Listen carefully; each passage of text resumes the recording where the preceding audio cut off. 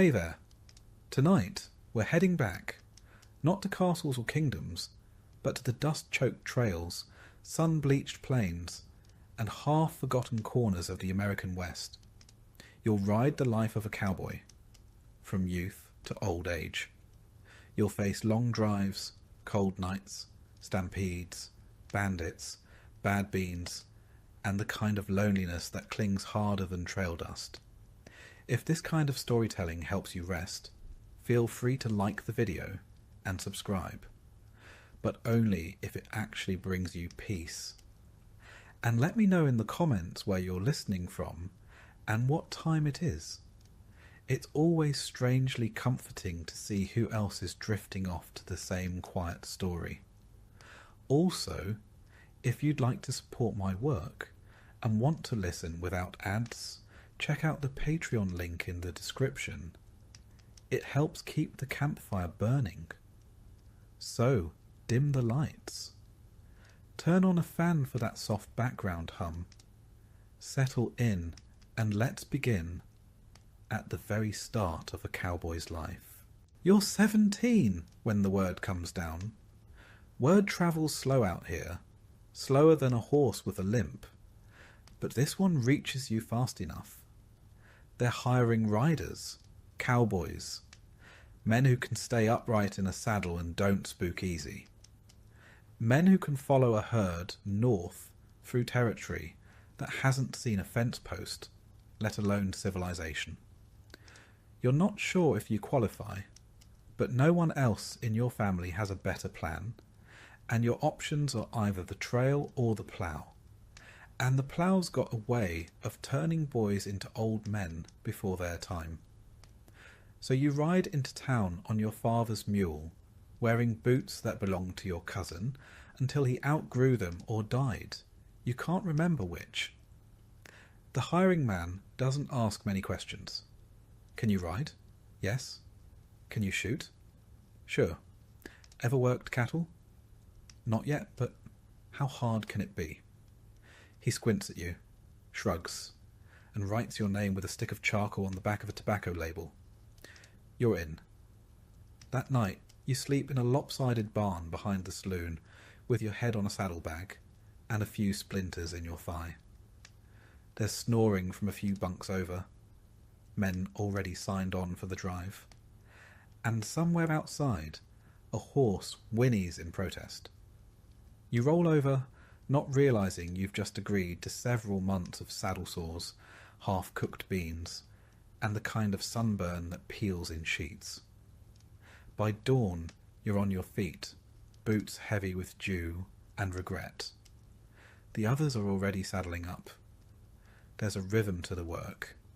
Tighten the cinch, check the bridle, mount up without groaning too loudly. You're handed a rope and told to help gather the remuda, which sounds like a kind of disease until someone points out the horses. Your mount is a lean, ugly gelding with one ear permanently tilted to the side. You name him Lefty, mostly so you've got someone to talk to later.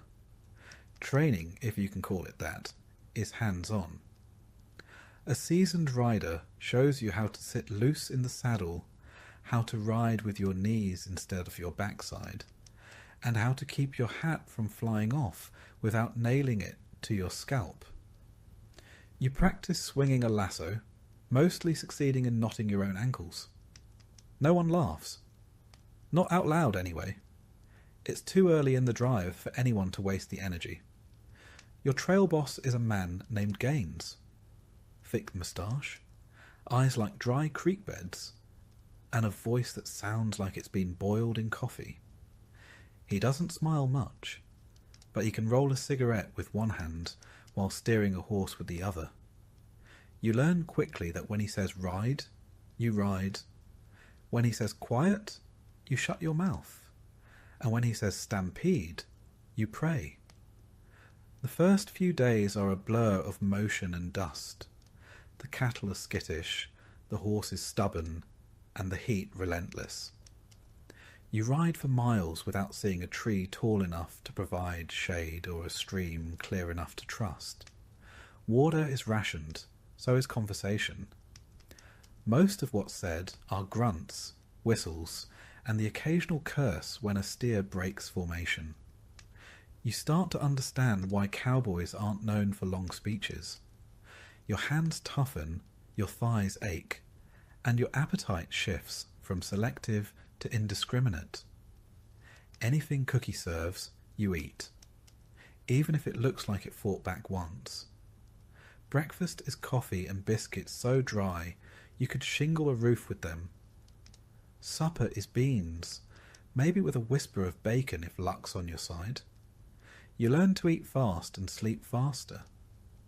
Sleep, when it comes, isn't restful.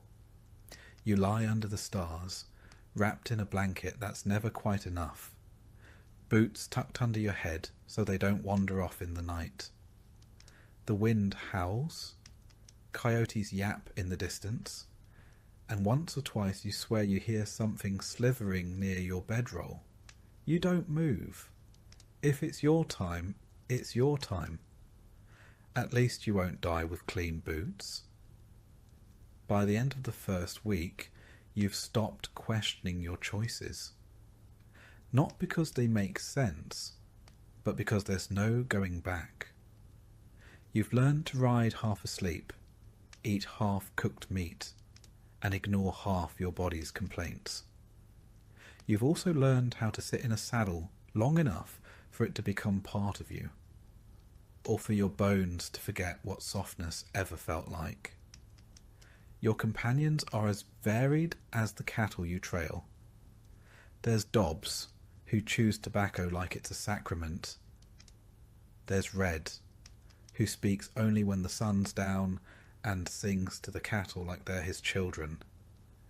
And then there's young Jesse, even greener than you, who dreams aloud about marrying a banker's daughter and opening a hotel. No one tells him the odds. Every cowboy has a reason for riding. Some are running from things, others are running toward them. Most, like you, are just riding because the alternative involves a pickaxe or a boss with opinions.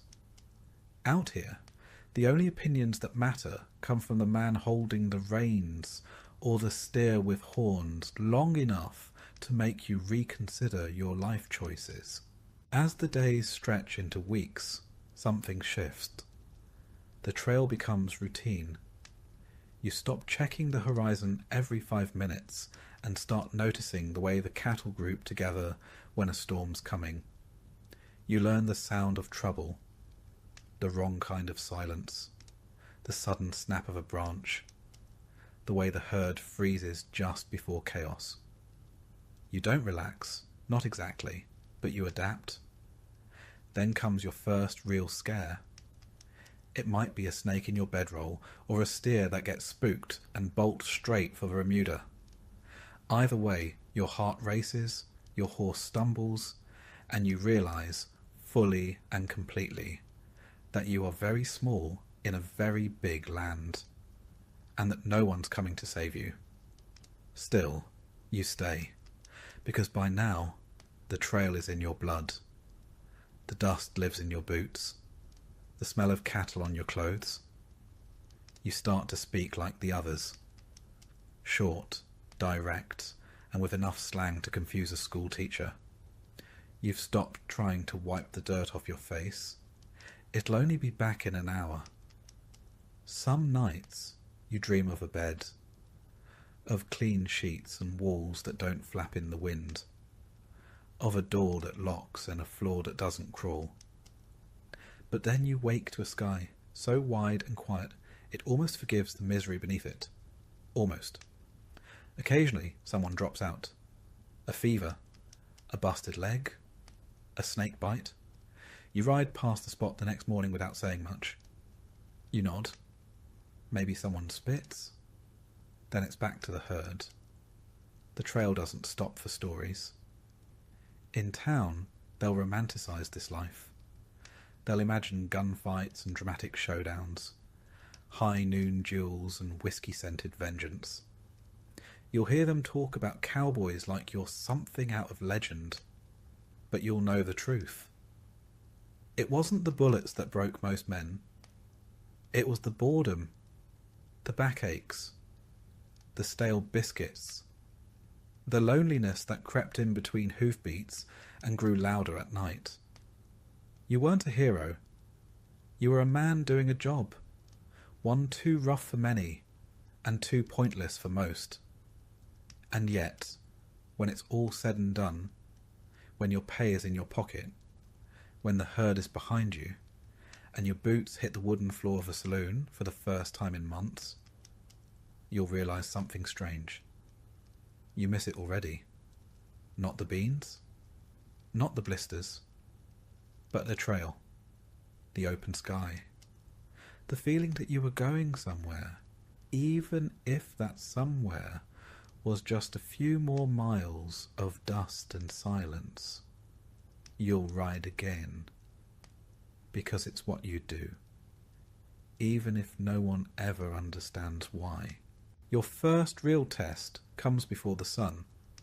The herd's restless, snorting in the cool dark, their shadows twitching like smoke across the prairie. Gaines wakes you with the heel of his boot and a grunt.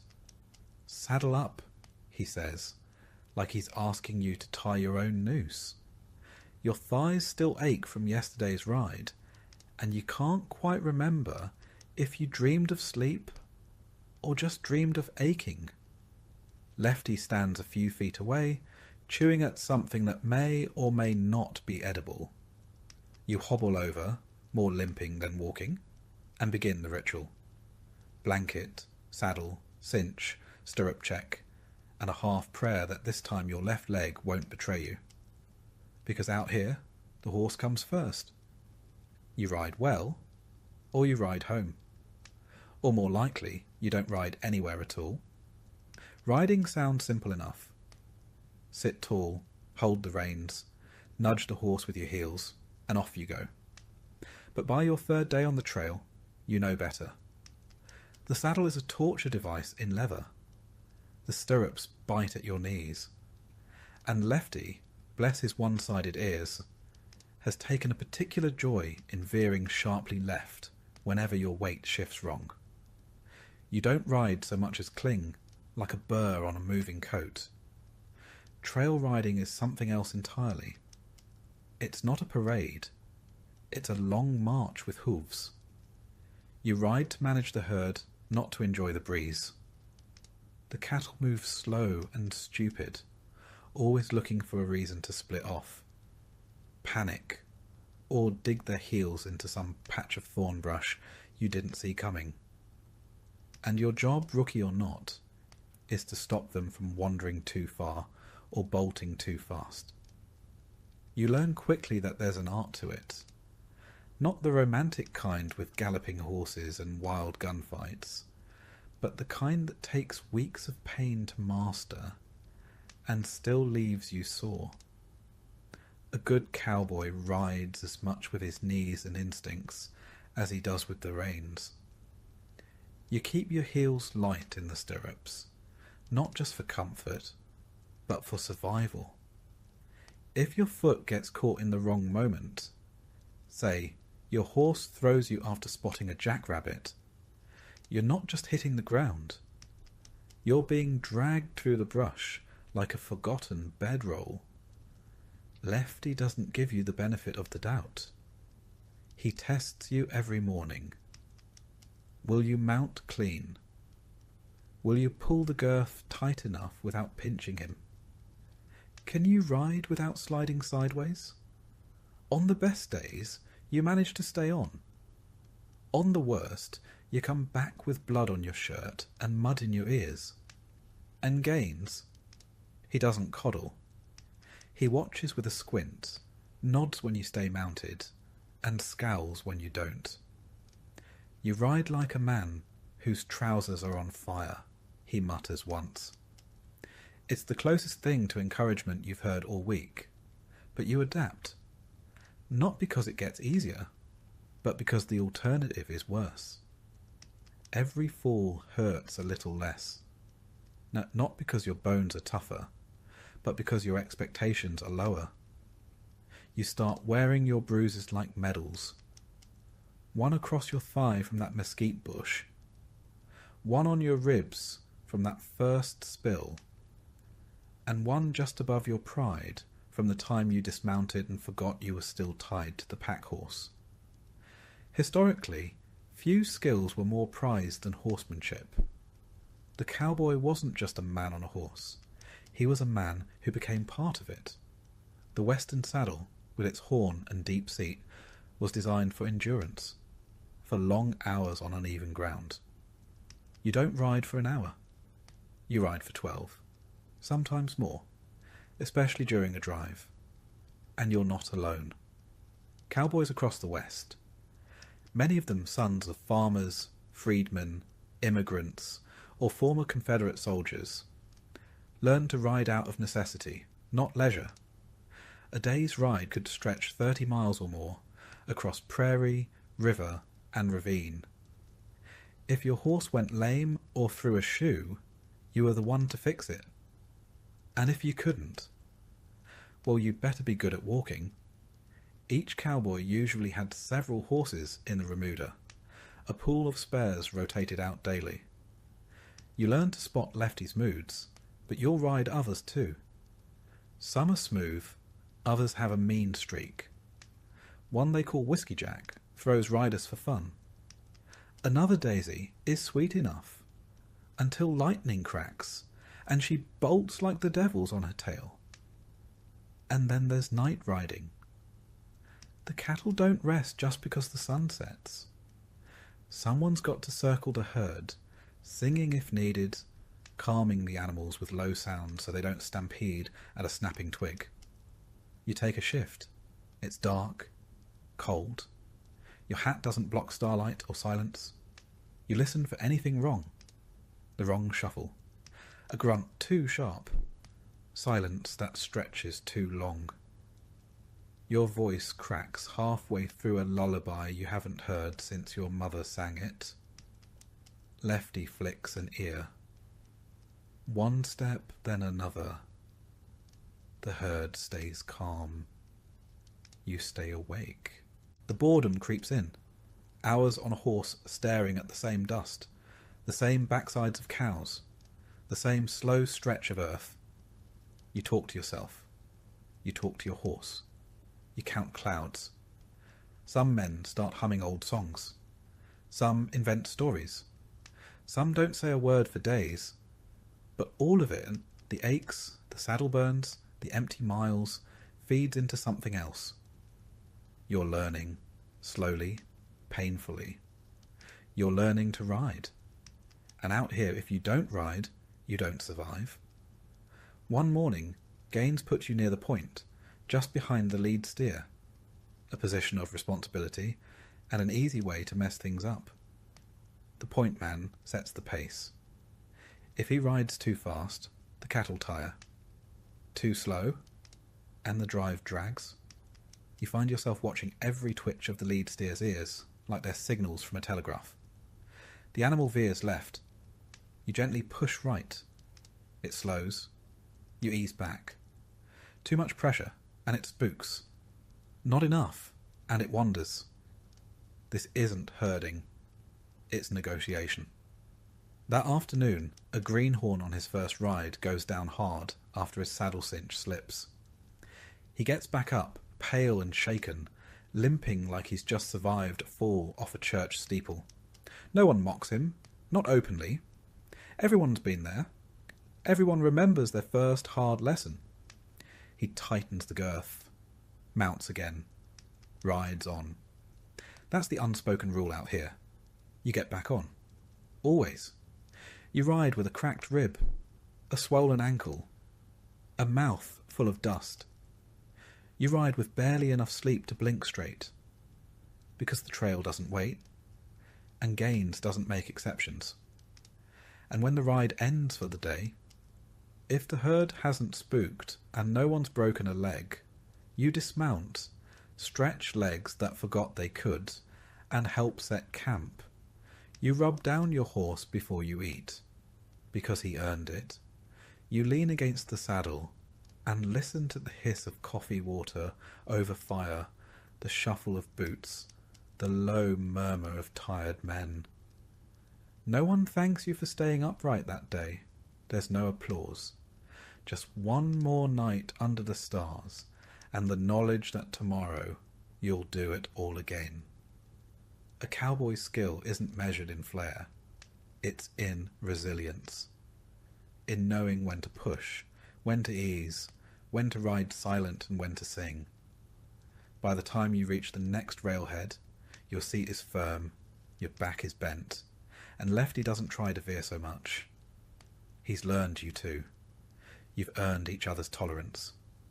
And somehow, you've earned your pay. But the learning doesn't stop here. It never does. Because every trail has a new bend, every horse a new trick, and every ride another lesson to beat into your bones. This is the cowboy's education. No diploma, no praise, just another saddle, another sunrise, and the ride. You'll come to understand something most folks never will. A cowboy doesn't master the horse so much as surrender to it. You don't control the land, or the herd, or even your own schedule. You adapt, you ride, you listen. To the creak of saddle leather, to the wind across the plain, to the shifting rhythm of 1,000 hooves speaking some ancient, thunderous language only cowboys learn to hear. And long after the dust has washed off your face, long after you've traded trail grit for still air and a steady floor, you'll still walk with that sway in your step, like the saddle never left you. Because in a way, it didn't. You wake up with the taste of ashes in your mouth. Not metaphorical ashes. Real ones, blown into your face by the morning wind and stuck to last night's half-burned biscuit. Cookie's already got the fire going again, rattling his pans and cursing the wind like it's a personal enemy. The smell of boiling coffee drifts through the dust. It's bitter. It's strong. It's all you have to look forward to. Breakfast, such as it is, consists of cold beans, a hunk of bacon that smells slightly off, and the same biscuit you fell asleep chewing. Welcome to another day on the trail. This is cowboy cuisine, whatever doesn't rot first. Out here, your entire diet is controlled by the chuck wagon. It rolls along a few miles behind the herd, pulled by mules who probably hate this job as much as you do. Inside it, carefully packed between barrels of flour, sacks of beans, and maybe a sloshing jug of vinegar, is your next 2 months of nourishment. Cookie, the surly overlord of this mobile kitchen, guards it like a dragon guards treasure. And for good reason. Food is gold. But unlike gold, it sweats, it rots, and it attracts flies. Cowboy meals were designed not for pleasure, but for survival. Beans, always beans, are the staple. Packed with protein and easy to store, they're soaked and boiled over the fire until edible, or at least until you give up arguing with your gut. Flour makes biscuits, tough enough to use as doorstops, and dry enough to require a cup of boiling coffee per bite. Bacon, when available, is both a delicacy and a gamble. Salted beyond belief, it's kept in barrels, layered with grease and wrapped in cloth, turning pink and sour over time. You sniff each strip before cooking. If it doesn't fight back, you call it dinner. Spoilage is a daily enemy. The chuck wagon holds no ice, no cooler, no luxury. There's only shade, salt, and hope. Meat spoils quickly in the heat, and anything soft, bread, fruit, cheese, is gone within days of departure, if you were lucky enough to have it at all. And then there's the coffee. Coffee is the lifeblood of the cowboy. It's boiled until black, poured thick, and consumed in cups so dented you wonder if they've ever been washed. There's no cream, no sugar. If you're lucky, Cookie remembered not to strain it through the same cloth he used to clean the rifle. Still, it's a ritual. Even when you're half dead with exhaustion, you drag yourself to the fire for that cup. It's hot, it's strong, and it convinces you you're still alive. Just long enough to saddle up again. Cookie himself is a character out of myth, usually a bit older, with a limp or a missing finger. He's part chef, part medic, part therapist, and part tyrant.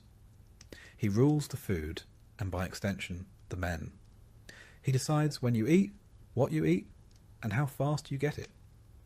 You don't mess with Cookie. You don't complain about the biscuits. Not if you want to keep your portion. His tools are few. A battered Dutch oven, a blackened coffee pot, a couple of bean kettles, and an iron triangle to summon you like cattle. The chuck wagon holds his pantry, a mess of tin containers, flour sacks, lard tins, and jars of sourdough starter he guards with a zeal usually reserved for holy relics. That starter can make biscuits, flapjacks, even fry bread. It's a little living creature, bubbling in the corner, the only pet allowed on the trail. And if there's one thing Cookie knows, it's how to stretch a meal. He'll toss in dried apples when he can, or raisins if he hasn't eaten them himself. Prickly pear jelly sometimes makes an appearance, scraped together from cactus fruit, boiled over a fire, and strained through a hat. Once, Cookie made a cobbler with dried peaches and a biscuit crust that nearly made a man cry. It wasn't good, but it was different. And out here, different is close enough to divine. On especially unlucky days, dinner might include something unidentifiable. A possum, perhaps, or raccoon. Whatever wandered too close to camp and looked edible. Cookie won't tell you what it is. He'll just smile that toothless grin and call it trail meat. You eat it anyway. Once, after a heavy rain, the trail turned slick with mud and slowed the whole drive. Cookie took advantage of the delay and hunted rattlesnake. The stew that night had a strange texture, a bit rubbery and stringy. Someone asked what kind of beef it was. Cookie said, "The kind that hisses." No one asked again. The dangers of spoilage aren't just taste and texture. Food poisoning is real and deadly. Out here, diarrhea can kill you. A bad piece of meat or contaminated water could mean fever, cramps, and dehydration. And there's no doctor within 200 miles. If you go down, the herd moves on. They might leave you a canteen and a hat over your face. That's the trail way. And the worst part? You start to crave it. After weeks of eating the same gritty, salty, half-burned meals, you begin to find comfort in the routine. You miss the sound of beans boiling over the fire. You start looking forward to the exact moment when Cookie bangs that old triangle with a spoon, calling you in like a cow to feed. The cook himself is a strange sort of legend. Usually older than the rest, with a bad back and a good aim, Cookie's job is thankless but sacred.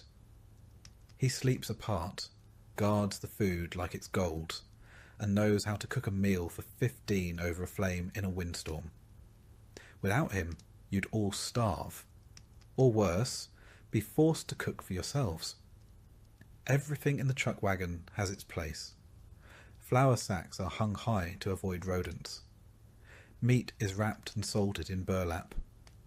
Tin cups dangle from hooks. Coffee pots, scorched black, are always ready. Tools are tied down, pans are stacked, and a wooden boot on the back holds the Dutch ovens like sacred relics. Sometimes, if you're lucky, you pass through a settlement with a general store, a rare opportunity for fresh supplies. Cookie might swap for a sack of real sugar, a tin of peaches, or a jar of pickled eggs. You'd sell a boot for that egg.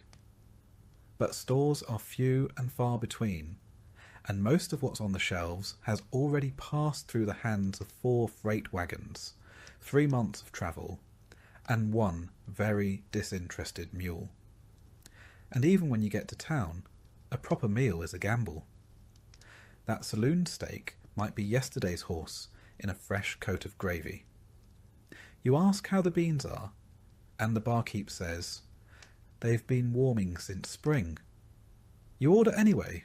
You're desperate for something that doesn't taste like ash and hoof. In truth, it's not just food. It's the rhythm of the trail, the communal nature of the meal. You eat shoulder to shoulder with men who smell like horses and dust, who haven't bathed since the Red River, and who curse Cookie with the same affection you'd show a brother.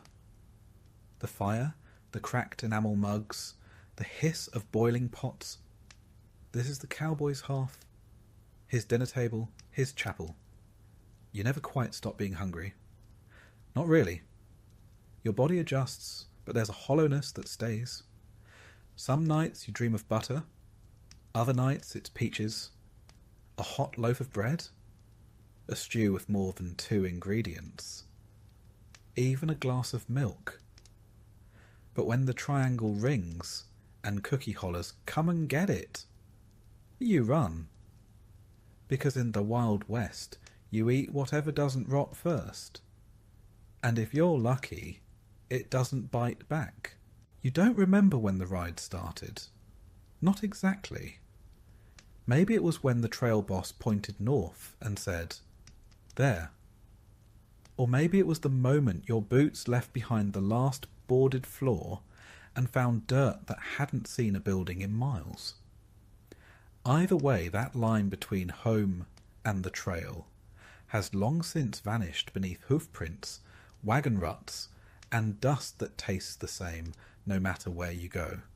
The cattle stretch from horizon to horizon, 2,000 snorting, lowing, wall-eyed animals who don't care much for direction. You ride along their flanks, guiding, yelling, whistling, waving your hat. They don't listen. Not really. But they'll follow the others, and you follow them, and the whole mass drifts forward like a slow-moving flood. It's the same every day. Wake up stiff, brush off the dirt, drink coffee strong enough to peel paint, and saddle your horse in silence. No one talks much. No one needs to. You all know what's coming. Miles. Just miles. Dust, sagebrush, silence, and the endless press of sun and saddle. There's nothing theatrical about it. No saloons in sight. No jewels at high noon. Just the ceaseless grind of hooves and leather, cowhide and chapped skin. Hollywood never tells you about the boredom, the soul-deep sameness that turns even the most magnificent landscape into background noise. You cross plains that look like the ones before them, ride along rivers that meander like lazy thoughts. Once, you pass an old wagon half swallowed by grass, its canvas shredded, its wheels splintered. A skeleton of some other story. You don't stop to wonder what happened. You just keep moving. Sometimes you ride point near the trail boss, eyes squinting at the barely there ruts left by herds before yours. Other days you ride flank, keeping strays from wandering off. The worst is drag. All dust, no dignity, where the dirt kicked up by 2,000 hooves lands straight in your lungs. You'll cough it out for days, maybe weeks.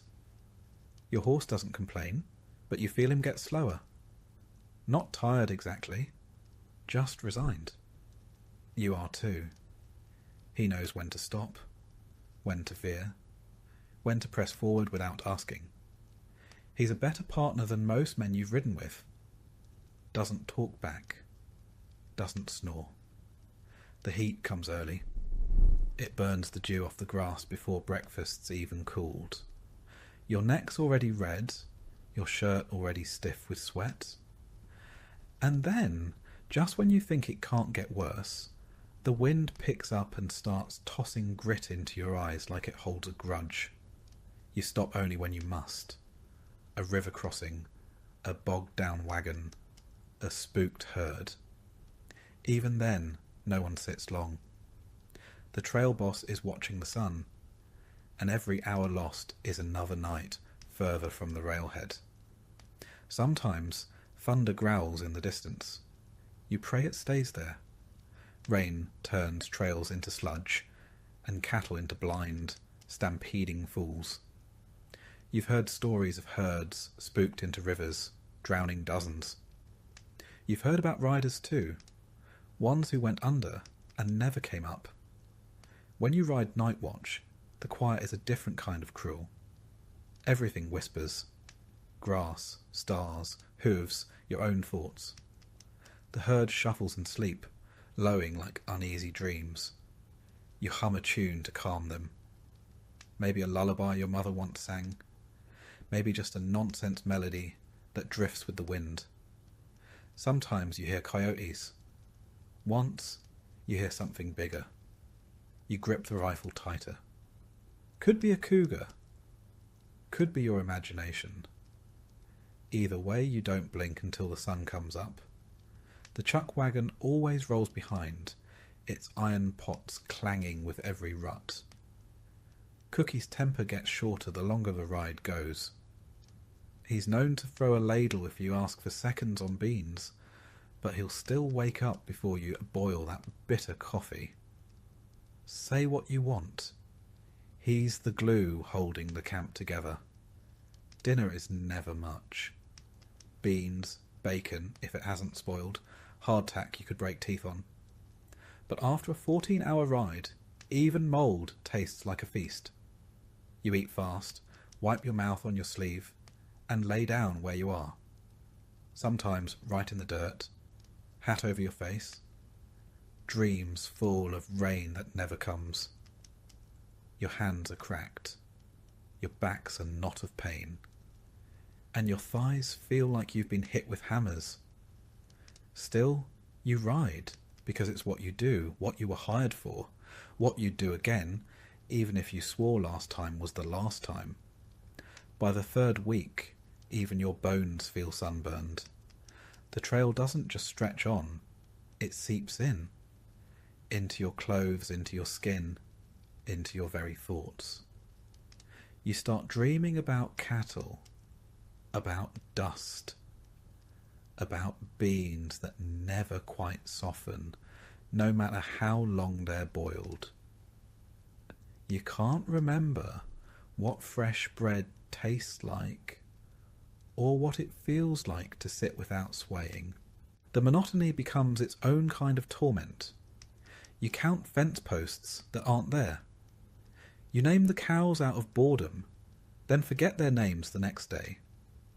One longhorn stares at you every morning like it's judging your choices. Maybe it is. Maybe it knows something you don't. Sometimes you spot tracks in the dirt. Hoof prints too small to be cattle, too light to be horses. Antelope, maybe. Or wild horses. You hope it's not wolves. You've heard the stories. Packs shadowing the herd for days, picking off the calves at night. There's not much you can do about it. Keep the fire burning. Sleep with your rifle close. The days bake you dry, and the nights try to freeze what's left. You've seen Cookie pour hot coffee into a tin cup and have it ice over before he could drink it. Then 2 days later, you're sweating through your long johns again, cursing the heat.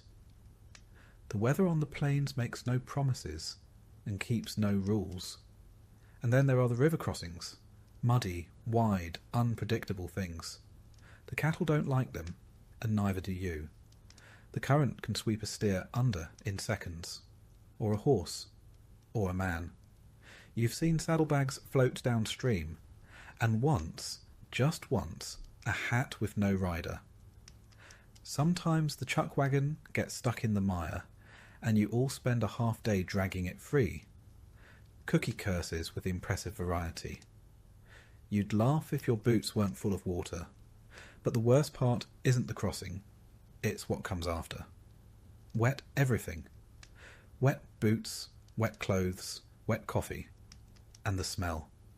A mixture of cow, mud, and despair. Your horse, bless him, carries you through it all. He's leaner now. You both are. But he's sure-footed and smarter than most men. You've had long talks with him, usually around midnight when it's your turn to watch the herd, and you're too tired to think, but too awake to sleep. He never answers, which is just as well. You're not sure you'd want to hear what he has to say. Every few days you spot signs of other travellers. Wagon ruts, boot prints, ashes from old campfires. The west may be wide, but you're never the only one riding it. Sometimes you see smoke on the horizon and wonder who's out there. A family? Another herd? Something less friendly? You don't ride toward it to find out. There's a rhythm to the ride. Wake, ride, eat, ride, watch, sleep, repeat. But rhythm isn't peace. It's just survival in slow motion. When you finally roll into a railhead town, weeks from now, your body will keep riding for days afterward. You'll sway on your feet like the ground's still moving. And when someone asks what it was like out there, the ride, the trail, the dust, the cattle, you won't know how to answer. Not really, you'll shrug. Say something like, long. Because how do you explain the nothingness that nearly swallowed you whole? How do you describe the way the prairie wind sounds like it's calling your name?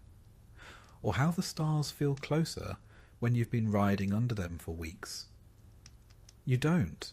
You just nod, take your pay, and start thinking about the next ride. Because despite everything, the saws, the storms, the stampedes, part of you will want to go back out there. And that part, small though it is, will be the loudest voice in your head, always. You wake before dawn, boots still damp from yesterday's rain, joints aching like you've aged 20 years in a single night. But that's not what rouses you. It's the sound, low, rhythmic, almost like a drumbeat far off in the dark.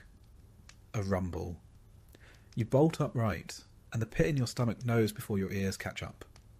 Stampede. The cattle are running. 2,000 longhorns thundering across the plains. Hooves carving dirt like it's paper. Horns goring the air. And you're barely awake, pulling on your hat, leaping onto your half-saddled horse with a rope in one hand and panic in the other. You don't ask what caused it. It could have been a coyote, a flash of lightning, a sneeze. The reason doesn't matter. Cattle don't need much to lose their minds. Just a whisper of danger, real or imagined. The point is, now they're moving. And if you don't move with them, they'll kill you. That's not an exaggeration. That's just basic math. Each longhorn weighs nearly half a ton. Multiply that by 2,000, and you're facing a wall of meat that could grind you into the earth like a stray nail under a hammer. You've seen it happen before. Cowboys caught in the chaos, trampled, broken, buried under hooves. No glory, just dust and death. You dig your spurs in. Your horse surges forward. You and a half-dozen other riders peel off from camp, circling the herd, yelling, waving your hats, doing anything you can to break their momentum. You try to ride the lead, as they say. Turn the front runners in on themselves so the herd spirals into its own orbit like a whirlpool. Sometimes it works. Sometimes it doesn't. Tonight it works. Barely.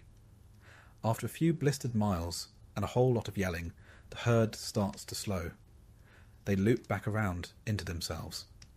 The chaos curls in like a lasso and collapses. Panting, ears twitching, the cattle finally stop. The silence after a stampede is deafening, and you don't feel brave. You feel lucky. This is the job. Not just driving cattle, but surviving them. Because here's what they don't tell you when you sign on. The greatest threat out here isn't bandits, or wolves, or thirst. It's the cows themselves. Longhorns look like walking furniture. Horns 5 feet across, spines like coat racks, slow and stupid in the heat. But when they spook, they move like lightning on 4 legs. And they don't swerve for you. There's a reason you always sleep lightly. A reason you keep one boot half on and your saddle nearby. You never know when a steer's going to plough through camp, or when the whole herd will decide en masse that the moon is evil and must be fled from at once. And it's not just stampedes. Oh no, there's the day-to-day brutality of moving them, watching for split hooves, swollen knees, sluggish stragglers who wander off into gullies. A longhorn that falls behind becomes a magnet for predators or just collapses in exhaustion. If you care, you try to lead it back. If you don't, you move on. You can't save them all. The ground doesn't help. It's cracked, rutted, sun-baked, or rain-slicked, depending on what indignity the sky's chosen. You ride for hours without a word, eyes always on the rear flank, watching for the one steer that's thinking about peeling off. And when you get to a river, Lord help you, cattle don't cross easy. They balk. They panic. One plunges in too fast, the next to hesitate, the fourth turns sideways, and suddenly they're piling up, drowning each other with hooves and horns. You scream and whip and pray, but the river doesn't care.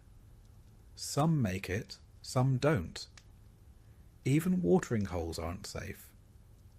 Especially not when another herd got there first and left the place a fetid soup.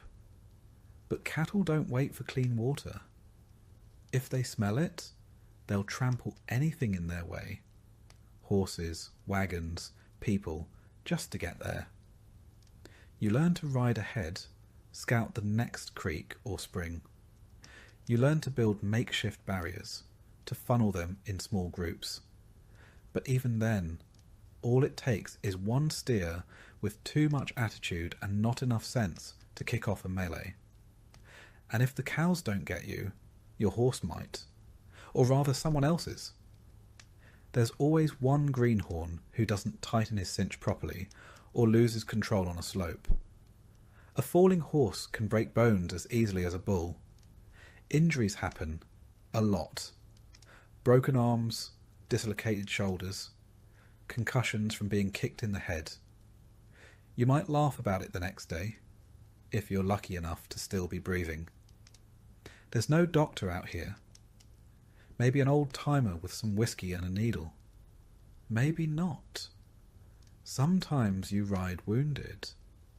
You bind the leg, grit your teeth, and hope the next day's easier. It rarely is. It wasn't just the physical toll that made cattle so dangerous.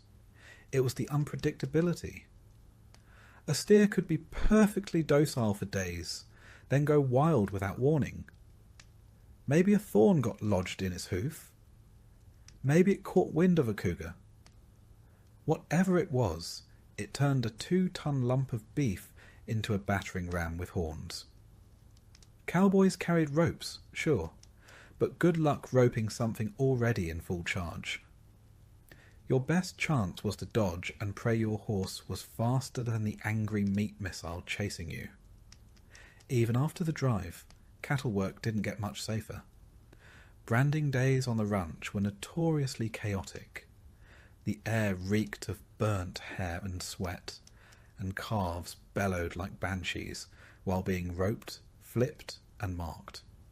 You learned quickly where to stand and where not to. A wrong step meant a boot crushed under hoof, a shin bruised, or worse, a rib broken by a flailing leg. And yet, every spring and fall, you'd be back at it. Because branding wasn't just for show. It was how a ranch kept track of what belonged to whom.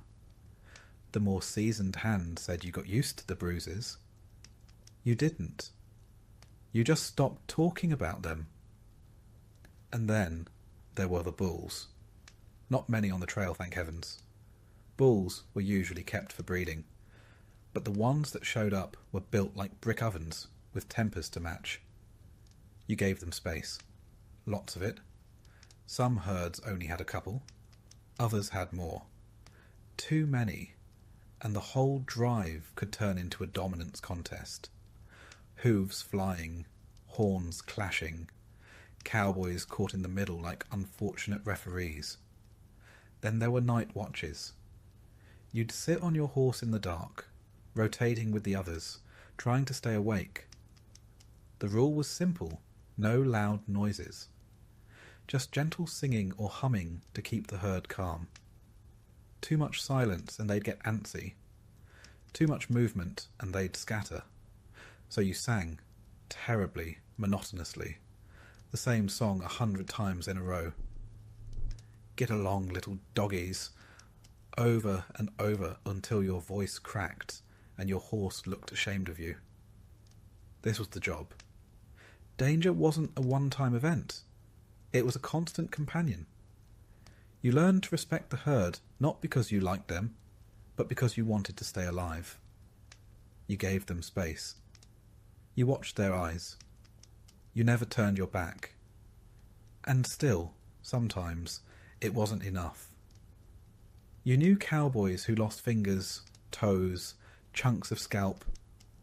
You knew one who got gored clean through the thigh and kept riding for another week before collapsing into fever.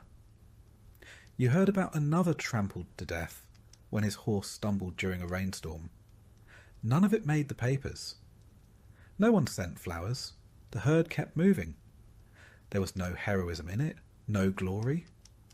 Just a quiet, dangerous grind. And every day you survived was borrowed time. So the next time someone tells you they wish they could be a cowboy, you look at their soft hands, their shiny boots, their romantic little notion, and you laugh. Because you know the truth. Cowboys didn't die in gunfights. Not most of them. They died under hoofs. The sun's gone, and with it, the last hint of warmth. You're out on the plains now. Nothing but prairie grass, creaking saddle leather, and the creeping chill of dusk wrapping around your bones like a wet sheet. The fire hasn't been built yet. The cook's off gathering what twigs and dung he can find. And your boots? Still damp from crossing that last muddy creek? They'll stay that way through morning. Cold on the trail isn't like cold back east. It's got teeth. It gnaws at you slow. First your fingers go numb. Then your nose stings like it's been slapped by an icy ghost. Then your joints stiffen. Every movement creaking like ungreased hinges on a barn door. You roll out your blanket, the same one you've been using for the last 3 months, and drop it over the dirt. It's scratchy, smells like horse, and does very little to stop the shiver setting in. But it's all you've got. The fire finally catches.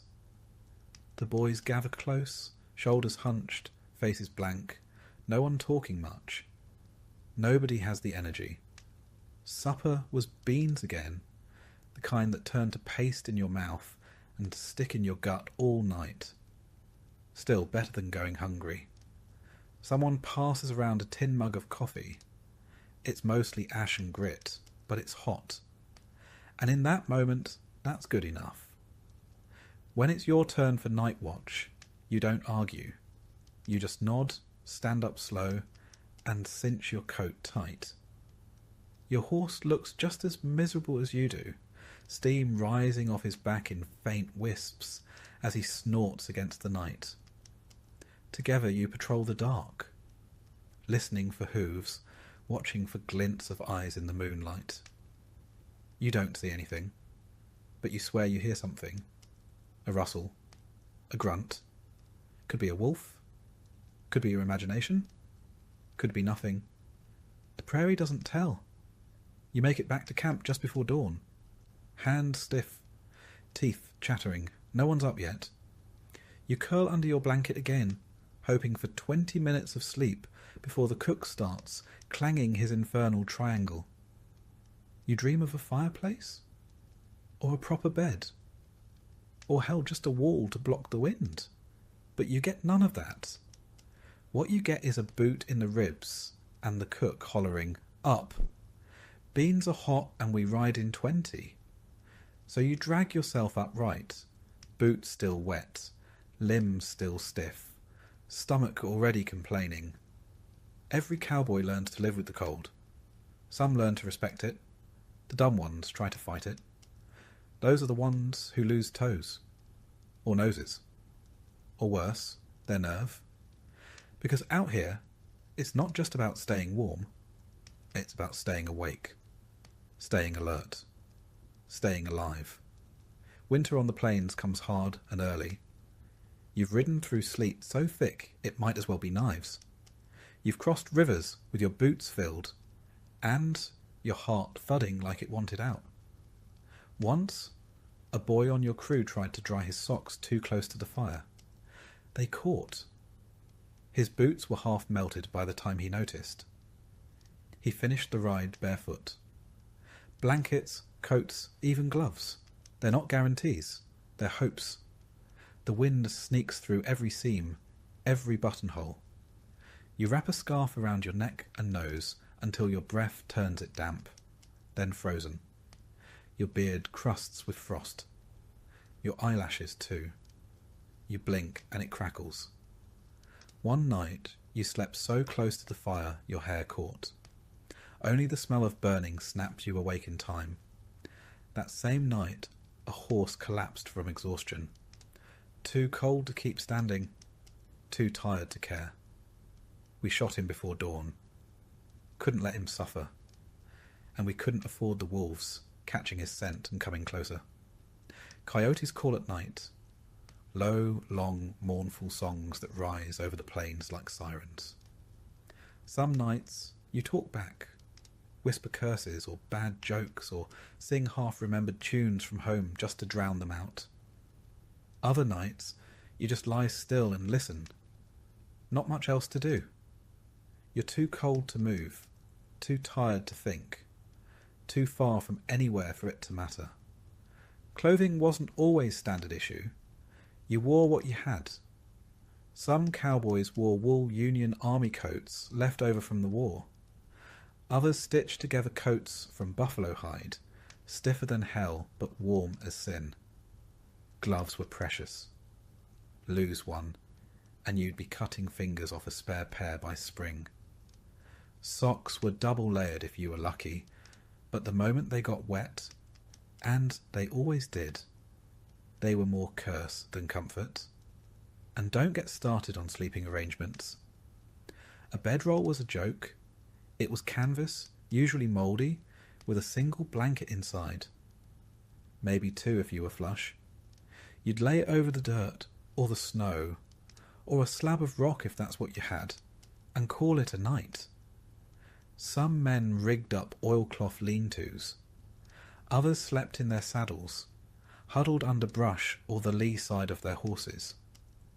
Once, during a snow squall, you dug a pit in the snow and slept under your own coat like a burrowing badger.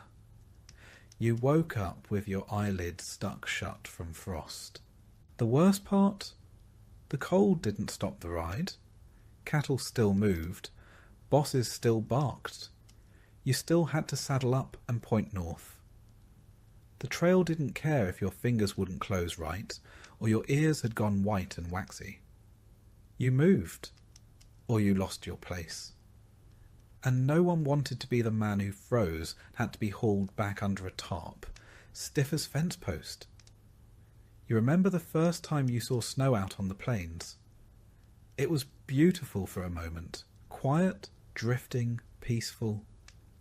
Then you realised it meant the horses would founder in drifts, the cattle would scatter, and every campfire would choke on the damp. Snow's a liar. It looks soft, but it buries you fast. You learned to pack smarter after that. Dried kindling kept under your saddle blanket.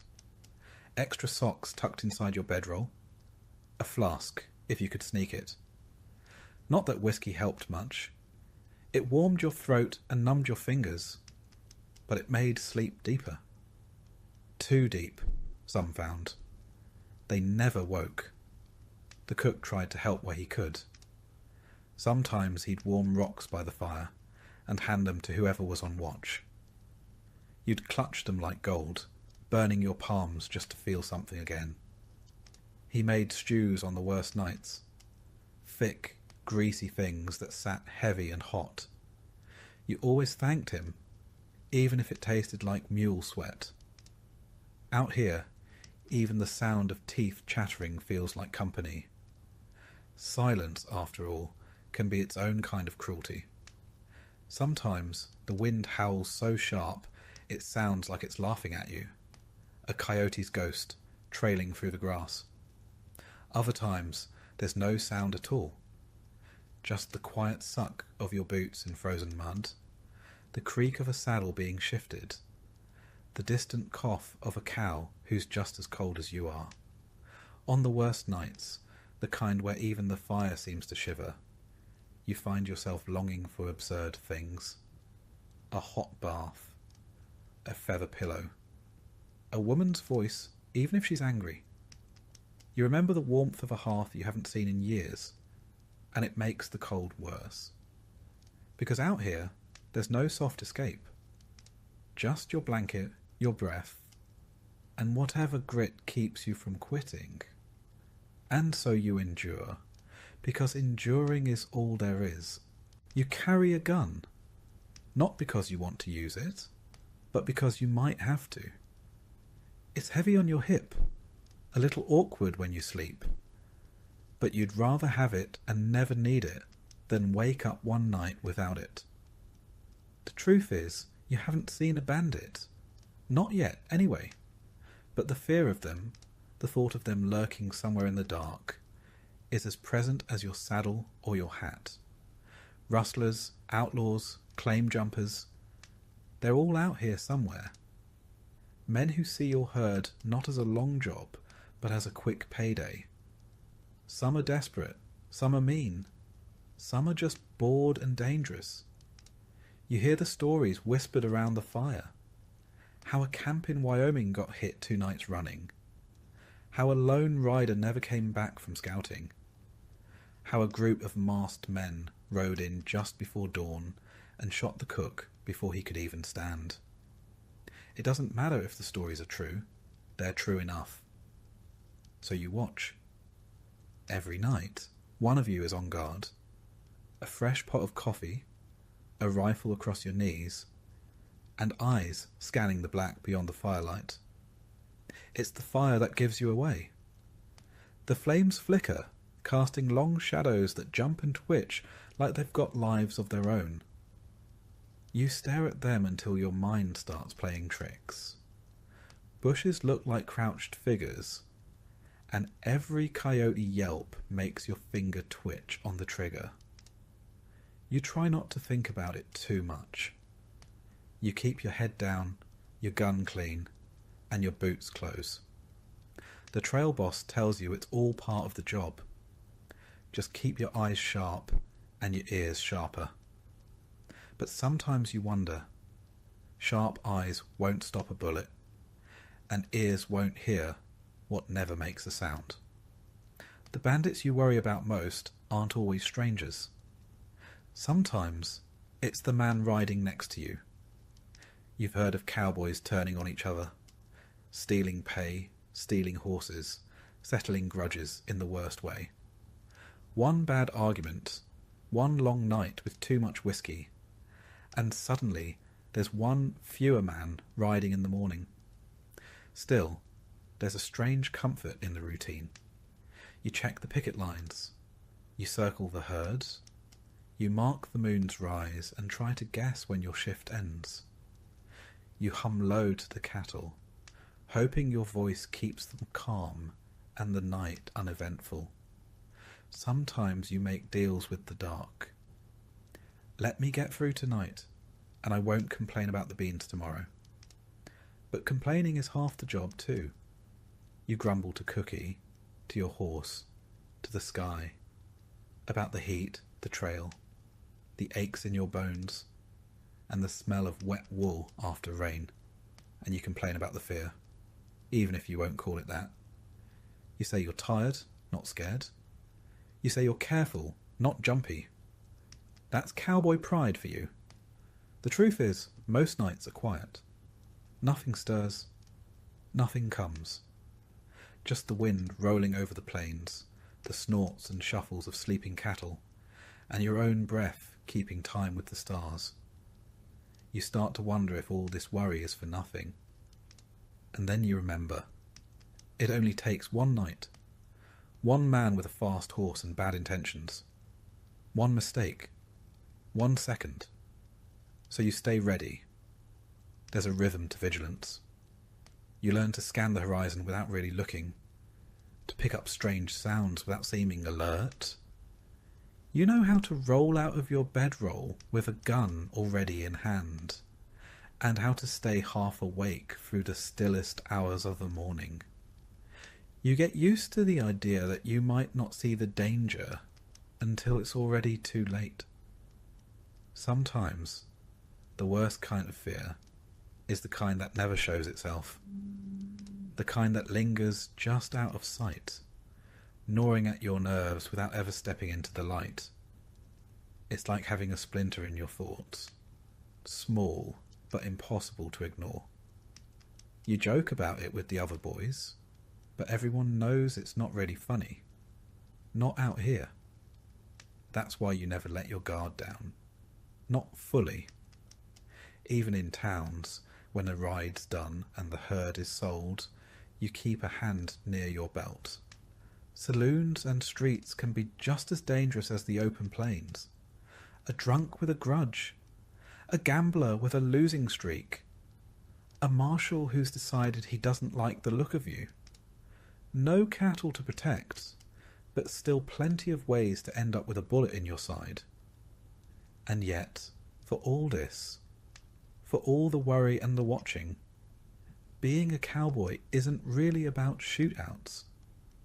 Most of your time is spent doing the same thing, day in and day out, riding, herding, eating, sleeping, repeating.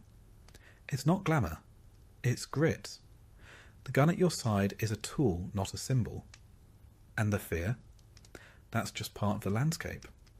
Still, sometimes the trail feels too quiet, like the wind's holding its breath, like the herd knows something you don't.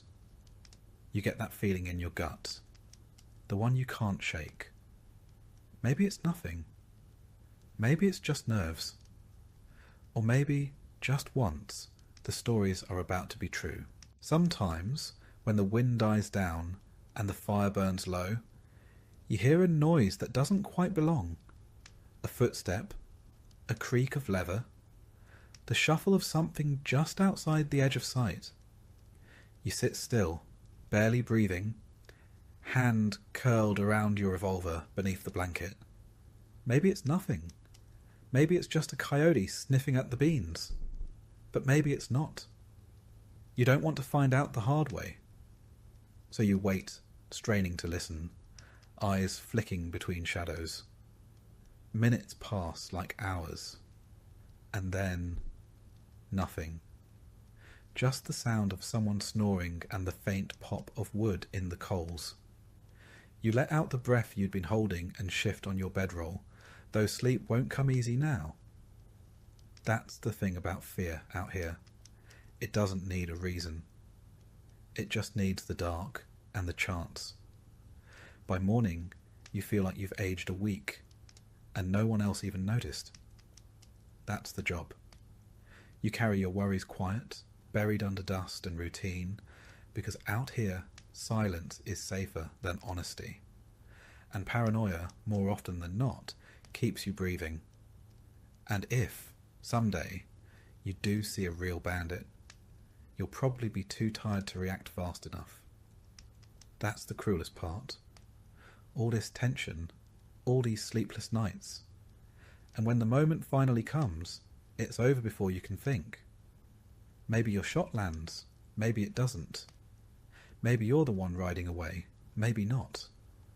But until then, you ride on, you scan the horizon, you check your revolver, you drink your coffee, black as tar and twice as bitter, and you remind yourself, it's not the bullets that break most cowboys, it's the waiting. So you wait, eyes open, saddle ready, always listening.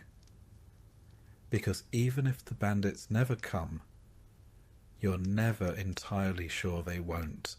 You don't ride for the money. That much becomes clear right quick.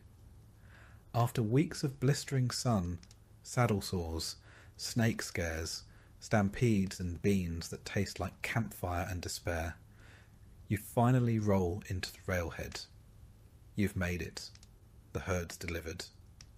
The trail boss signs the papers, the cows are corralled, and just like that, it's over. Then comes payday.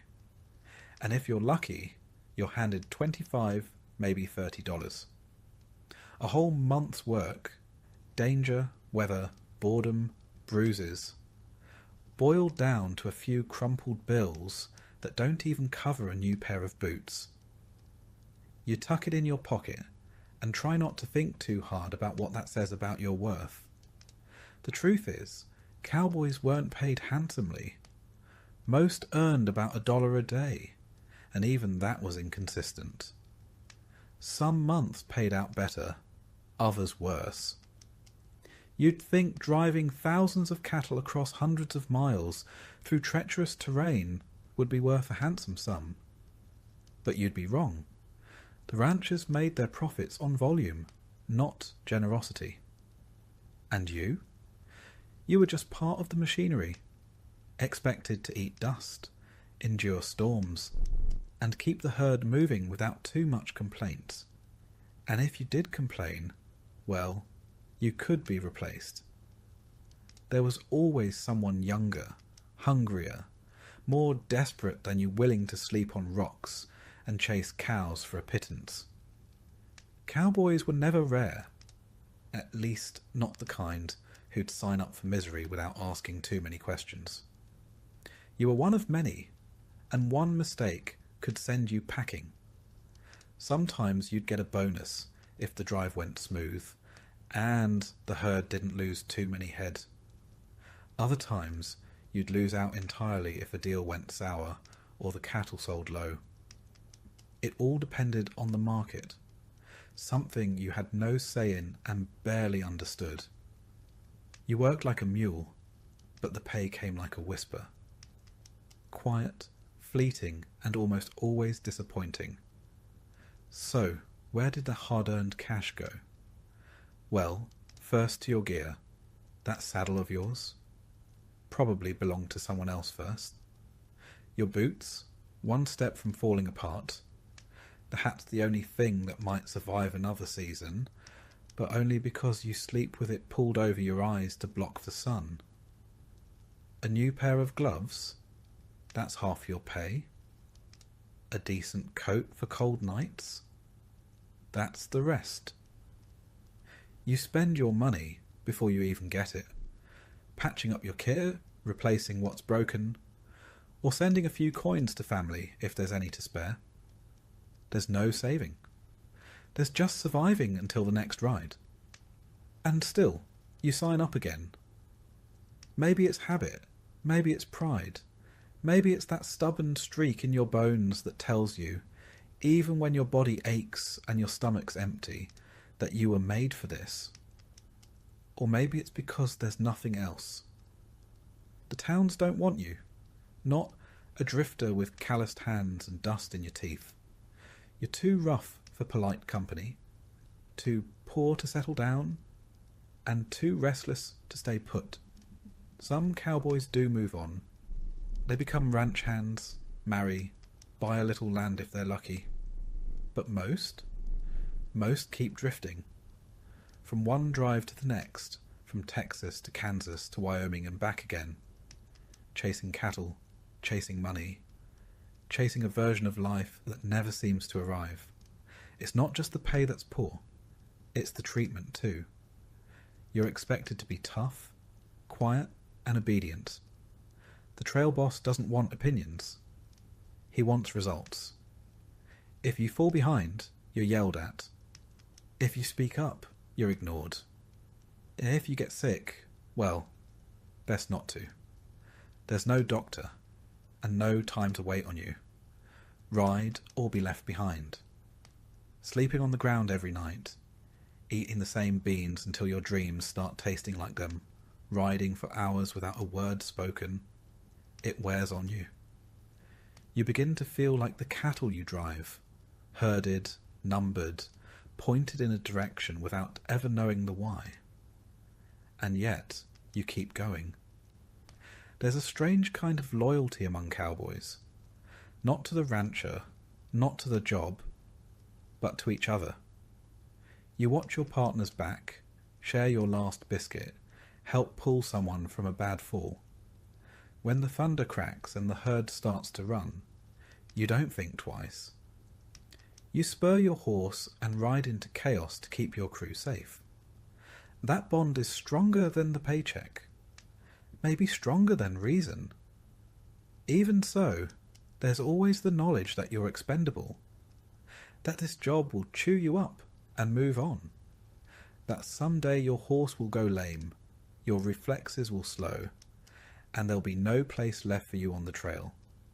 No pension, no thanks, no fond farewell. Just the next man in line taking your spot in the saddle. Some ranchers paid in scrip. Basically fancy IOUs only good at the company store. You'd ride all season thinking you were owed $50, only to find out you could spend it on marked up boots and stale tobacco, but not a penny more. And forget about sending money home. That script didn't travel and neither did you. And yet, you still ride. Why? Maybe it's the horizon. Maybe it's the silence of the plains, the weight of the stars, the simple satisfaction of a day's ride done. Maybe it's that moment when you lead the herd across a river at dawn, mist rising, water glinting like firelight, and for just a breath, it feels like you're part of something grand. Or maybe it's just stubbornness, the cowboy's curse. There's no glory here, no songs sung about you, no riches waiting at the end of the trail, just worn-out gear, a sunburn that never fades, and a back that aches before you're even 30. But there's honesty in it, in the dust, in the effort, in the scars. It's a hard life, but it's yours. And sometimes that's enough. Some cowboys drift into town after a drive and spend their whole pay in a night. Drinks, cards, maybe a bath and a bed if they're feeling civilized. Others hoard their coins, dreaming of buying a little place one day, even if that day never comes. But most spend like they live, a little reckless, a little tired, and never quite certain if tomorrow will be easier or worse.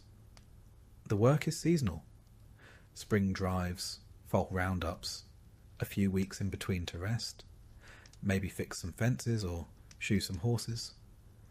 But the cycle always comes back around, and each time you're a little older, a little wearier, and a little less surprised by how little has changed. You watch as new riders join the crew, young, cocky, loud, just like you once were. They learn quick. The trail doesn't tolerate slow learners. You nod at them from under your hat, knowing full well they'll be just like you in a few seasons. Quieter, harder, and still somehow hoping that next time will be different. And so the days blend. You ride, you eat, you sleep, and then you ride again. The pay never changes. The towns don't grow kinder, but there's something in the rhythm of it all. The creak of saddle leather at dawn, the shared curse when the herd spooks, the rare laugh when someone actually tells a joke that lands. It becomes your world. You don't stay for the pay. You stay for the story, even if no one ever hears it. You stay because when your boots hit the dust and your horse shifts beneath you, the world makes a kind of sense. You stay because you're a cowboy, not in name, not in legend, but in truth.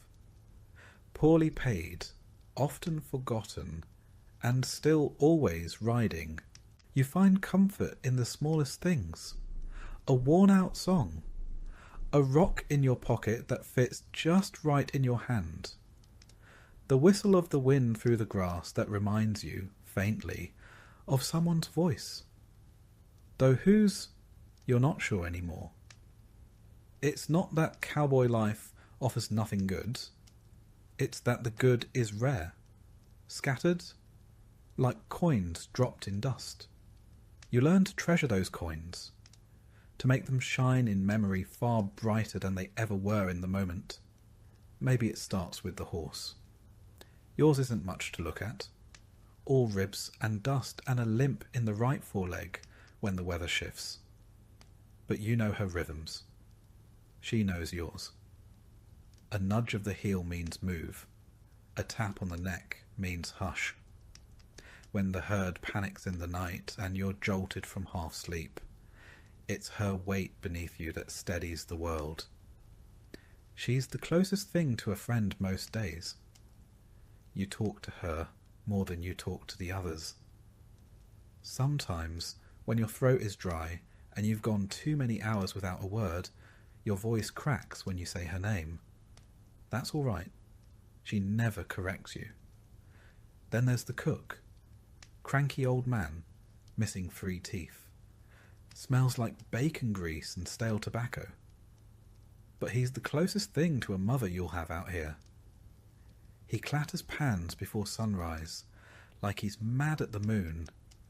But every once in a while, he slips an extra biscuit onto your plate.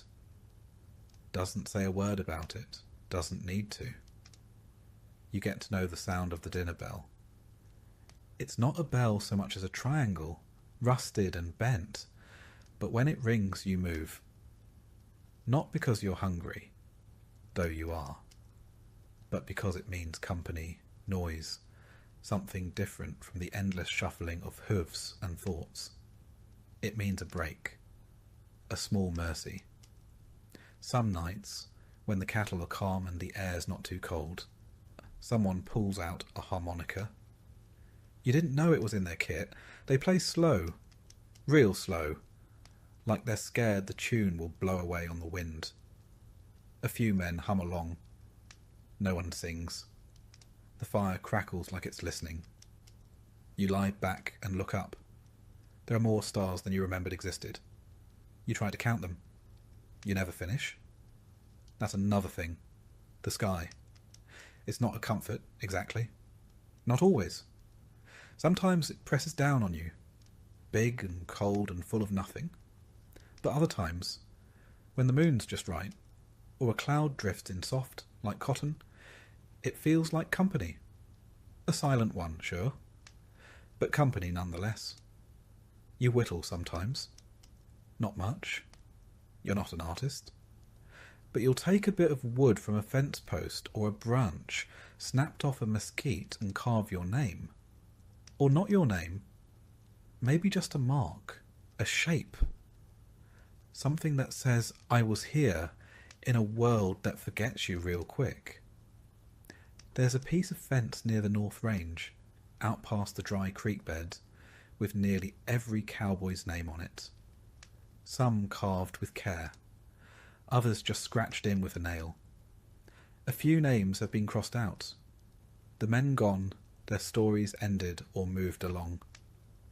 No one talks about those names, but you look at them when you pass and you wonder where they went. One of the boys in the crew, skinny, can't be more than 15, keeps a journal. You saw it once when you were sharing watch. He scribbles in it at night with a nub of pencil, hunched over like a preacher in prayer. You didn't ask what he writes. He didn't offer. But you wonder if it's about home, or if he even remembers it. You don't write, never much took to it, but you keep things. A button from a coat that got torn in a storm, a scrap of cloth with someone's initials, a bullet that misfired and didn't kill you. You don't know why you keep them. They don't mean much to anyone else, but they're anchors, little ones, to remind you that not everything gets blown away. The trail doesn't offer luxury. It barely offers survival. But every so often, a moment slips through, like a bit of gold in river silt, and you hold on.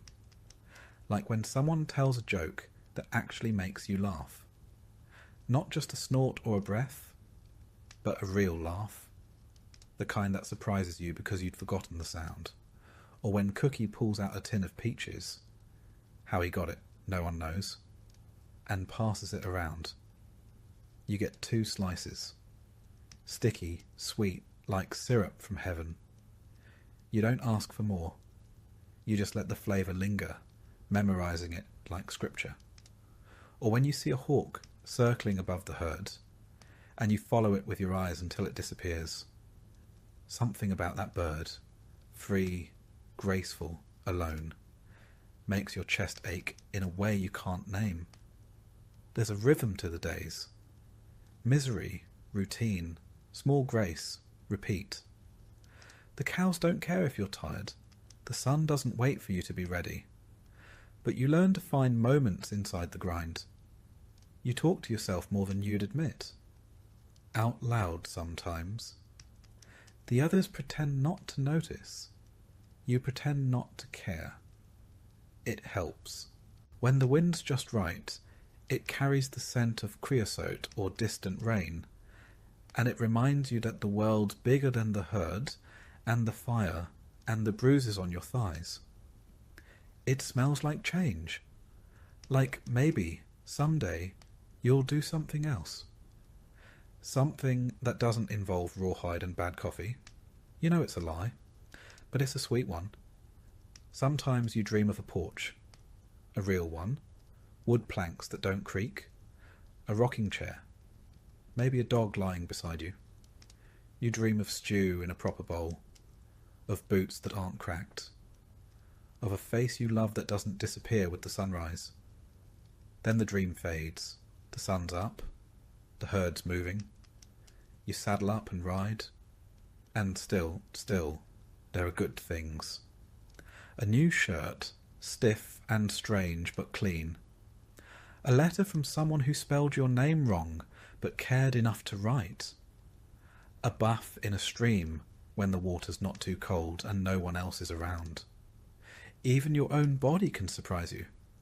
A day when your back doesn't hurt as much. A night when your cough stays gone. A morning when your hands are steady. You look for these things. You collect them. You let them keep you going. One night, a storm rolls in. Sudden, loud, mean. Lightning cracks like a whip, and the herd shudders. You and the others ride in circles around them, shouting, singing, whatever it takes to keep them calm. When it passes, soaked and shaking, you lie on the ground, too tired to move. The earth is cold and wet, but you're alive. And someone, somewhere, says, "Hell of a thing," and you all laugh, because what else can you do? You fall asleep to the smell of wet leather and burned beans and the faintest hint of sage. That's life out here. Not a tale of glory, not a poem. Just a series of little comforts strung together on a rope of exhaustion and grit. And yet, for all the misery, you stay. Not because you have to, not entirely, but because you've learned to find beauty in broken places. Peace in the pause between disasters. Meaning in the mundane. One day you'll be too old for this. Your knees will give. Your hands will shake. You'll lie on a cot and think of all the things you meant to do. But you'll remember this: the night under the stars, the coffee with too much grit, the way your horse leaned into you when you fell asleep standing up. You'll remember, and it'll matter. Maybe one day they'll write books about you. Not with your name, not with the truth, but close enough. They'll dress it up, of course. The cowboy who rode into town, cleaned up the streets, rode off into the sunset. But the real story, it's quieter. It's harder. It's lonelier. And it matters, even if nobody remembers. The herd is gone, driven north, handed over at the railhead, loaded into boxcars like sacks of grain. You've spent months trailing them across sun-scorched plains, and through nights so cold your joints ached like old hinges. Now they're someone else's concern. Meat on the hoof, bound for markets you'll never see and tables you'll never sit at. All that remains of them is the scent in your clothes and a ghost herd lowing somewhere in your mind. You dismount in a town that smells of horses and fresh lumber. The buildings are sharp-cornered and new, but the faces are tired. Nobody greets you. Nobody cares. You tie your horse and stretch your back. It pops in 3 places. And you wonder when you started walking like a man twice your age. Your first stop is the saloon. Not because you're thirsty exactly, more because it's the closest thing to familiar. Inside, it's half full. A card game in the back. 2 men arguing softly over who owes whom. A girl at the piano playing a tune that sounds like it's made of dust and regret. You order coffee. You could have asked for whiskey, but you know how that ends. Sore knuckles, an empty pocket, and waking up face first in an alley. It's quieter than you remember. No trail hands laughing too loud. No barkeep trading jokes with regulars. Just the slow shuffle of a broom and the tired clink of glass. You drink your coffee and let the warmth settle in your chest. It's not good coffee, but it's hot and bitter. The 2 things it needs to be. You catch your reflection in the bar mirror and hardly recognize the man staring back. Your shirt is bleached by sun and sweat. Your beard is starting to grey. You're thinner than you remember, like the trail stripped away everything it didn't think you needed. Maybe it did. Even your hat sits different, more slumped, as if it too has given up on standing tall. Later you try to get a room. The woman behind the desk doesn't ask your name, just how many nights, and whether you'll be paying in coin or promise. You choose coin. You've got enough for a few days, maybe longer if you skip dinner, which, given your trail appetite, might be the plan anyway. Your room is up a narrow staircase, and the bed feels too soft. Your body's forgotten how to sleep without dirt under your spine. The pillow smells like laundry soap instead of horse. It's unsettling. You lie there in the dim and listen. Towns breathe differently than the trail. There's no coyote yelp, no breeze in the mesquite, no clatter of restless hooves. Just creaking boards, muffled laughter, and the clink of silverware in the dining room below. Civilization, they call it. Doesn't feel like it. The next morning you wake early anyway. Habit. No triangle clang from cookie, but your eyes snap open just the same. You dress slowly. Your hands don't move as quick as they used to. Your left knee clicks when it bends. You head out and wander. The streets are still sleepy, save for a boy sweeping dust off the wooden walkway, as if the town's trying to deny where it came from. You stop by the blacksmith. He's hammering a new shoe, the sound clean and sharp. He doesn't look up. You're just another trail ghost passing through. That suits you fine. You nod. He doesn't nod back. Respect's harder to come by when you don't have a badge or a name folks remember. In the days that follow, the rhythm of town life starts to press against you. You try to make yourself small.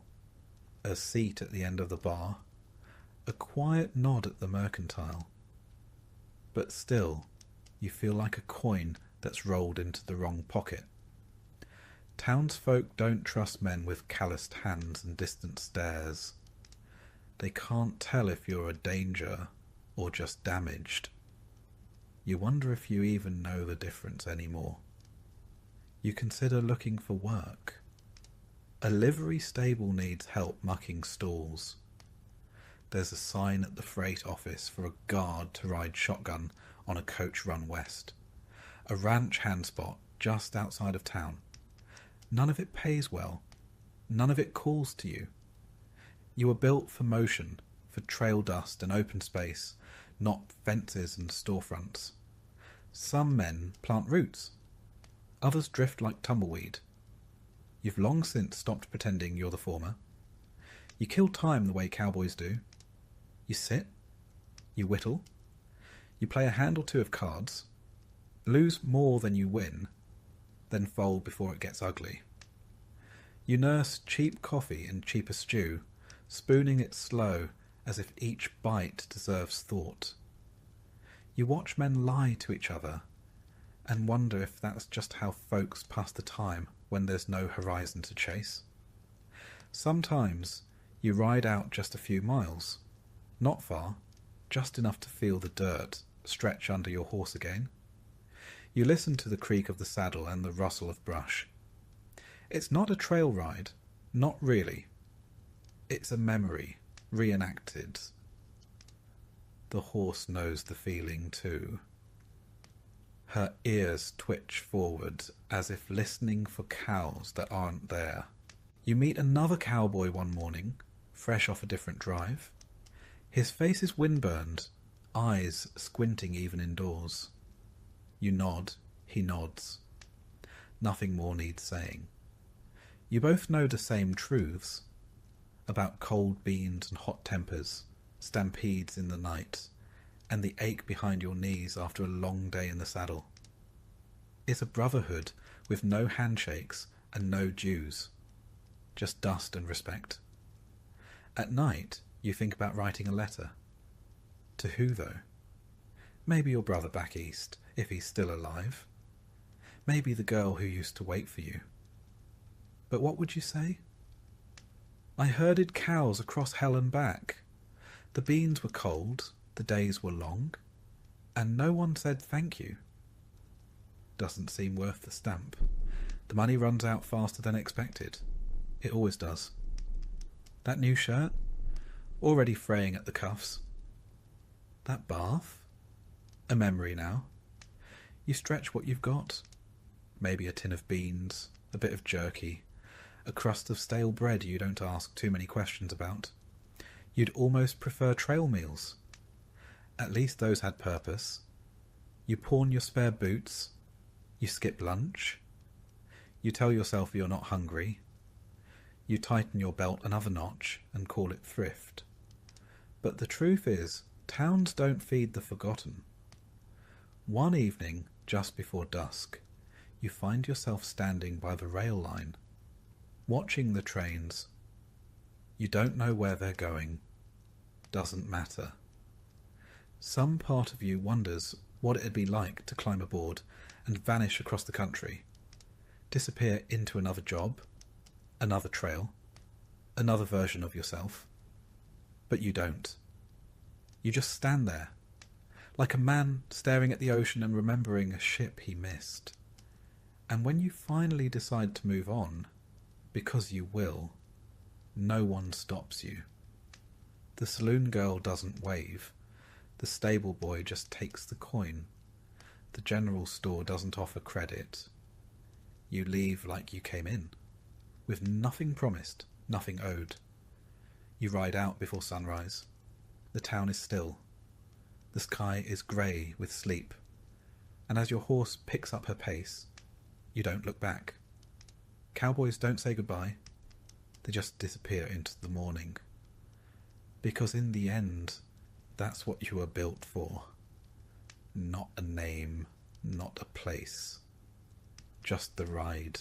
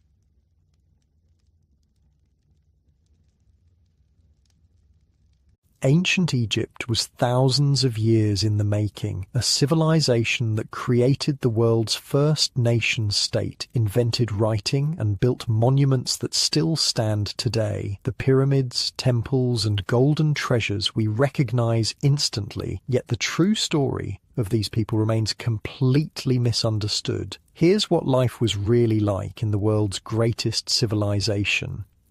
Before the story, if these help you sleep, like or subscribe would be cool. Also drop where you're listening from and the time. I check the comments and it's crazy seeing people from like Australia and Norway on the same video. Alright, tonight it's ancient Egypt. But before we go anywhere, get cozy, like actually cozy. Pillows good? Blanket situation handled? Perfect. Trust me on this one. You open your eyes to darkness, complete, total darkness, not the kind you're used to, with streetlights leaking through your blinds or the soft glow of electronics. This is proper darkness. It's 19,000 years ago, and you're waking up on the hard ground of a shallow cave in what will someday be southern Egypt.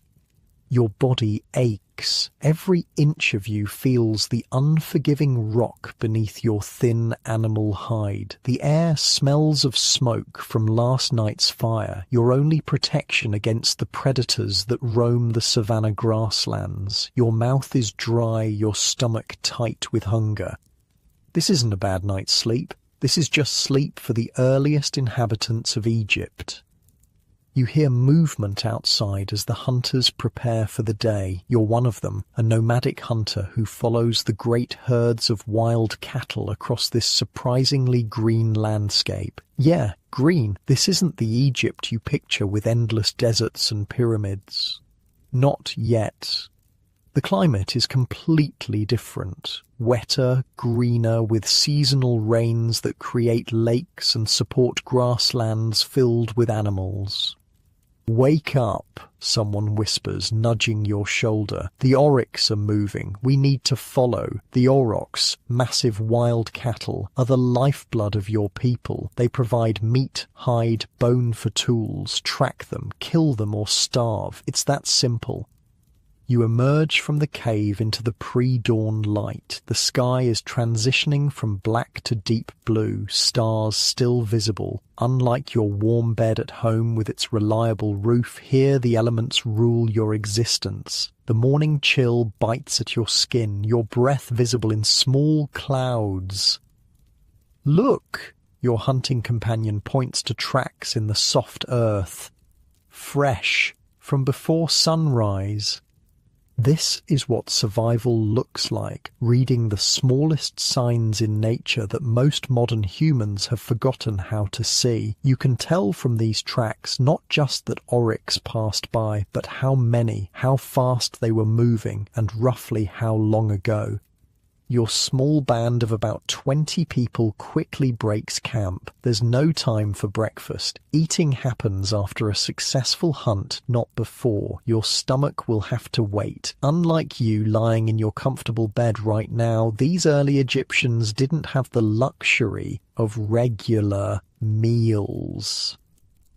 "We should check the high ground," you suggest, pointing to a rocky outcrop. "See which way the herd is moving." Side note, I spent weeks researching these early hunter-gatherers of pre-dynastic Egypt, and the most fascinating thing is how skilled they were at reading landscapes. They knew exactly which plants signaled water nearby, which animal behaviors predicted weather changes. Their survival depended on observation skills we've completely lost. From the high rock, you can see for miles across the savannah, and there they are, a herd of oryx, maybe 40 animals grazing peacefully about a mile away. Their massive curved horns catch the early morning light. "If we circle around," your hunting leader says, "we can approach from downwind." Now the real work begins. Your group moves with practiced silence, spreading out in a loose formation. This hunt will take hours, stalking the animals slowly, getting close enough to use your weapons effectively. These aren't guns or even bows and arrows yet. You're using spears and throwing sticks, primitive but deadly in skilled hands. I've always wondered how I'd fare if I were suddenly transported back to this time. I'd probably last about half a day before something ate me or I drank bad water. These people were survival machines. The sun climbs higher and the heat intensifies. Sweat runs down your back. Salt stinging the scratches from yesterday's trek through thorny brush. Your throat is parched. Water is carried in animal bladders and it's rationed carefully. Every resource is precious. Your group successfully brings down 2 oryx after a grueling 6-hour hunt. Now comes the butchering, using stone tools to carefully separate meat, organs, hide and bone. Nothing is wasted. The meat will be shared among the entire group. Some will be eaten today, some dried to preserve it. Good throw, an older hunter says, examining your kill. Clean strike. The spirits favoured us today.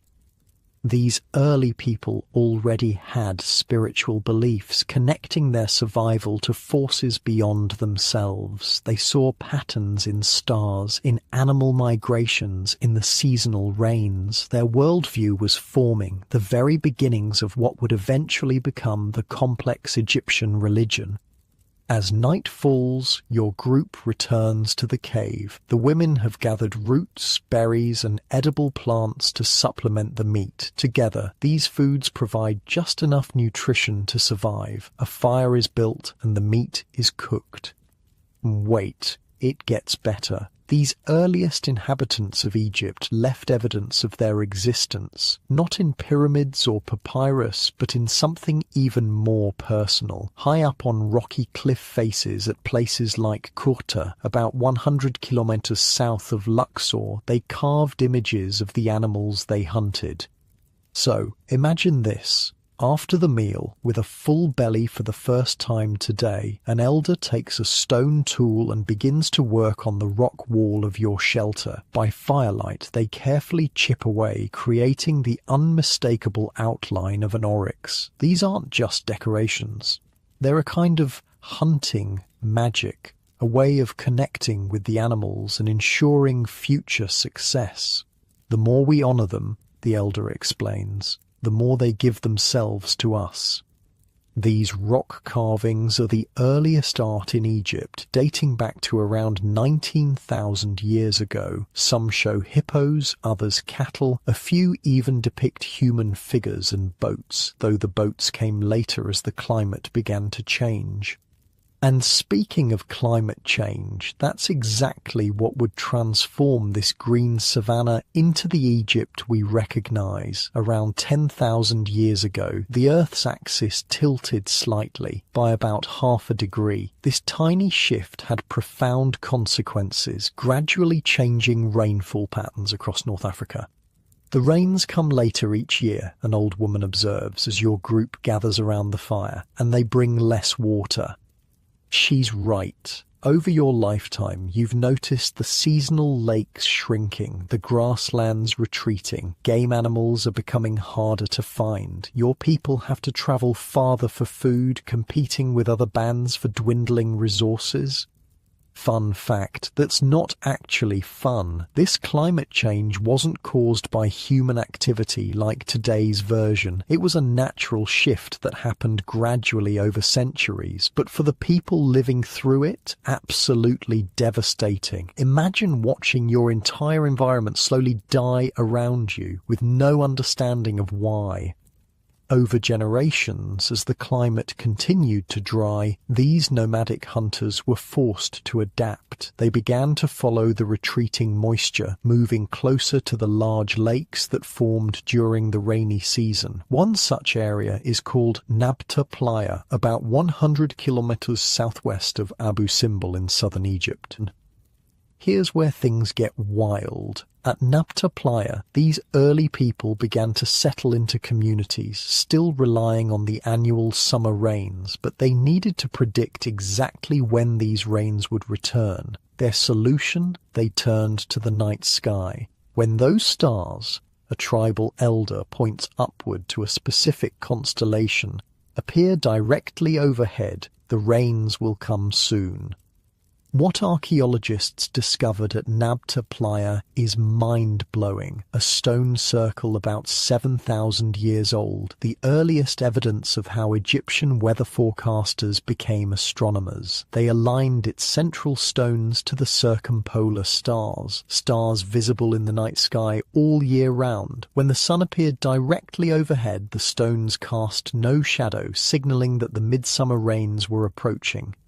Think about this. Thousands of years before Stonehenge, these people were creating astronomical calendars to track the seasons, and this obsession with aligning monuments to celestial bodies, it would define Egyptian architecture for the next 5,000 years. Every tomb, every temple, every pyramid would be aligned to the stars.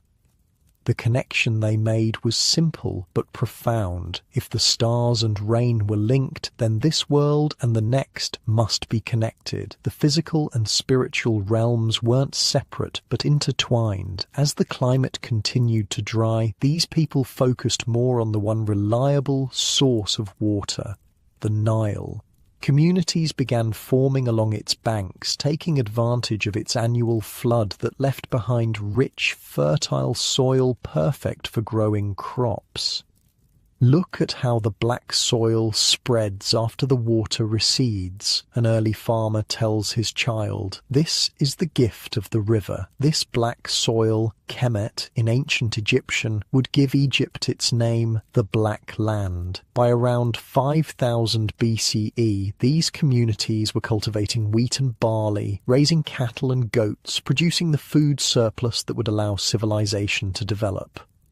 With food production came specialization. Not everyone needed to farm or hunt. Some could become artisans, creating pottery, tools, and eventually luxury goods. Others became religious specialists, responsible for rituals that ensured the Nile's annual flood.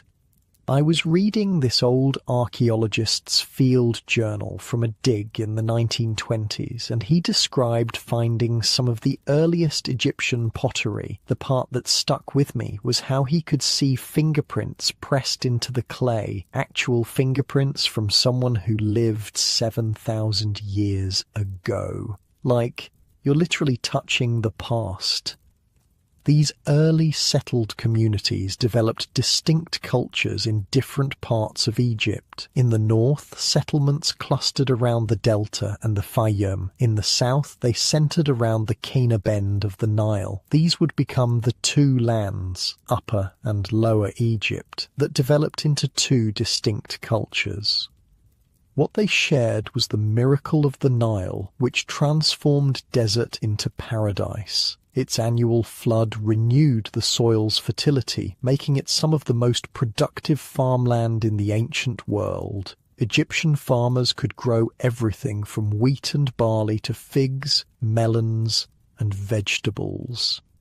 Other lands need constant work, says a farmer as he watches the Nile waters recede from his fields. Ours gives to us freely. This isn't an exaggeration. While farmers in Mesopotamia had to constantly maintain complex irrigation systems, Egyptian agriculture was relatively straightforward. Plant after the flood recedes, harvest before the next one comes. The land practically farmed itself. But along with developing agriculture, these early Egyptians were also developing something else, a unique perspective on death. Unlike their nomadic ancestors who might simply leave their dead behind, settled people needed ways to manage death within their communities. The body returns to the earth, an elder explains, as a community prepares a grave, but the person continues. This is where we first see the beginnings of what would become Egypt's most mysterious practice, mummification. It started naturally. When bodies were buried in the hot desert sand, they would dehydrate rather than decay, preserving the skin, hair, and nails. The Egyptians noticed this preservation and began to see it as significant.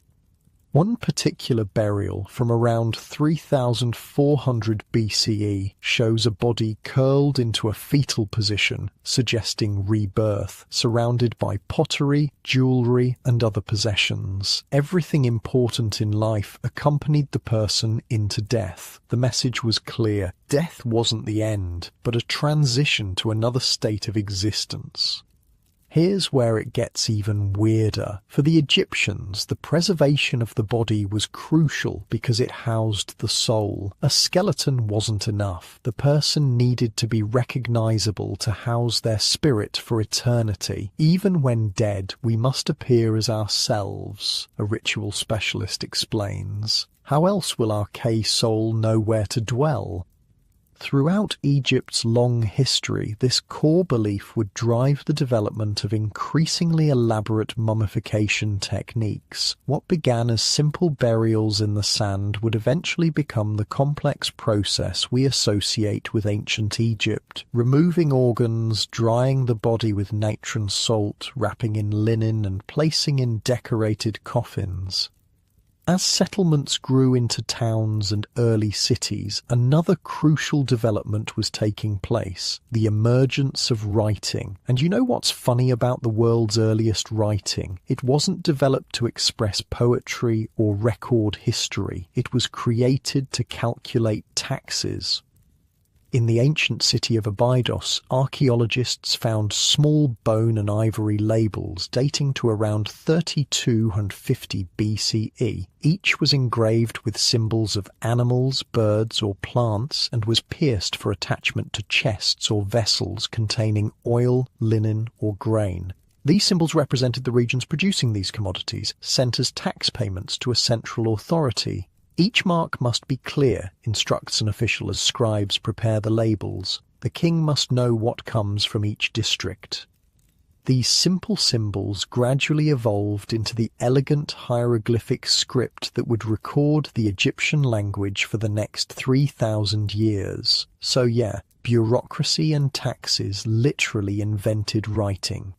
As these communities grew in size and complexity, leadership became increasingly important. Local chiefs competed for resources and territory. The inevitable clash between the distinct cultures of Upper and Lower Egypt is recorded on what many consider to be Egypt's founding document, the Narmer Palette. This ceremonial palette depicts the moment when King Narmer of Upper Egypt defeated his northern enemy, unifying the two lands under one rule. It shows Narmer in the classic smiting pose, raising a mace above a kneeling captive's head. This powerful image would be repeated throughout Egyptian history. Narmer has united the two lands, a herald announces to the gathered crowd. The white crown of Upper Egypt and the red crown of Lower Egypt now rest on one head. Narmer became Egypt's first king around 3100 BCE, establishing the first dynasty and creating what many scholars consider the world's first nation-state. Egypt was now a unified country with a single ruler, a shared culture, and a central government. When the sun sets on this first day of unified Egypt, you find yourself not in a cave or simple hut, but in a mud brick house in one of the growing settlements along the Nile. The river flows outside, its gentle sounds filtering through the reed mat hanging in your doorway. Tomorrow will bring new challenges, but also the continued unfolding of what would become one of history's most enduring civilizations. As you lay on your reed mat, listening to the night sounds of ancient Egypt, it's worth taking a moment to appreciate how far these people had come, from nomadic hunters following herds across a vanishing savanna to the creators of a unified state that would build the pyramids and temples we still marvel at today. The story was just beginning. Unlike your comfortable bed with its soft mattress and perfectly stuffed pillows, this early Egyptian sleeping arrangement is basic. A reed mat on a slightly elevated platform, maybe a headrest carved from wood or stone to keep your head off the ground and preserve your hairstyle. But after a long day of farming, fishing or building, even this simple bed feels welcoming enough. Dawn breaks over a different Egypt now. The year is roughly 2700 BCE, more than 4,700 years ago, and the early nation-state has evolved into something far more complex. You're standing on the west bank of the Nile, watching workers stream toward a massive construction project that will change how we think about human achievement forever. A foreman walks past, barking orders. Those limestone blocks need to be at the north face by midday. The king wants progress. This isn't the construction of the Great Pyramid yet. We're still in the early phases of Egypt's Pyramid Age. What you're witnessing is the beginning of the world's first major stone building, the Step Pyramid of King Djoser at Saqqara. Egypt has been unified for about 400 years now, ruled by pharaohs who trace their lineage back to Nama. These kings have been buried in large, flat-topped rectangular tombs called mastabas, basically glorified rectangular boxes covered with mud brick. Nice, but nothing revolutionary. But King Djoser and his brilliant architect Imhotep are about to change everything.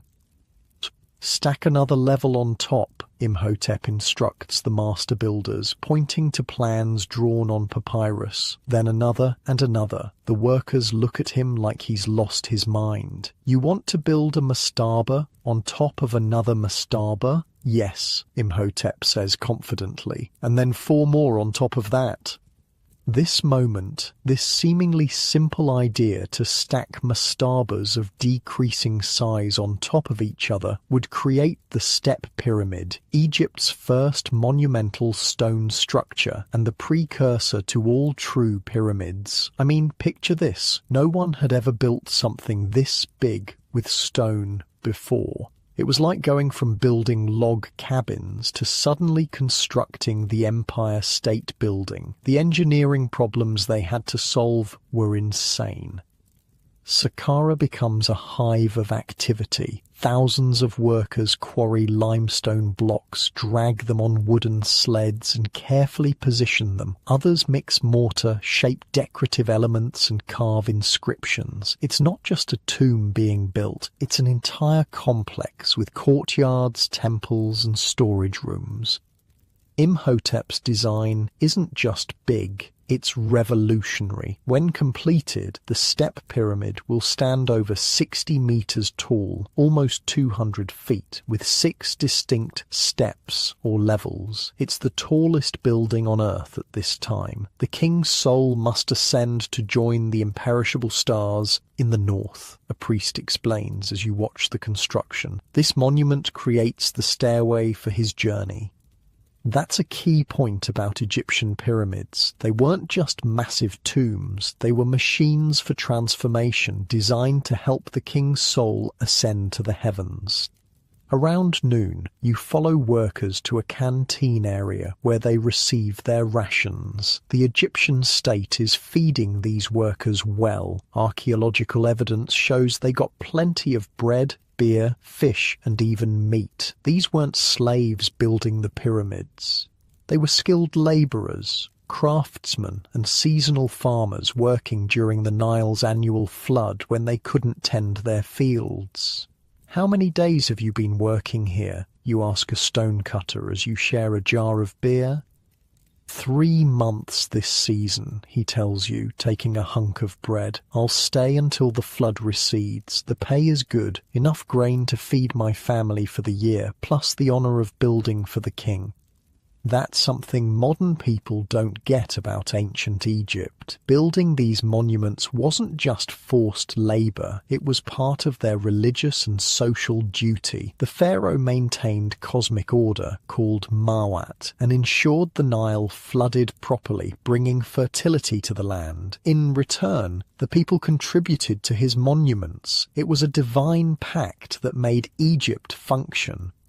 As you walk through the construction site, you spot someone important, a man giving detailed instructions to the workers, consulting plans, and inspecting the quality of stonework. This is Imhotep himself, the genius behind the Step Pyramid.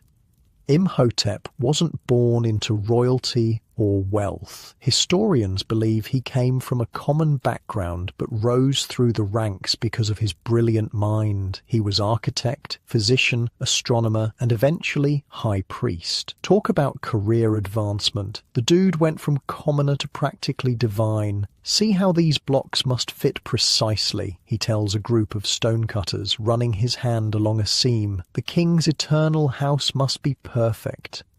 Imhotep was so revered that after his death he achieved something almost unheard of for a non-royal. He was worshipped as a god of medicine and wisdom. The Greeks later identified him with their own god of medicine, Asclepius. Not bad for an architect.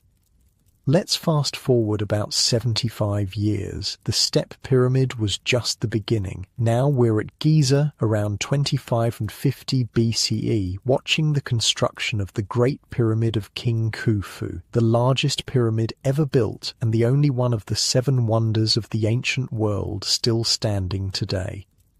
The scale is almost incomprehensible. Workers are setting in place 2.3 million blocks of stone, some weighing as much as 80 tons. The finished pyramid will stand 146 meters, 481 feet tall, with a base covering 13 acres. For context, you could fit St. Peter's Basilica in Rome inside this thing with room to spare. How do they move those massive blocks? You whisper to a supervisor. With great difficulty, he laughs. We cut the stone at the quarry, then drag it on wooden sleds. For the largest blocks, we need hundreds of men pulling together. Recent archaeological evidence suggests they also used clever techniques like wetting the sand in front of the sleds to reduce friction. The ancient Egyptians might not have had advanced technology, but they were masters at applying basic physics principles to solve enormous engineering challenges.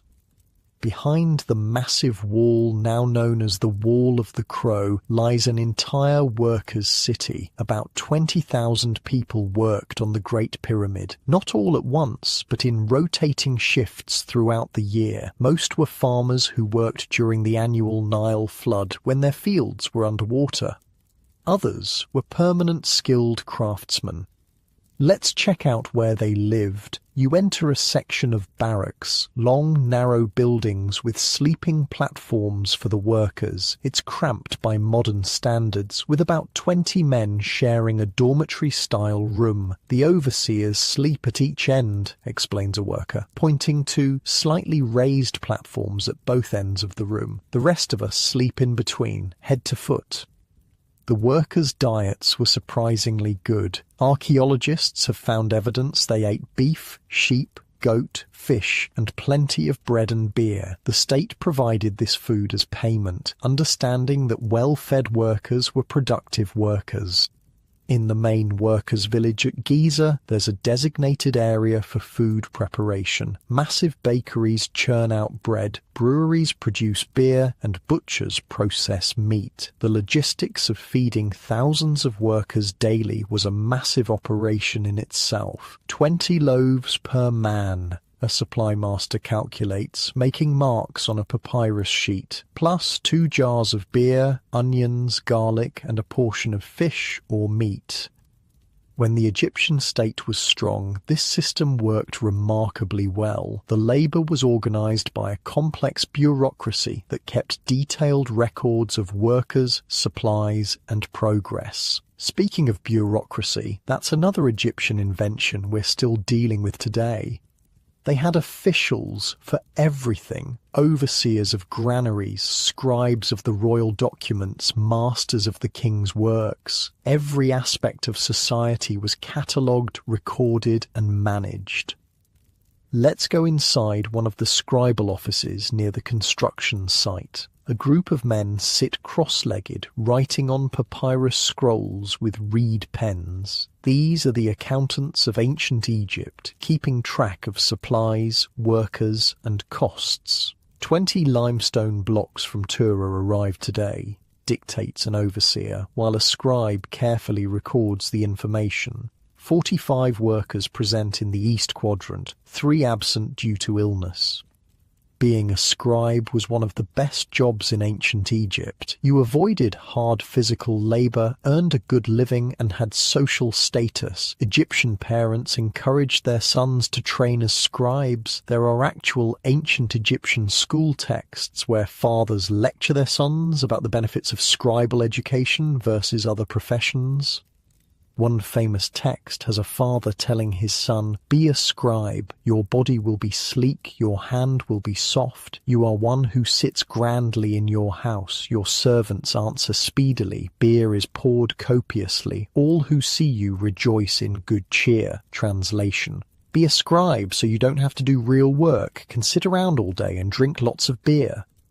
While the pyramids were being built for the kings, most Egyptians lived in much simpler dwellings. Let's visit a typical Egyptian home from this period. It's made of mud brick, the perfect building material for Egypt's climate, staying cool during hot days and retaining warmth at night.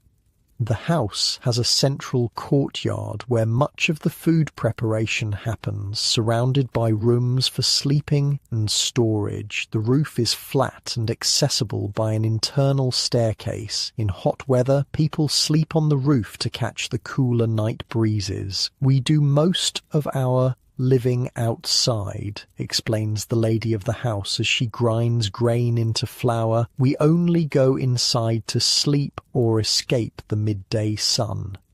Egyptian furniture is minimal by modern standards. Reed mats cover the floors. Simple wooden stools and low tables serve for eating. Beds are wooden frames with woven reed mattresses. For a pillow, Egyptians use a curved wooden or stone headrest, not as uncomfortable as it looks once you get used to it. The house has no bathroom as we'd recognise it. A corner of the courtyard has a designated spot for a ceramic pot used as a toilet, emptied daily into the fields as fertiliser. Bathing happens with water carried from the Nile or a local canal poured over the body while standing in a shallow stone basin. We bathe daily, the woman tells you, noticing your interest. Cleanliness is important to us. This is true. Ancient Egyptians were obsessed with hygiene by ancient standards. They used natron, a natural salt, as soap, brushed their teeth with frayed reed brushes, and even used mint as breath freshener.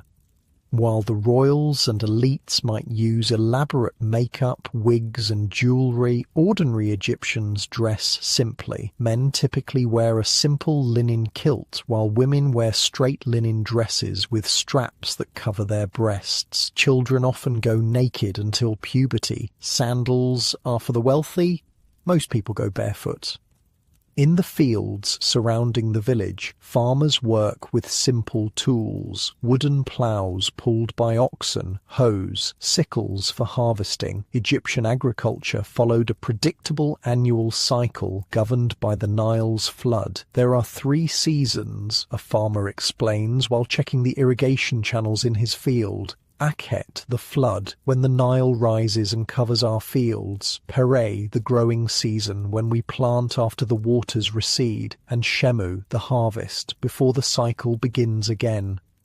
This natural rhythm gave Egyptian civilization remarkable stability. While other ancient societies struggled with unpredictable rainfall, the Nile's annual flood was reliable enough that Egyptians could build their entire society around it.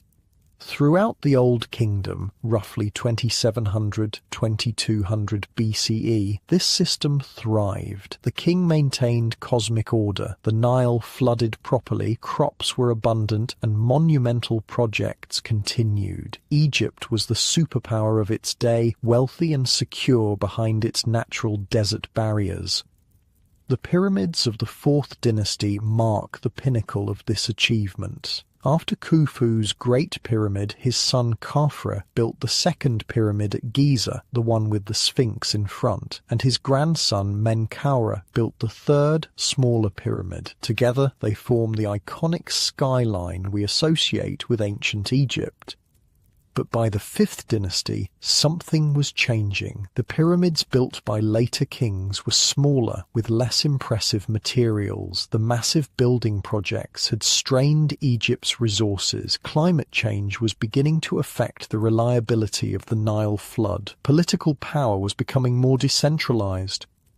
Let's visit one final site before the Old Kingdom begins its decline. At Abusir, just south of Giza, King Unas has built his pyramid complex around 2400 BCE. What makes it special isn't its size, but what's inside. The walls of the burial chamber are carved with hundreds of hieroglyphic inscriptions known as the pyramid texts, the oldest religious writings in Egypt. These spells will protect the king in the afterlife, a priest explains, as artisans carefully carve the hieroglyphs. They will help him navigate the dangers, join with Osiris, and rise to the sky with Ra. The pyramid texts give us our first detailed look at ancient Egyptian religious beliefs. They describe a complex afterlife journey where the king must overcome obstacles, pass judgments, and transform into different divine forms. This religious tradition would evolve over thousands of years, but its core elements are already present. While Unas's causeway connecting his pyramid to the Valley Temple shows scenes of bounty and prosperity, it also contains a troubling image, emaciated figures representing famine victims. This rare moment of realism in Egyptian art hints at problems on the horizon. These are the Bedouin from the desert edges, an artist explains, painting the thin figures. They suffer when the rains fail, but such troubles could never reach the Black Land. He's wrong. By 2200 BCE, about 200 years after Unas, Egypt would face a series of low Nile floods, leading to famines, political instability, and the collapse of central authority. The Old Kingdom's end would plunge Egypt into its first dark age, a period of fragmentation called the First Intermediate Period. As the sun sets on the Pyramid Age, you watch workers heading home after a day of construction. They're tired but satisfied, participating in what they believe is the most important work possible, ensuring their king's immortality and, by extension, the stability of their world. They have no idea that the magnificent civilization they're building, with its massive monuments, complex bureaucracy, and elaborate religious traditions, will collapse within a few generations, that the divine order they take for granted is more fragile than they can imagine. Unlike your safe, predictable world with its weather forecasts and grocery stores, these ancient Egyptians live with constant uncertainty. One bad Nile flood means widespread hunger. One weak pharaoh means political instability. The monuments they build are, in part, an attempt to create permanence in an impermanent world. As night falls over the Giza Plateau, the partially completed Great Pyramid looms against the starry sky. Thousands of workers sleep in their barracks, exhausted from a day of hauling stone. In the nearby palace, Pharaoh Khufu reviews plans with his officials. And along the Nile, ordinary Egyptians sleep in their simple homes, trusting that tomorrow will be like today, unaware of the changes that will eventually transform their eternal empire. The Nile isn't flooding properly anymore. For the 5th year in a row, the waters have barely risen, leaving fields parched and granaries dangerously empty. We're now around 2180 BCE, and Egypt's Old Kingdom, the age of massive pyramids and centralized royal power,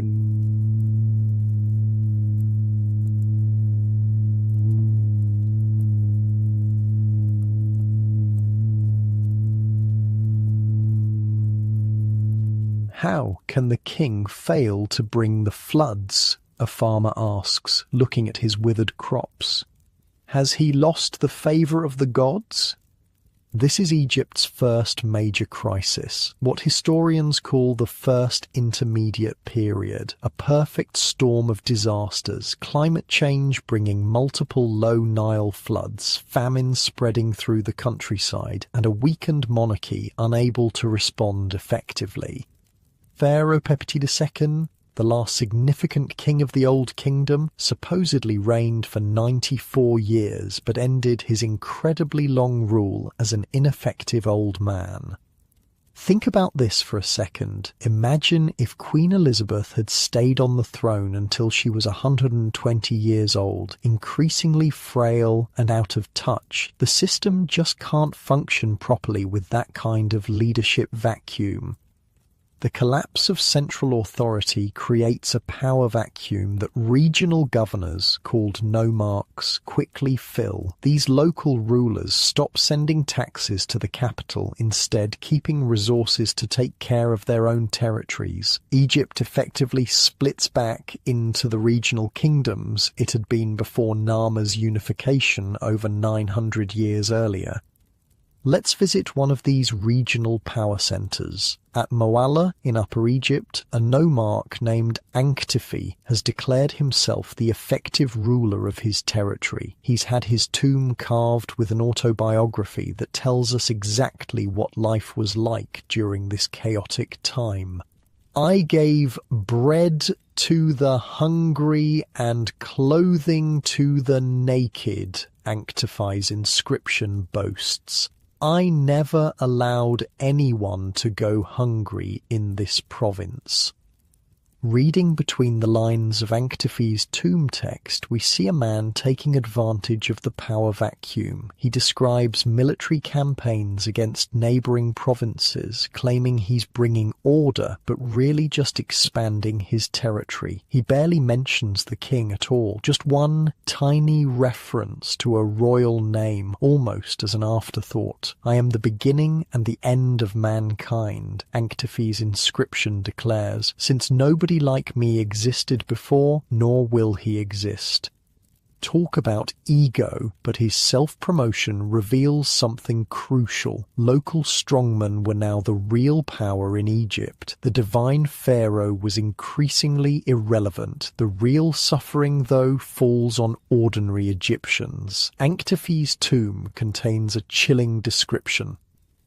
All of Upper Egypt was dying of hunger to such a degree that everyone had come to eating their children.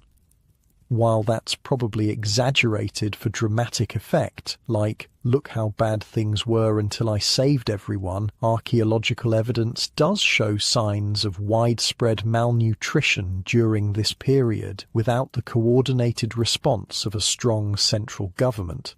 Local areas were left to fend for themselves when the Nile failed to flood properly. Now, around 2050 BCE, we're in Thebes, modern Luxor. This southern city was previously a backwater, but it's becoming the centre of a movement to reunify Egypt. A family of local rulers named Mentuhotep, the war god Montu, is satisfied, are building military power and expanding northward. The South will rise again, jokes a soldier as troops gather for a northern campaign. Thebes will rule all Egypt. He's right. After decades of fighting, Mentuhotep II defeats the northern rulers based at Heracleopolis and reunifies Egypt around 2055 BCE, establishing what we now call the Middle Kingdom. Here's where things get really brutal. When archaeologists excavated Mentuhotep's temple complex at Dir el-Bahri, they found a mass grave containing about 60 soldiers. These weren't carefully mummified nobility. These were the actual guys who fought and died in the civil war to reunify Egypt. Look at this, an archaeologist says, pointing to a skeleton. Arrow penetration to the chest, and this one, massive head trauma, probably from a mace. These soldiers' bodies tell the violent story of reunification. Some had healed fractures from previous battles before being killed in their final fight. Others showed signs of having been finished off while helpless on the battlefield. All were collected and buried with honour in what might be the world's first known war cemetery. But the real horror of Egypt's civil war happened at Abydos, Egypt's most sacred site. This was the burial ground of Egypt's first kings, the ones who followed Narmer and established the early dynasties. During the civil war, northern troops did the unthinkable. They desecrated these royal tombs, burning them and destroying the royal mummies inside. The vile deed, as later texts called it, shattered Egypt's physical connection to its royal ancestors. The sacred bodies of the kings, meant to be preserved for eternity, were destroyed. It was an act of cultural desecration almost impossible for modern people to fully grasp. Imagine if someone burned down Arlington National Cemetery while simultaneously destroying the Constitution and Declaration of Independence. Mentuhotep Sing's reunification of Egypt was thus not just a political victory, but a spiritual restoration. He portrayed himself as the heir to the Old Kingdom, building a temple complex that combined pyramid and temple elements. He wore both the white crown of Upper Egypt and the red crown of Lower Egypt, symbolizing the reunification of the two lands. "I have healed the division," Mentuhotep declares in an inscription. "The two lands are united under my rule as they were under the kings of old." The Middle Kingdom that follows, roughly 2050–1650 BCE, is considered by many scholars to be Egypt's golden age, not of massive monuments like the Old Kingdom, but of art, literature, and a more humanistic culture. The trauma of the First Intermediate Period had changed Egyptian society profoundly.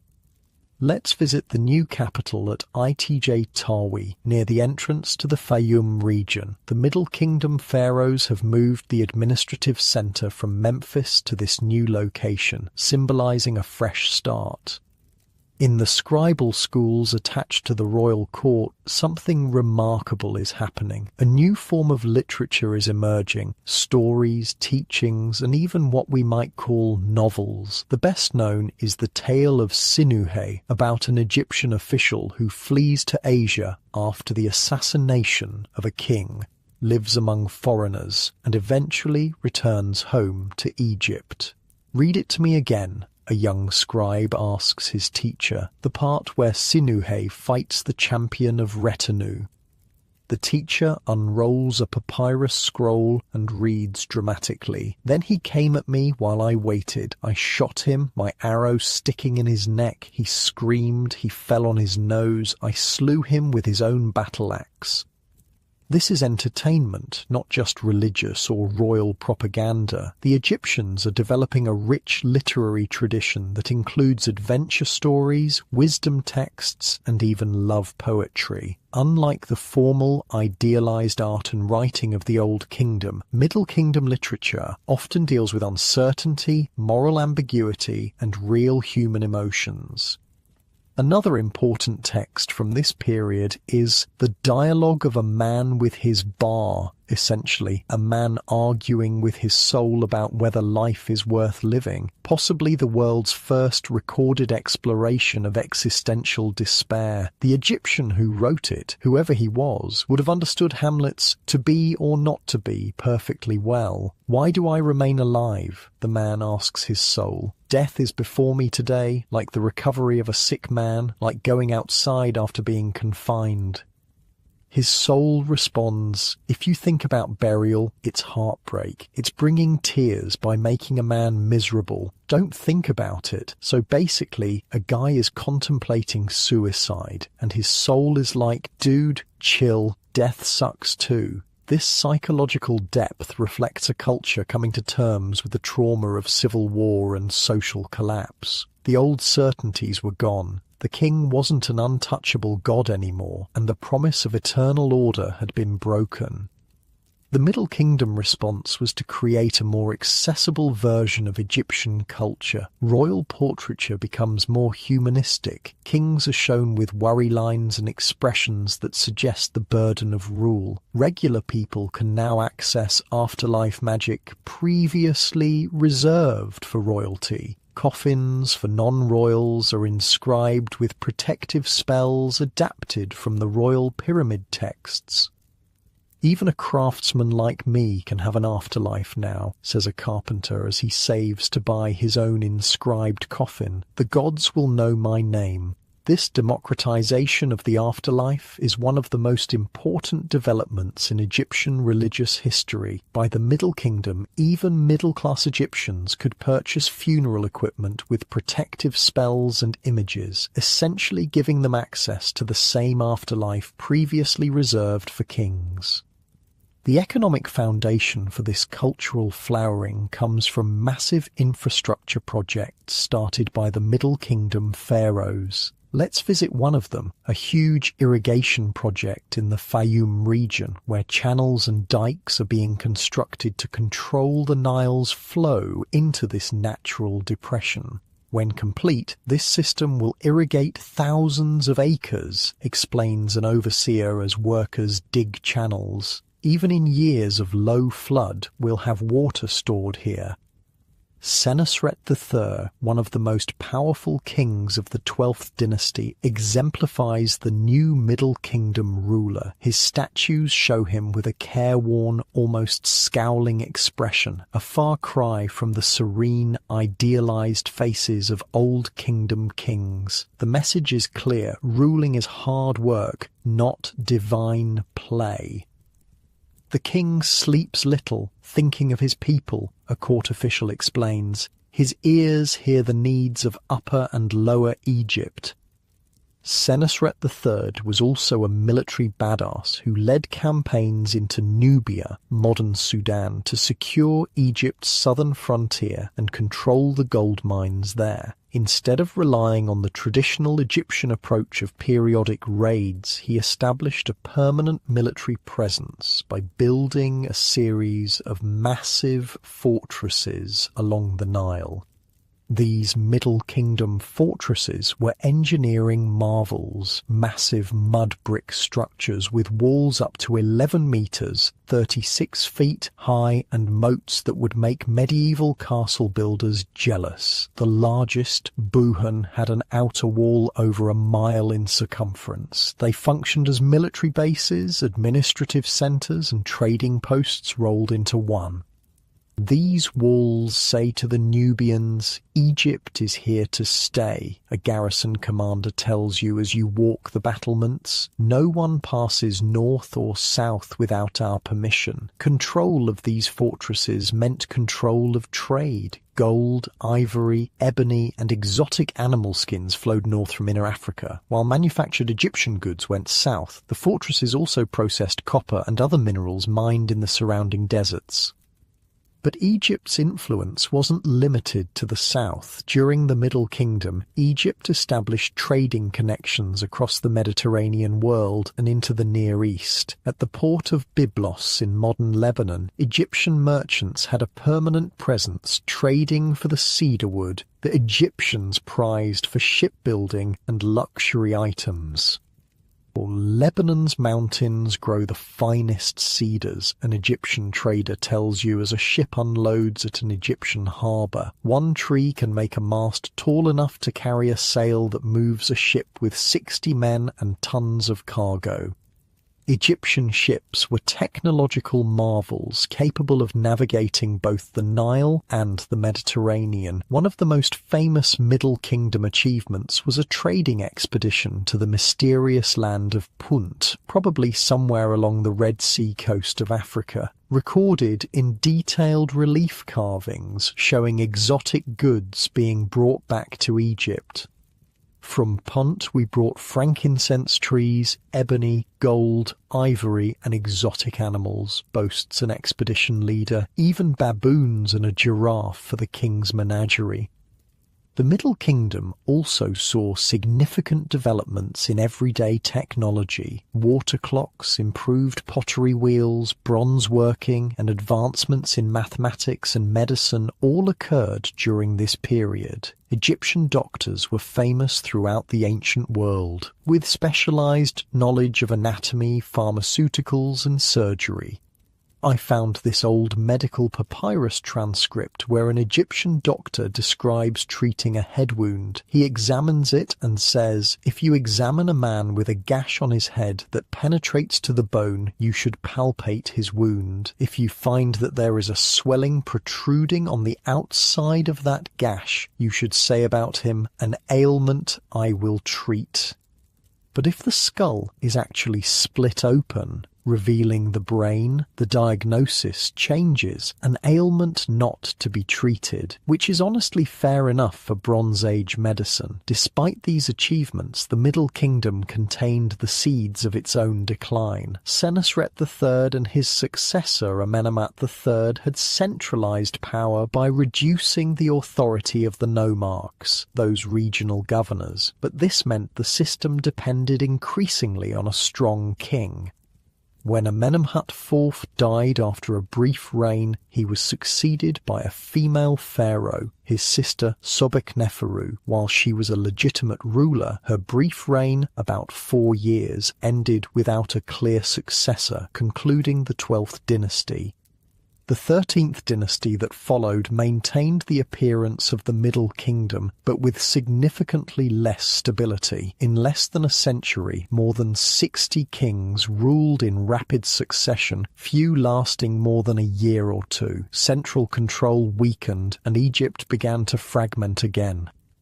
During this unstable period, new groups were moving into the Nile Delta from the Near East. Known to the Egyptians as Amu, or Asiatics, they gradually established themselves as rulers in the eastern delta city of Avaris. By around 1650 BCE, these foreign rulers, whom historians call the Hyksos, had gained control of northern Egypt, while a native Egyptian dynasty continued to rule the south from Thebes. Egypt was divided once more, entering the Second Intermediate Period, but this division was different from the first. Now, foreigners controlled a significant portion of Egypt, challenging not just political unity, but cultural identity. They worship strange gods, complains a Theban priest. They use curved swords instead of proper Egyptian weapons. They speak our language with strange accents. How can such people claim to be kings of Egypt? Yet the reality was more complex. Archaeological evidence shows the Hyksos quickly adopted Egyptian culture, writing, and royal titles. They worshipped Egyptian gods alongside their own deities. Rather than being simply foreign invaders, they represented the complex cultural mixing that comes with migration and integration. As the sun sets on the Middle Kingdom, Egypt stands at a crossroads. The confident, isolated civilization of the Old Kingdom is gone forever. The more cosmopolitan, internationally connected Middle Kingdom is fading. Ahead lies a period of foreign influence, followed by a new kind of Egyptian empire, one that will project its power far beyond the Nile Valley. In your modern bed, with its machine-made sheets and memory foam pillow, you can sleep secure knowing food will be available tomorrow regardless of weather or politics. But as you drift off in ancient Egypt at the end of the Middle Kingdom, such certainties are fading. The Nile may or may not flood properly. The gods may or may not be pleased. And foreigners with strange weapons and customs are moving into the land of the pharaohs, bringing both threat and opportunity to the world's most ancient civilization. Morning breaks over a divided Egypt. In the north, foreign rulers called the Hyksos control the delta from their capital at Avaris. In the south, Egyptian kings still rule from Thebes. We're in the Second Intermediate Period, around 1600 BCE, and tensions between these two kingdoms are reaching a breaking point.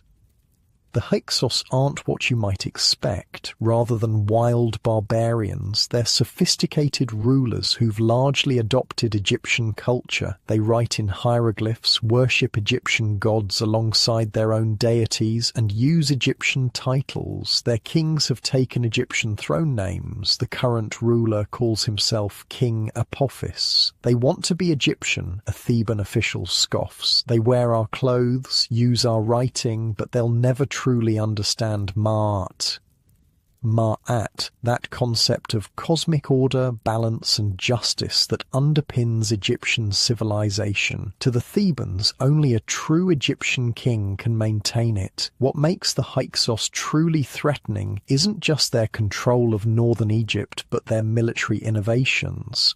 They've introduced new weapons and tactics that give them an edge. The composite bow, more effective axes, and most importantly, the horse and chariot.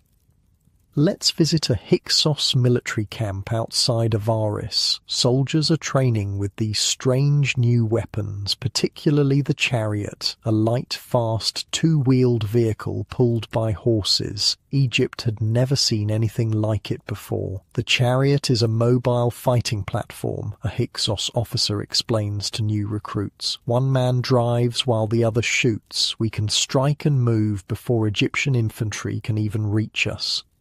This military technology was revolutionary. Previously, Egyptian battles were mainly infantry affairs, masses of men with shields, spears, and maces slugging it out. The chariot changed everything, allowing archers to rapidly deploy, shoot, and relocate. It was the ancient equivalent of introducing tanks to a battlefield of foot soldiers. The standoff between Thebes and the Hyksos deteriorated when King Apophis sent a message to the Theban ruler Sekenenre-Ptah. The exact contents are lost to history, but it apparently contained an insult so severe that it provoked a military response. The message complained about hippos in a Theban pool making noise and keeping Apophis awake in his capital hundreds of miles away, a court official whispers. It was a deliberate provocation. Whatever the message contained, the conflict escalated. Sekenenre-Ptah led forces north against the Hyksos but died in the fighting. His mummy, discovered by archaeologists in the 1880s, shows the horrifying injuries that killed him. Massive wounds to the head from what were likely Hyksos-style axes. 5 separate blows. A royal physician says quietly, examining the king's body as it's prepared for mummification. He faced his enemies directly, too directly.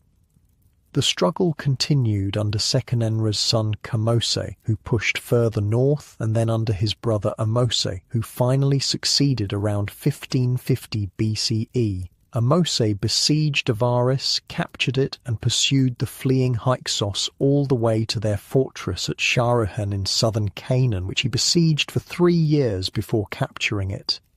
The victory over the Hyksos marks the beginning of Egypt's new kingdom, 1550–1069 BCE, arguably the peak of ancient Egyptian civilization, but something fundamental had changed. The experience of foreign occupation and the struggle to expel the invaders transformed Egypt from an insular kingdom into an aggressive empire. Never again will foreigners rule the Black Land, Ahmose declares to his troops. From now on, we will strike them in their own territories before they can threaten Egypt. This new imperial mindset, combined with the military technologies adopted from the Hyksos, particularly the chariot, turned Egypt into the ancient world's superpower. Under the kings of the 18th dynasty, Egyptian armies would march far beyond their traditional borders, creating an empire that stretched from Sudan to Syria. Let's jump ahead a few decades to the reign of Thutmose III. Around 1450 BCE, he's led the Egyptian army north into Canaan, where he faces a coalition of local princes backed by the powerful kingdom of Mitanni at the Battle of Megiddo, probably the first major battle in history that we can reconstruct in detail. The enemy has taken position at Megiddo, reports a scout to Thutmose. They believe we must take the wide, safe road around the mountain, but there is a narrow path that leads directly to them. They won't expect us there. Thutmose makes a daring decision, leading his army through a narrow, dangerous mountain pass that his generals advise against. The gamble pays off. He catches the coalition forces by surprise and scatters them, forcing them to retreat into the walled city of Megiddo, which he then besieges for 7 months. If we had followed the easy path as the enemy expected, the battle would have been much harder, Thutmose tells his officers afterward. Sometimes the most dangerous route offers the greatest opportunity. Thutmose III would ultimately lead at least 17 military campaigns into the Near East, creating Egypt's first true empire. He was so successful that he's sometimes called the Napoleon of ancient Egypt. Under his rule, wealth poured into Egypt: gold, silver, precious woods, horses, and exotic goods from across the known world. But before Thutmose III's solo rule, there was one of the most remarkable chapters in Egyptian history, the reign of Hatshepsut, his stepmother and aunt, who ruled as a female pharaoh for about 22 years. Officially, Hatshepsut began as regent for young Thutmose III, who was only about 2 years old when his father died. But within a few years, she had taken the unprecedented step of declaring herself king. Not queen, but king, with all the titles and regalia of a male pharaoh. Let's visit her magnificent mortuary temple at Deir el-Bahari, where massive relief sculptures show Hatshepsut performing all the traditional duties of kingship. In these images, she's often depicted with a male body wearing the traditional false beard of the pharaohs, though other images show her in female form. The king must be shown performing the sacred rituals, explains a priest at the temple. Hatshepsut does everything a king must do to maintain Ma'at. One of Hatshepsut's greatest achievements was a trading expedition to the land of Punt, recorded in detail on her temple walls. The carvings show Egyptian ships sailing to this exotic location, probably somewhere in East Africa, where they traded for frankincense trees, ebony, gold, ivory, and exotic animals. The Punt expedition shows our strength extends beyond military conquest, says a court official proudly. Nations willingly trade with Egypt because of our wealth and prestige. After Hatshepsut's death, Thutmose III finally ruled alone, though he eventually had most references to Hatshepsut erased from monuments, probably to strengthen his son's claim to the throne rather than out of personal animosity. He built on her diplomatic and economic foundations while adding his own military conquests. By the height of the New Kingdom, around 1400 to 1300 BCE, Egypt had become unimaginably wealthy. Let's visit Thebes, now the religious capital, during a festival. The city is booming. Temples are expanding, trade goods from across the known world fill the markets, and construction projects are everywhere.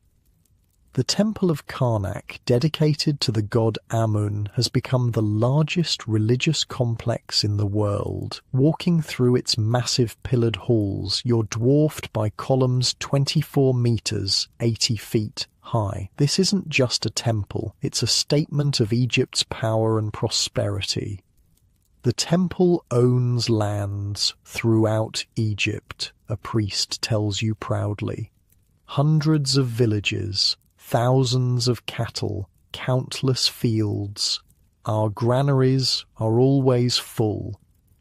The cult of Amun has become incredibly powerful. Originally a minor local deity associated with Thebes, Amun rose to become the state god of Egypt. Identified with the sun god Ra as Amun-Ra, his priesthood controls vast wealth and wields significant political influence.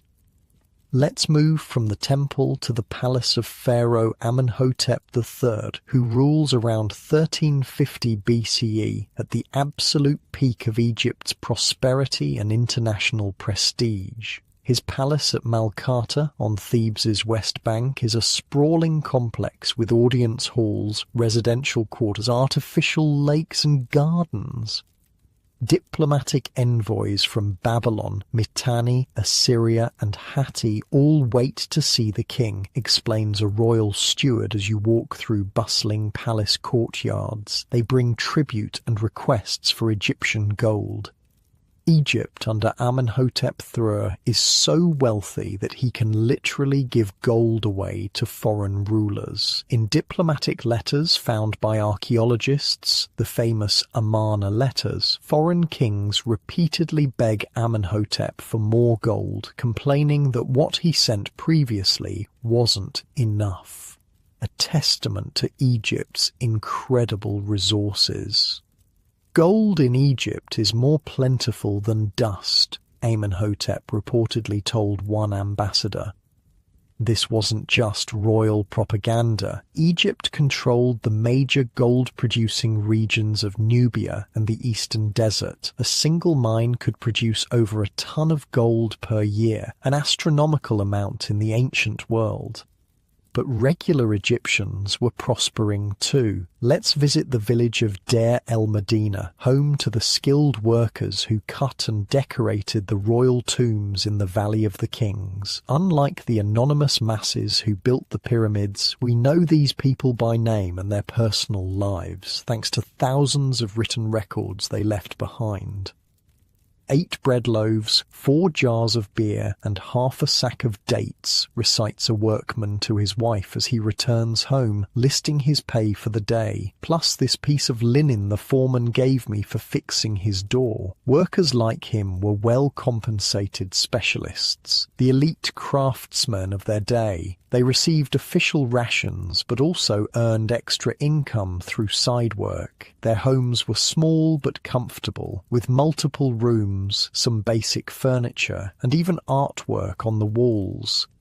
What's most remarkable about Deir el-Medina is how much it tells us about ordinary life in New Kingdom Egypt. The workers left behind everything from official records to personal letters, medical prescriptions, love poems, and even gossip. One ostracon, a pottery shard used as a writing surface, records a worker complaining that his neighbour's donkey ate his vegetables. Another contains a love poem from a young man to his girlfriend.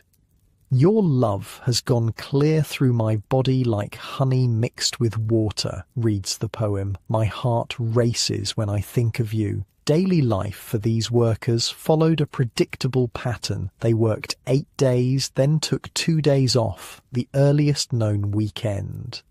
They received regular deliveries of food, water, and supplies from the state. When not working in the royal tombs, they created their own tombs, built furniture, and performed various specialized crafts. Not all was harmony, though. Records from Deir el-Medina document the first recorded labor strike in history. When grain deliveries were late, the workers simply sat down at the entrance to the Valley of the Kings. "We are hungry," their leader announced to officials. "We have no grain, no oil, no fish, no vegetables. Tell this to Pharaoh. We cannot cut his tomb if we starve." The officials scrambled to address the problem, eventually providing the missing rations. This wasn't a modern-style labour movement, but it shows that even in ancient autocracies, workers could assert themselves when pushed too far. The tombs these workers created in the Valley of the Kings were masterpieces of art and engineering. Unlike the pyramids, which advertised the king's burial place to everyone, these tombs were cut deep into the limestone cliffs, hidden from view and potential robbers. Their walls were covered with religious texts and images to help the king navigate the afterlife. Each scene must be perfect, a master artist instructs his apprentice as they paint a tomb wall. The king's eternal life depends on it. The new kingdom saw changes in burial practices for royalty. While kings were still mummified with elaborate rituals, their bodies were now placed in a series of nested coffins, often made of solid gold or gold-covered wood, rather than in massive stone sarcophagi. The famous golden mask of Tutankhamun gives us an idea of the splendour of royal burial equipment during this period. Speaking of Tutankhamun, his relatively minor reign comes after one of the most dramatic episodes in Egyptian history, the religious revolution of Akhenaten, but that's a story for another time. For ordinary Egyptians in the New Kingdom, life was generally better than it had been in earlier periods. The empire brought wealth that trickled down through society. Diets improved with greater variety of foods, including imports. Cosmetics, jewellery and luxury goods became more widely available. Even common homes often had decorative elements and some basic furniture. Medical care also advanced. The Edwin Smith surgical papyrus from this period shows Egyptian physicians had sophisticated knowledge of anatomy and trauma treatment. They could set broken bones, stitch wounds, and even perform simple surgeries. They had an extensive pharmacopea of plant-based medicines, though these were often mixed with magical incantations. For a wound, apply fresh meat on the first day, a physician instructs his student. Then dress it with oil, honey, and plant fibers. Recite the healing spell twice daily. Education expanded during the New Kingdom, with more people learning to read and write than in previous eras. While still limited mostly to boys from privileged families, literacy was no longer just for specialized scribes. Military officers, priests, administrators, and merchants often had basic literacy. Clothing and fashion evolved too. While the basic garments remained simple linen kilts for men and sheath dresses for women, styles became more elaborate for the wealthy. Pleated, draped, and layered garments appear in artwork. Wigs grew more elaborate and jewellery more intricate. The latest style from the capital, a wig maker tells a wealthy client, showing her an elaborate creation. All the court ladies wear them this way now. This increasing sophistication reflected Egypt's growing international connections. The New Kingdom was far more cosmopolitan than earlier periods. Foreign diplomats, merchants and captives brought new ideas, technologies and customs. Egyptian art shows influences from Minoan Crete, Mesopotamia and the Levant. The royal court became increasingly international. Egyptian kings maintained diplomatic marriages with foreign princesses, who brought their own entourages and customs. Foreign mercenaries served in the Egyptian military, eventually settling and integrating into society. As the sun sets on Amenhotep III's Egypt, the empire is at its absolute peak, wealthy, powerful, prestigious. No one could imagine that within a generation his son Akhenaten would upend Egyptian religion in a radical experiment that would threaten centuries of tradition. Or that within a century, Egypt would face a new threat from the sea that would begin its long, slow decline. Lying in your comfortable modern bed, you have the luxury of historical perspective. You know that even the mightiest civilizations eventually fade, but for an Egyptian living in the glory days of Amenhotep III, the divine order established at creation seemed as permanent as the stars. Egypt had overcome division, expelled foreign rulers, and created an empire. The temples were wealthy, the army was strong, and the gods were pleased. What could possibly go wrong?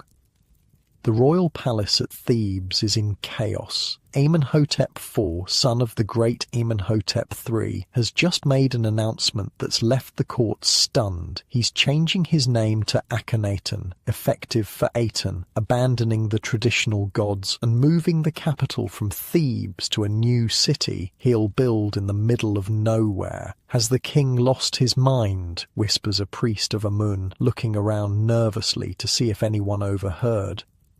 We're witnessing one of history's first recorded religious revolutions. Around 1350 BCE, Akhenaten upended over 1,500 years of Egyptian religious tradition by elevating a minor aspect of the sun god, the Aten, the physical disk of the sun, to supreme deity, while suppressing the worship of other gods, particularly Amun. The Aten alone gives life, Akhenaten declares to his court. All other gods are false. Only through the Aten, and through me, its son, can truth be known. This wasn't just a theological shift, it was a direct attack on the powerful priesthood of Amun, who had grown so wealthy and influential that they threatened the king's authority. By closing their temples and redirecting their revenues to his new religion, Akhenaten was staging nothing less than a palace coup against the religious establishment. Within a few years, Akhenaten has moved his court to a new city called Akhetaten, Horizon of the Aten, modern Tel El Amarna, built in a previously uninhabited stretch of desert about halfway between Thebes and Memphis. Let's visit this strange new capital as it's being constructed. Everywhere you look, workers are hauling stone, making mud bricks and raising buildings. The city is being built at an astonishing pace, with thousands of labourers working around the clock. The central area contains huge open-air temples to the Aten. Unlike traditional Egyptian temples, these have no roofs or inner sanctums, allowing the sun's rays to shine directly on the worship spaces.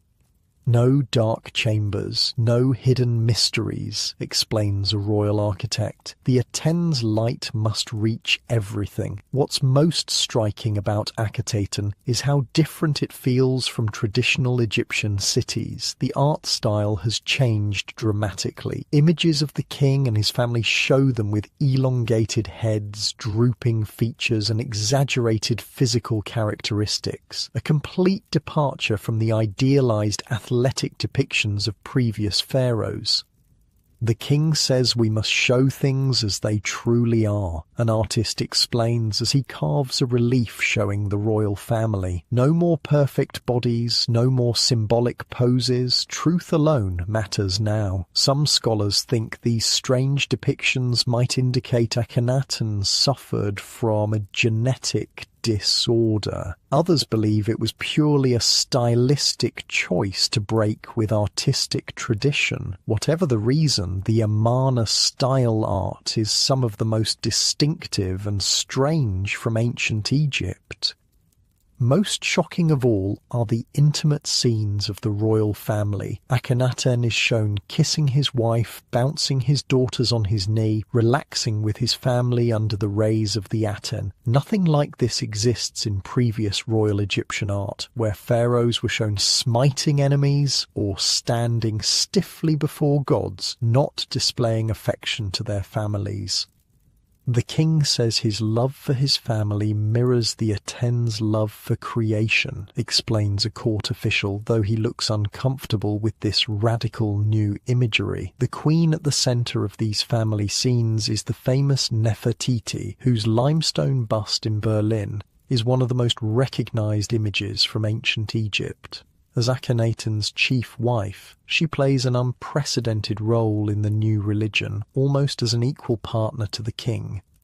The queen performs offerings alongside Pharaoh, a priest of the Aten tells you with pride. She is called the Beautiful One has come, and through her beauty the Aten's glory is revealed.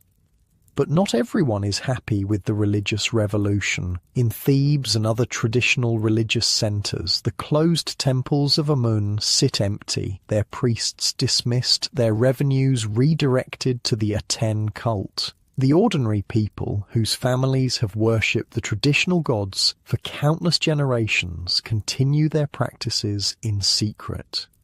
"My grandfather was a priest of Ptah," whispers a craftsman as he checks no one is listening. "He taught me the old prayers. At night we still recite them with a statue hidden under the floor of our house." For all its radical theology, daily life in Akhetaten follows familiar Egyptian patterns. The king and his nobles live in luxurious palaces and villas, while ordinary workers inhabit simple mud brick homes. Markets still operate, craftsmen still practice their trades, and the bureaucracy still keeps meticulous records. Recent archaeological work at Amarna has uncovered the city's cemeteries, revealing a grim reality behind the beautiful art and high-minded theology. The skeletal remains show evidence of malnutrition, heavy physical labor, and numerous injuries. The city was built so quickly that the workers paid a high physical price. "My back is never without pain," confides a labourer as he hauls stone blocks. "We work from sunrise to sunset with few breaks. The king says we are blessed by the Aten, but my blessings feel like curses some days." Akhenaten's religious revolution lasted less than 2 decades. When he died around 1336 BCE, the experiment quickly unravelled. His immediate successor was Neferuaten, possibly Nefertiti ruling under a new name, followed by a shadowy figure named Smenkhkare. Then came Akhenaten's young son, originally named Tutankhaten, who would soon change his name to Tutankhamun and restore the traditional gods. Let's visit Thebes during this restoration period. The temples of Amun are reopening. Priests who had been forced into other occupations return to their duties. Statues of the traditional gods hidden away during Akhenaten's reign are being brought back to their shrines. "The divine order is restored," declares an elderly priest, tears in his eyes as he watches Amun's statue being carried back into Karnak Temple. The years of heresy are over. The boy king Tutankhamun, probably around 10 years old when he took the throne, is guided by powerful advisors, particularly an official named A and the general Horemheb. They orchestrate the return to orthodoxy, carefully dismantling Akhenaten's religious changes while maintaining royal authority. "The king has seen the truth and returned to the gods of his ancestors," I announces to the crowd at Karnak. Amun welcomes his son home. Tutankhamun's reign was brief. He died at about 19, possibly from complications after breaking his leg. His small tomb in the Valley of the Kings was largely overlooked by grave robbers, which is why his burial treasures survived intact until Howard Carter discovered them in 1922. The boy king, who was a minor figure in Egyptian history, became its most famous pharaoh through this archaeological accident. After Tutankhamun's death, his advisor A briefly took the throne, followed by the general Horemheb. Having no sons, Horemheb appointed his own vizier Paramessu as his successor. This man, who took the throne name Ramesses I, founded the 19th dynasty around 1292 BCE. His son Seti I and grandson Ramesses II would restore Egypt to glory after the disruptions of the Amarna period. Let's visit Egypt during the early reign of Ramesses II around 1279 BCE, who would become known to history as Ramesses the Great. The royal court has moved back to Pi-Ramesses in the Delta, a city rebuilt and expanded from the old Hyksos capital of Avaris. It's a vast, impressive city with multiple palace complexes, military barracks, and temples. Ramesses is particularly focused on military glory, eager to restore Egypt's empire after its neglect during the Amarna period. The king trains with his chariot every morning, an officer tells you as you watch Rameses practicing with bow and arrow while driving his chariot at full speed. He can hit a target no larger than your fist while the horses gallop. Maybe an exaggeration, but Rameses II cultivated an image as a mighty warrior king. In his 5th year on the throne, he led the Egyptian army north against the rising power of the Hittite Empire, culminating in the Battle of Kadesh in what is now Syria, probably the largest chariot battle in history, with thousands of chariots involved. I was there. An aging veteran tells wide-eyed recruits at the barracks. Our scouts brought false information, led us into a trap. The Hittite chariots attacked from nowhere while we were making camp. The king himself rallied us, charged into the enemy alone while his cowardly officers fled. This is the official version of events, immortalized in grandiose relief carvings and inscriptions at multiple Egyptian temples. Rameses claimed a great victory, but historical reality was probably closer to a draw. What's certain is that both sides suffered heavy losses, eventually leading to the world's first recorded peace treaty 16 years later. A copy of this treaty, written on silver tablets, was displayed at Pi-Rameses. A good brotherhood is established, lasting peace is established, it declares. Egypt and Hatti, the Hittite Empire, are at peace, and it shall be for eternity. Ramesses II ruled for an astonishing 66 years, becoming almost a living institution. He built on a scale not seen since the Pyramid Age, completing his father's temple at Abydos, adding enormously to the temples at Karnak and Luxor, and constructing his own magnificent temples, including Abu Simbel, far to the south in Nubia. No king has built so much since the days of the gods, boasts a royal architect. Ramesses' monuments will last until the stars fall from the sky. He wasn't exaggerating much. Ramesses erected so many statues, obelisks and buildings that later pharaohs would give up trying to match him and simply carve their names on his monuments. He was so prolific that today almost any large ancient Egyptian statue is jokingly said to be probably Ramesses II. This period is well known to us because of extensive archaeological remains, but also because of remarkable preservation of written materials. At Deir el-Medina, the village of tomb workers, thousands of written records on papyrus and limestone flakes give us an unprecedented view into daily life. One such record reveals that the workers weren't immune to human foibles. A worker named Paneb is accused by his colleagues of stealing tools, sexually harassing women, and bribing officials. He is a bad man, the complaint states. He sits drinking with those who should judge him.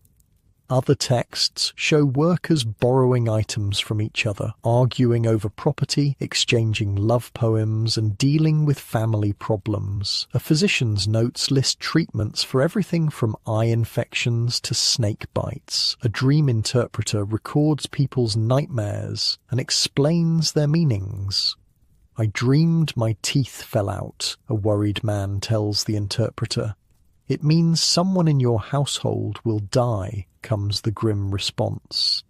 These texts reveal a surprisingly recognizable society, with people gossiping, falling in love, arguing with neighbors, and worrying about their health and finances, just like us, despite the gulf of 3,300 years. After Ramesses II's extraordinarily long reign, his 13th son, many others having died before their elderly father, took the throne as Merneptah. Almost immediately he faced a serious threat, an invasion by a coalition of Libyan tribes and mysterious groups called the Sea Peoples mentioned in Egyptian texts. "They came from the islands and the coastlands," reports a military officer, pointing to the western delta where fighting has been fierce. Strange warriors with feathered headdresses and foreign weapons. They brought their wives and children in ox carts, looking to settle, not just raid. Merneptah defeated this initial invasion, commemorating his victory on a stele that contains the first known written mention of Israel as a people, but the Sea Peoples would return in greater numbers a few decades later, contributing to a perfect storm of crises that would end the New Kingdom. By the reign of Ramesses III, around 1186 to 1155 BCE, multiple threats converged on Egypt. More invasions by the Sea Peoples, economic problems, climate change affecting harvests, and internal corruption, while Ramesses III successfully fought off the Sea Peoples, recording his victory in detailed relief carvings at his mortuary temple. The cost of these wars drained Egypt's resources. The treasury is empty, a royal official confides to a colleague as they review accounts. We cannot pay the tomb workers. The grain warehouses have less than half last year's amount.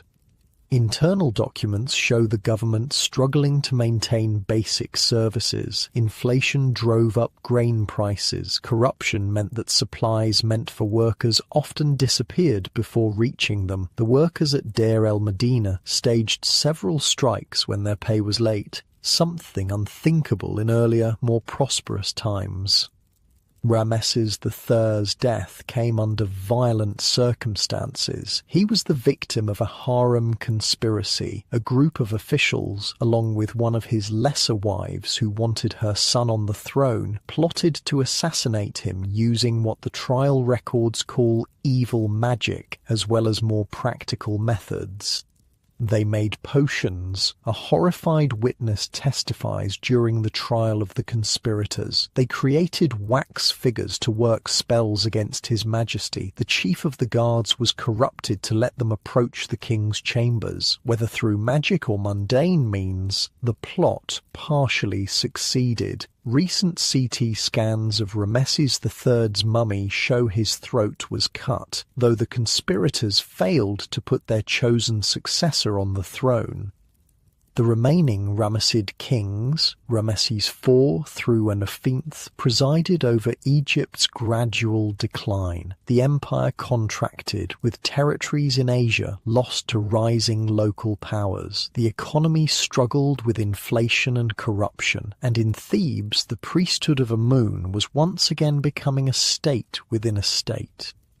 By the end of the New Kingdom around 1069 BCE, Egypt had effectively split again. The high priests of Amun controlled Thebes and the south, while a new dynasty of kings ruled from Tanis in the delta. The imperial age was over, and Egypt entered the Third Intermediate Period, another era of division and reduced international influence.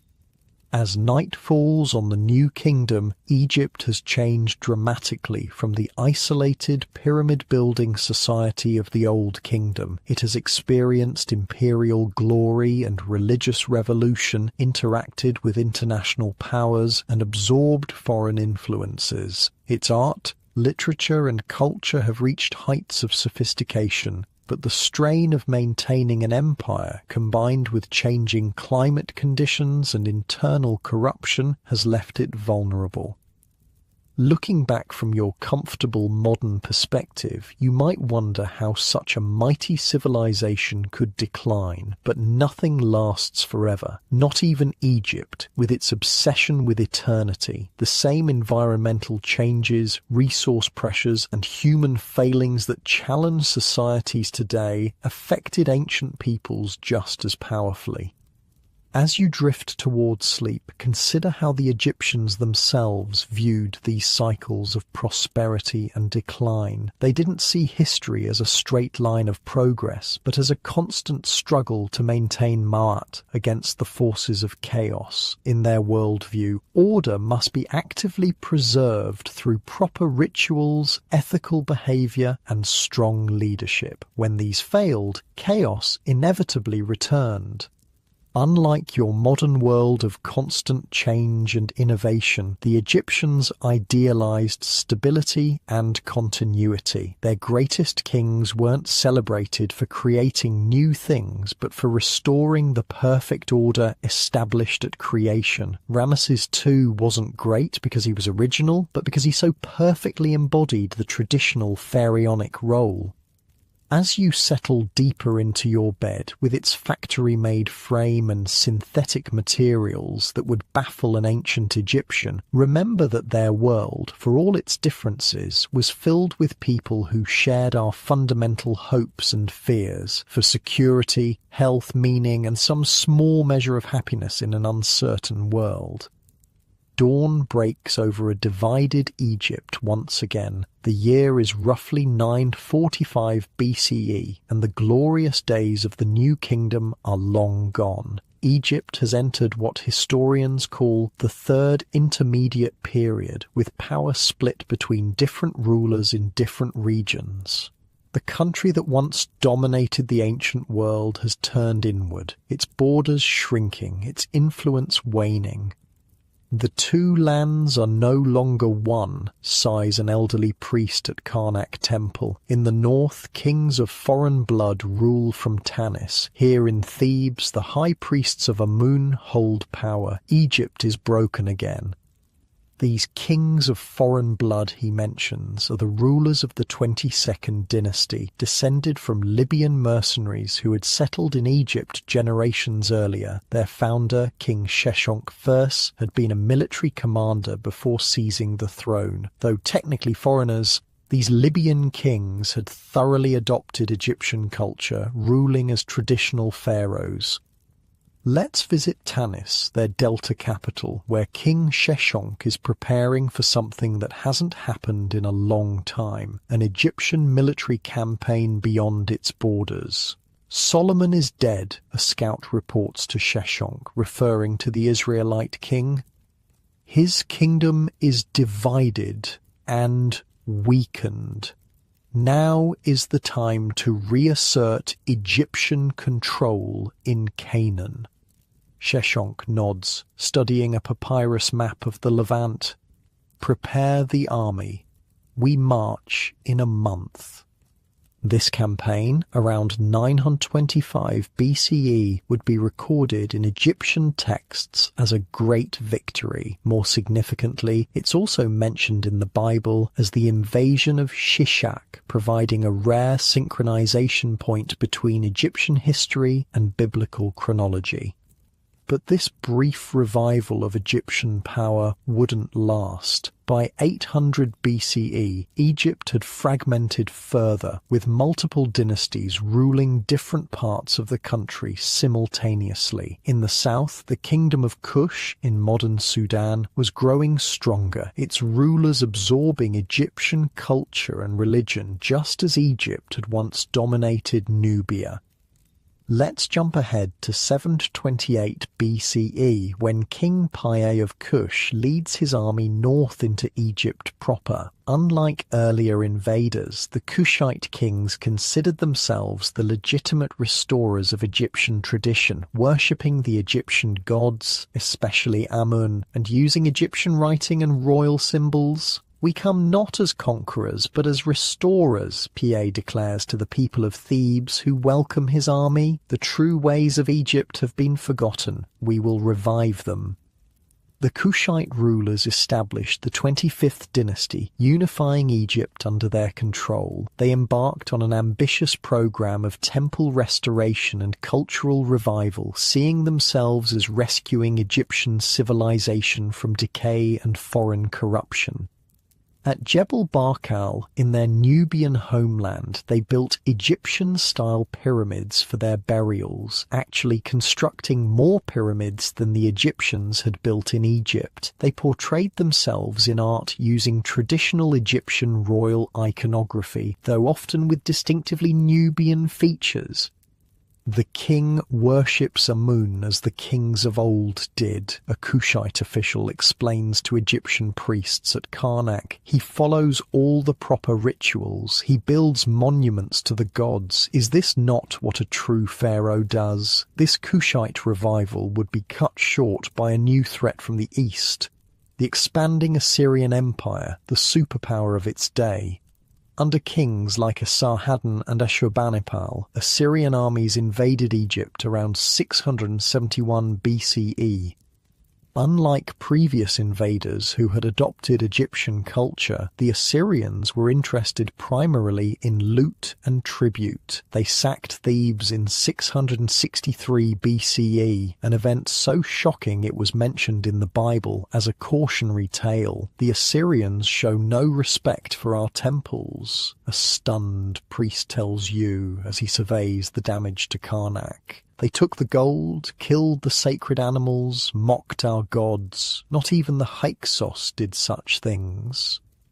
The Assyrian conquest was brutal but relatively brief. As their empire became overextended, they withdrew, leaving Egypt in the hands of client rulers based in the delta city of Sais. These Site kings of the 26th dynasty managed to reunify Egypt around 664 BCE, beginning the period historians call the Late Period. The Sate kings, particularly Psamtik I and Necho II, attempted to restore Egypt's power while maintaining independence from Assyria. They recruited Greek mercenaries, built up Egypt's navy, and even sponsored trading and exploration expeditions. One such expedition reportedly circumnavigated Africa, a journey that took 3 years.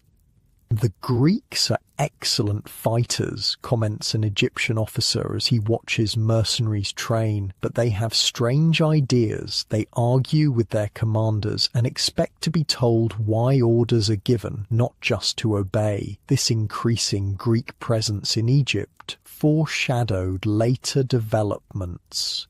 Trading colonies were established, particularly at Naucratis in the Delta, creating communities of foreign merchants who lived under their own laws while respecting Egyptian authority.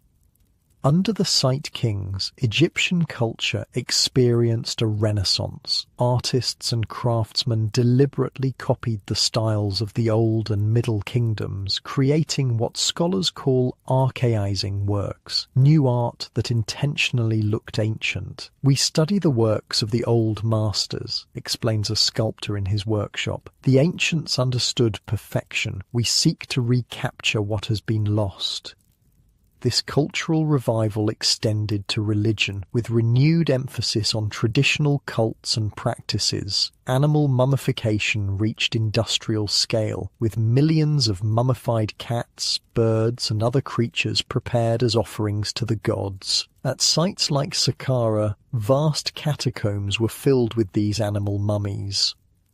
Each ibis contains the essence of Thoth, a priest explains as he oversees workers preparing bird mummies. Each cat embodies Bastet. Through them, the worshipper establishes connection with the divine. Despite this cultural flowering, Egypt couldn't escape geopolitical reality. As Assyria declined, a new power rose. Babylon under Nebuchadnezzar II, and behind Babylon waited the growing might of the Persian Empire. In 525 BCE, the Persian king Cambyses II invaded Egypt, defeating the last Site pharaoh Psamtik III. Egypt became a province, or satrapy, of the Persian Empire, ruled by a Persian governor with Egyptian administrators handling day-to-day matters. Cambyses quickly discovered that conquering Egypt was easier than governing it. According to later sources, admittedly hostile, he committed a grave sacrilege by killing the sacred Apis bull at Memphis. He stabbed the living god with his dagger, a horrified priest whispers, describing the scene. The bull fell bleeding on the sacred ground. Cambyses laughed while the people wept. While this story may be exaggerated or even fabricated, it reflected Egyptian views of their Persian rulers as impious foreigners who didn't respect Egyptian traditions. Unlike the Libyans and Kushites who had fully embraced Egyptian ways, or even the Hyksos who had partially adopted them, the Persians ruled Egypt as a conquered territory within their vast multi-ethnic empire. Persian rule wasn't entirely negative for Egypt, though. The Persians invested in infrastructure, clearing and extending canal systems, and generally maintained order. Some Persian kings even presented themselves as traditional pharaohs when dealing with Egyptian subjects, having themselves depicted in Egyptian style on temple reliefs. The great king understands he must appear as pharaoh to us, explains an Egyptian official serving under the Persians. He wears the double crown in Egyptian temples, even if he wears Persian robes in Persepolis. The first period of Persian rule, the 27th dynasty, lasted until 404 BCE, when Egypt successfully revolted and established a series of short-lived native dynasties. These last native Egyptian rulers, particularly Nectanebo-Fernand II of the 30th dynasty, again revived traditional culture, building temples and promoting Egyptian religion. But independence wouldn't last. In 343 BCE, the Persians reconquered Egypt, beginning the 31st dynasty. This second Persian period was harsher than the first, with higher taxes and less accommodation to Egyptian sensibilities. "They take everything," complains a farmer, as tax collectors count his grain harvest. First a portion for the local temple, then for the provincial governor, then for the satrap, and finally for the great king himself. What remains for my family? Persian rule might have continued indefinitely if not for the most unexpected development of all, the arrival of Alexander the Great. In 332 BCE, fresh from defeating the Persian forces in Asia Minor, the young Macedonian conqueror entered Egypt with his army. To the Egyptians' surprise, Alexander was welcomed not as another foreign oppressor, but as a liberator from Persian rule. He made a deliberate effort to respect Egyptian traditions, travelling to the famous oracle of Amun at the Siwa oasis, where priests supposedly confirmed his divine status. The god recognized him as son of Amun, declares a priest who witnessed the oracle's pronouncement. He is pharaoh by divine right, not merely by conquest. Whether Alexander genuinely believed this or simply understood its political value, he allowed himself to be portrayed as a traditional Egyptian king. During his brief stay in Egypt, he made his most enduring contribution, founding the city of Alexandria on the Mediterranean coast. Here, where Egyptian land meets the Great Sea, we will build a new kind of city, Alexander tells his architects as they survey the coastal site, a bridge between Egypt and Greece, between East and West, the greatest trading centre in our new world. Alexandria would indeed become the most important city in the Eastern Mediterranean, but Alexander wouldn't live to see it. After leaving Egypt to continue his campaign against Persia, he died in Babylon in 323 BCE, aged only 32. Alexander's death triggered a power struggle among his generals. Egypt fell to Ptolemy, one of Alexander's closest companions, who established himself as ruler and eventually declared himself king, founding the Ptolemaic dynasty, the last to rule ancient Egypt. Let's visit Alexandria around 250 BCE, during the reign of Ptolemy II Philadelphus. The city has been transformed from Alexander's original plans into a metropolitan wonder with a population approaching 500,000, making it one of the largest cities in the world at that time. No city compares to Alexandria, boasts a Greek merchant as he guides you through bustling streets. We have the greatest library in the world, with over 500,000 books. The lighthouse at Pharos stands over 100 meters tall, guiding ships to our harbour. Scholars, poets and philosophers from every land come to study here. Alexandria, under the Ptolemies, was indeed a cultural powerhouse, home to mathematical geniuses like Euclid, inventors like Archimedes, poets like Callimachus, and scientists like Eratosthenes, who correctly calculated Earth's circumference with remarkable accuracy. The Ptolemaic kings ruled as traditional pharaohs when dealing with their Egyptian subjects, depicted on temple walls in traditional royal regalia performing ancient rituals, but they were also Hellenistic monarchs, speaking Greek, celebrating Greek festivals and maintaining a court culture that was thoroughly Greek. In Alexandria, I speak Greek and wear Greek clothes, explains an Egyptian official who serves in the royal administration. When I return to my home in the countryside, I speak Egyptian and make offerings at our local temple. We live in two worlds now. This cultural divide characterized Ptolemaic Egypt. The ruling elite was predominantly Greek, living mainly in Alexandria and a few other Greek-style cities. The vast majority of the population remained Egyptian, continuing ancient traditions in the countryside largely unchanged. The Ptolemies were pragmatic rulers who understood the importance of Egyptian religion for maintaining social stability. They built magnificent temples throughout Egypt, including Edfu, Dendera, and Philae, some of the best preserved temples that tourists visit today.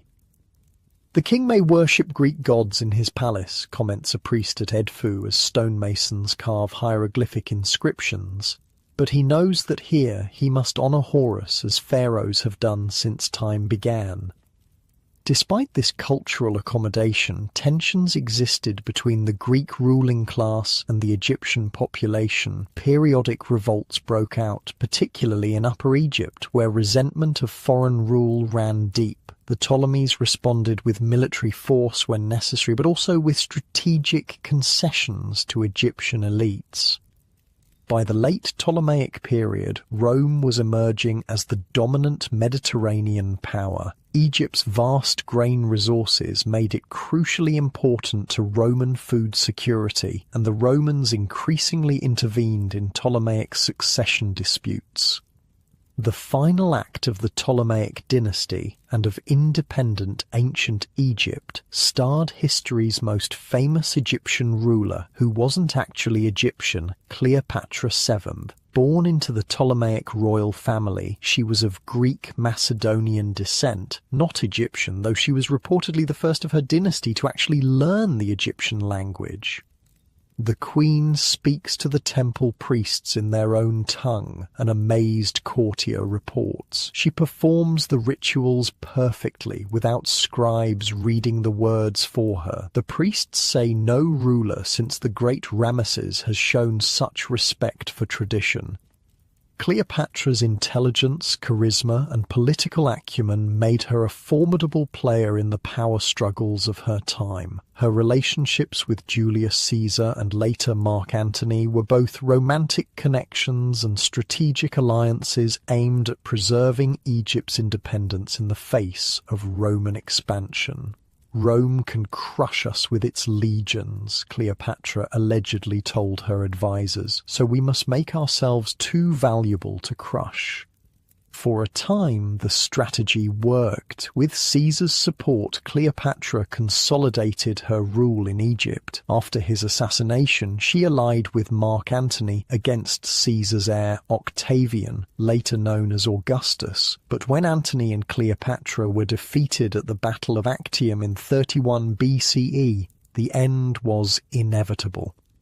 Rather than be exhibited in a Roman triumph, Cleopatra famously died by suicide in 30 BCE, traditionally said to have used a poisonous snake, though modern scholars debate this. With her death, the Ptolemaic kingdom ended and Egypt became a province of the Roman Empire.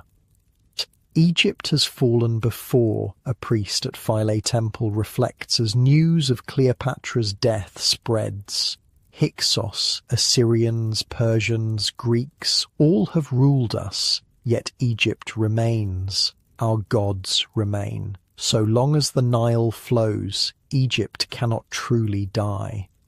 He was partly right. Roman rule would last for centuries, followed by Byzantine, Arab, Ottoman, and eventually British control. Political independence was lost, but Egyptian culture proved remarkably resilient, adapting and evolving while maintaining continuity with its ancient roots.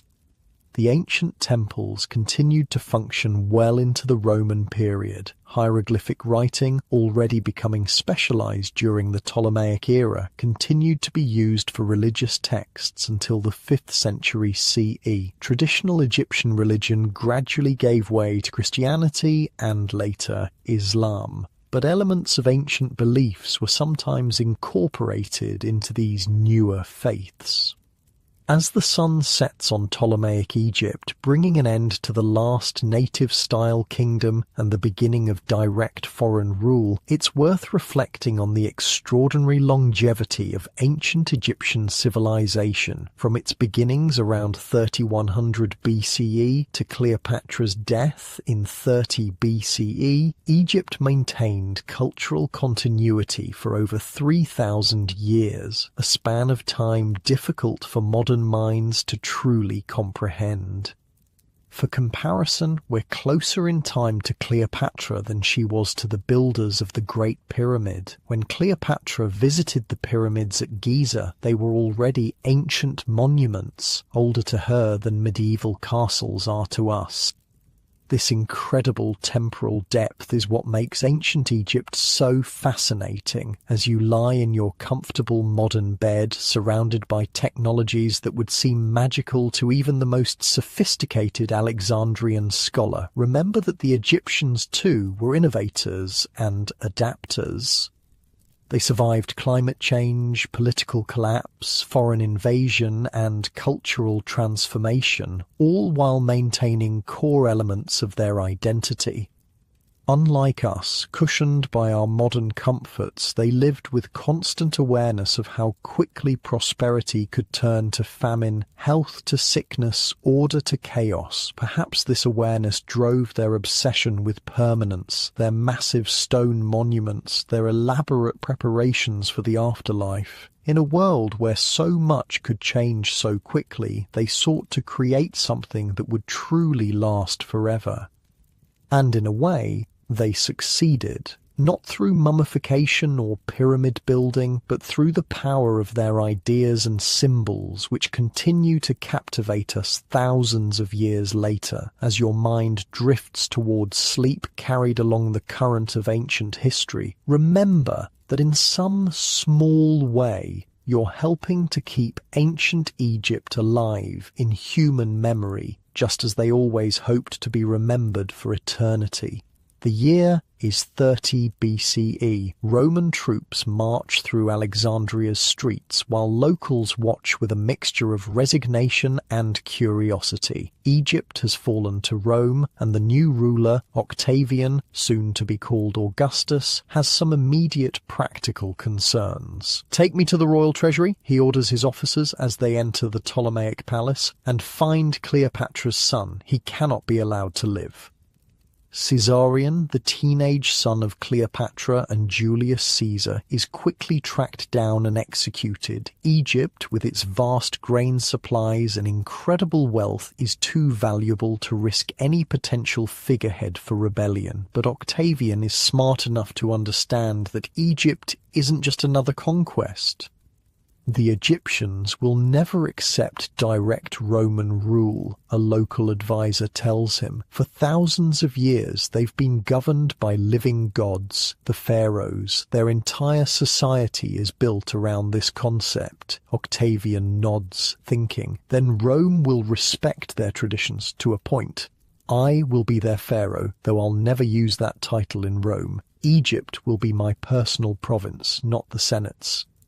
This pragmatic approach set the pattern for Roman rule in Egypt. Officially, Egypt became the personal property of the emperor, governed by a prefect appointed directly by him. No Roman senator was even allowed to visit Egypt without imperial permission. It was simply too rich and strategically important to risk becoming a power base for potential rivals.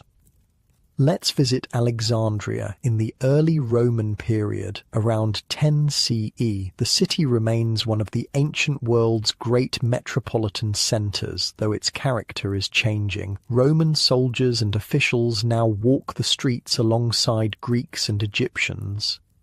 The Romans are much like the Ptolemies in some ways. An Alexandrian merchant explains as he shows you around the city. They maintain Greek as the administrative language. They respect local customs up to a point, but make no mistake, they're here to extract wealth. For ordinary Egyptians, especially those in rural areas, the transition to Roman rule meant a heavier tax burden. The Romans implemented a more efficient and less forgiving system of taxation and census taking. Each person had to register for the census every 14 years and could not leave their home village without permission.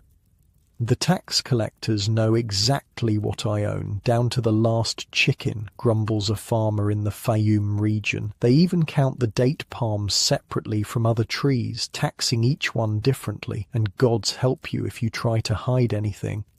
This rigorous administration made Egypt Rome's richest province, providing tax revenues that reportedly accounted for up to a third of the entire imperial budget. Most importantly, Egypt became Rome's breadbasket, exporting massive quantities of grain to feed the capital's growing population. At the harbour, you'll see hundreds of ships being loaded with grain bound for Rome, the Alexandrian merchant tells you. The emperor promises the Roman mob bread and circuses. Well, we provide the bread. Alexandria remains the cultural capital of the Eastern Mediterranean, with its famous library and museum, actually a research institute continuing to attract scholars, though with diminished prestige under Roman oversight. The city is now divided into three main communities: Greeks, Egyptians, and Jews, with Romans as the ruling elite.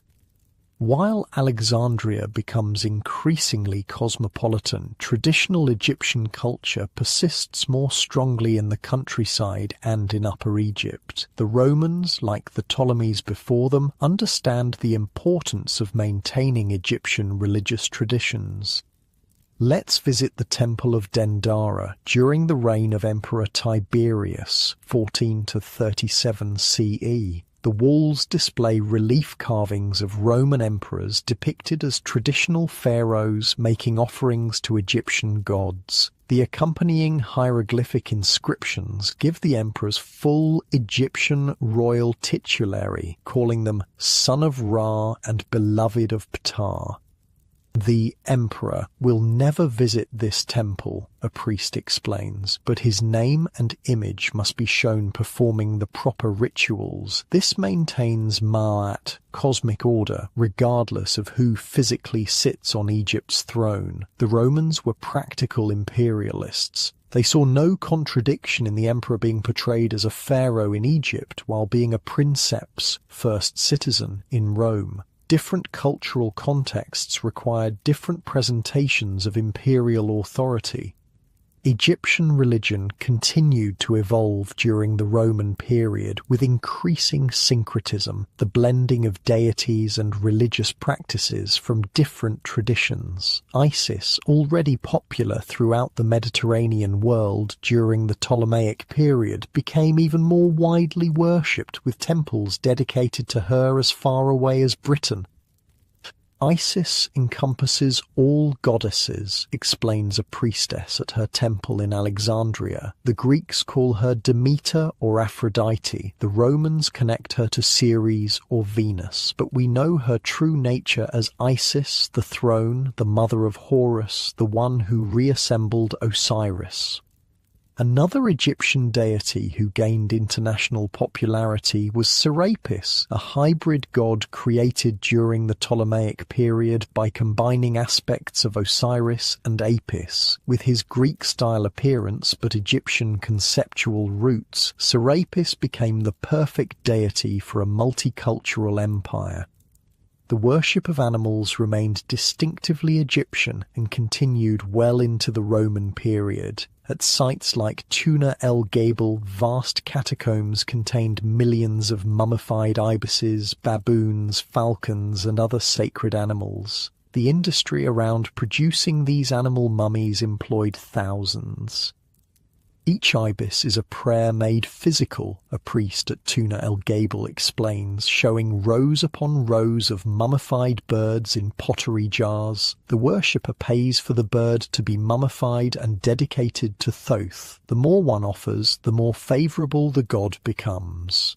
Modern analysis of these animal mummies reveals that demand sometimes exceeded supply, with many ibis mummies containing only a feather or eggshell rather than a complete bird, an ancient version of religious fraud.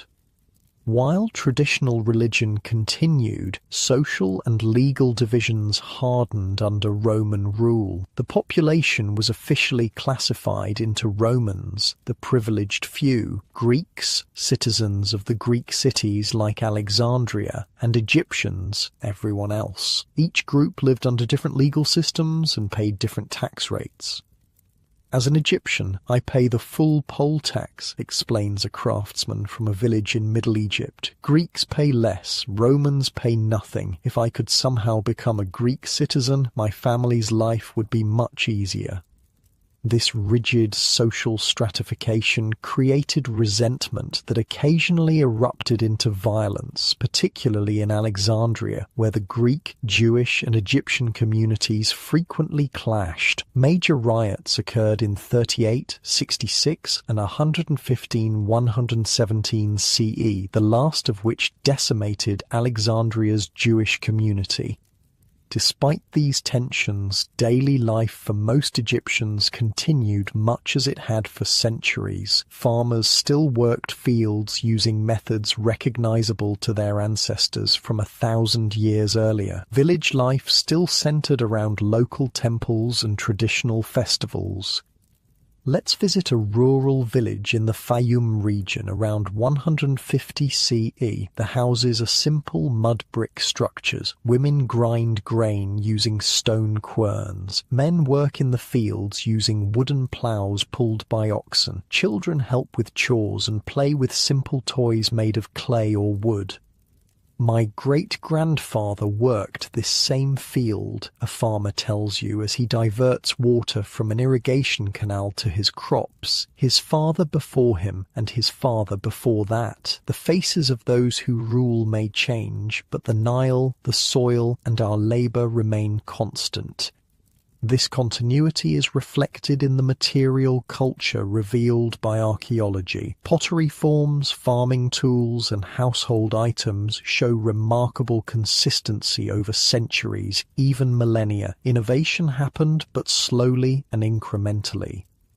Meanwhile, subtle changes were occurring. By the 2nd century CE, hieroglyphic writing was becoming increasingly specialized, used primarily for formal religious inscriptions by a dwindling number of trained scribes. Demotic, a cursive script derived from hieroglyphics, was used for everyday Egyptian writing, while Greek remained the language of administration. A papyrus from this period illustrates the linguistic complexity of Roman Egypt. It contains a legal contract written in Greek with signatures in Greek from the officials, in Demotic from the Egyptian parties involved, and in Latin from the presiding Roman magistrate, 3 writing systems in a single document.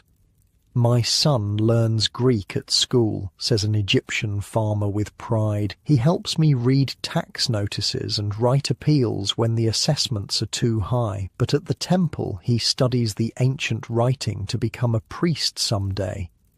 The 3rd century CE brought increasing instability to the Roman Empire, with Egypt suffering accordingly. Political turmoil in Rome led to economic chaos. Currency was devalued, inflation soared, and tax demands increased to fund constant warfare. Climate change may have also reduced Nile flood levels, affecting agriculture.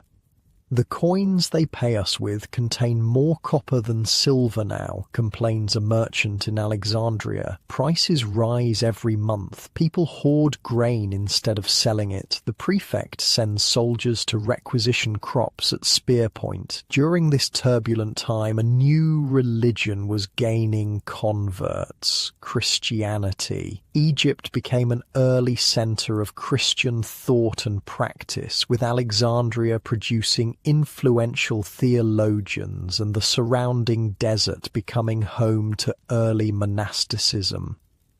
In the desert, away from worldly distractions, we find God, explains an early Christian hermit living in a small cave in the Wadi Natrun. Others may join us, forming communities of prayer, but the solitude itself is a path to the divine. Christianity spread first in cities, particularly among Greek speakers, then gradually into rural areas where traditional Egyptian religion remained strongest. The new faith sometimes incorporated elements of older beliefs, particularly regarding the afterlife and the veneration of holy figures. "Look at how they depict their Christos," whispers a traditional priest watching a Christian funeral. "Arms outstretched like Osiris. Their saints receive prayers like our gods. They preserve bodies of holy men just as we preserve our sacred mummies. They've taken our ways and given them new names." By the 4th century CE, Christianity gained imperial support when Emperor Constantine legalized the religion, and later emperors made it the official faith of Rome. Traditional Egyptian temples began to lose state funding and faced increasing restrictions. The Temple of Philae, on an island in the Nile near Aswan, provides a poignant example of this transition. As one of the last functioning centres of the traditional Egyptian religion, it remained active even as Christianity became dominant elsewhere. "We maintain the ancient ways," a priest at Philae tells you around 390 CE. "People still come from distant villages for oracles and healing. The goddess Isis has protected her shrine through many troubles. She will continue."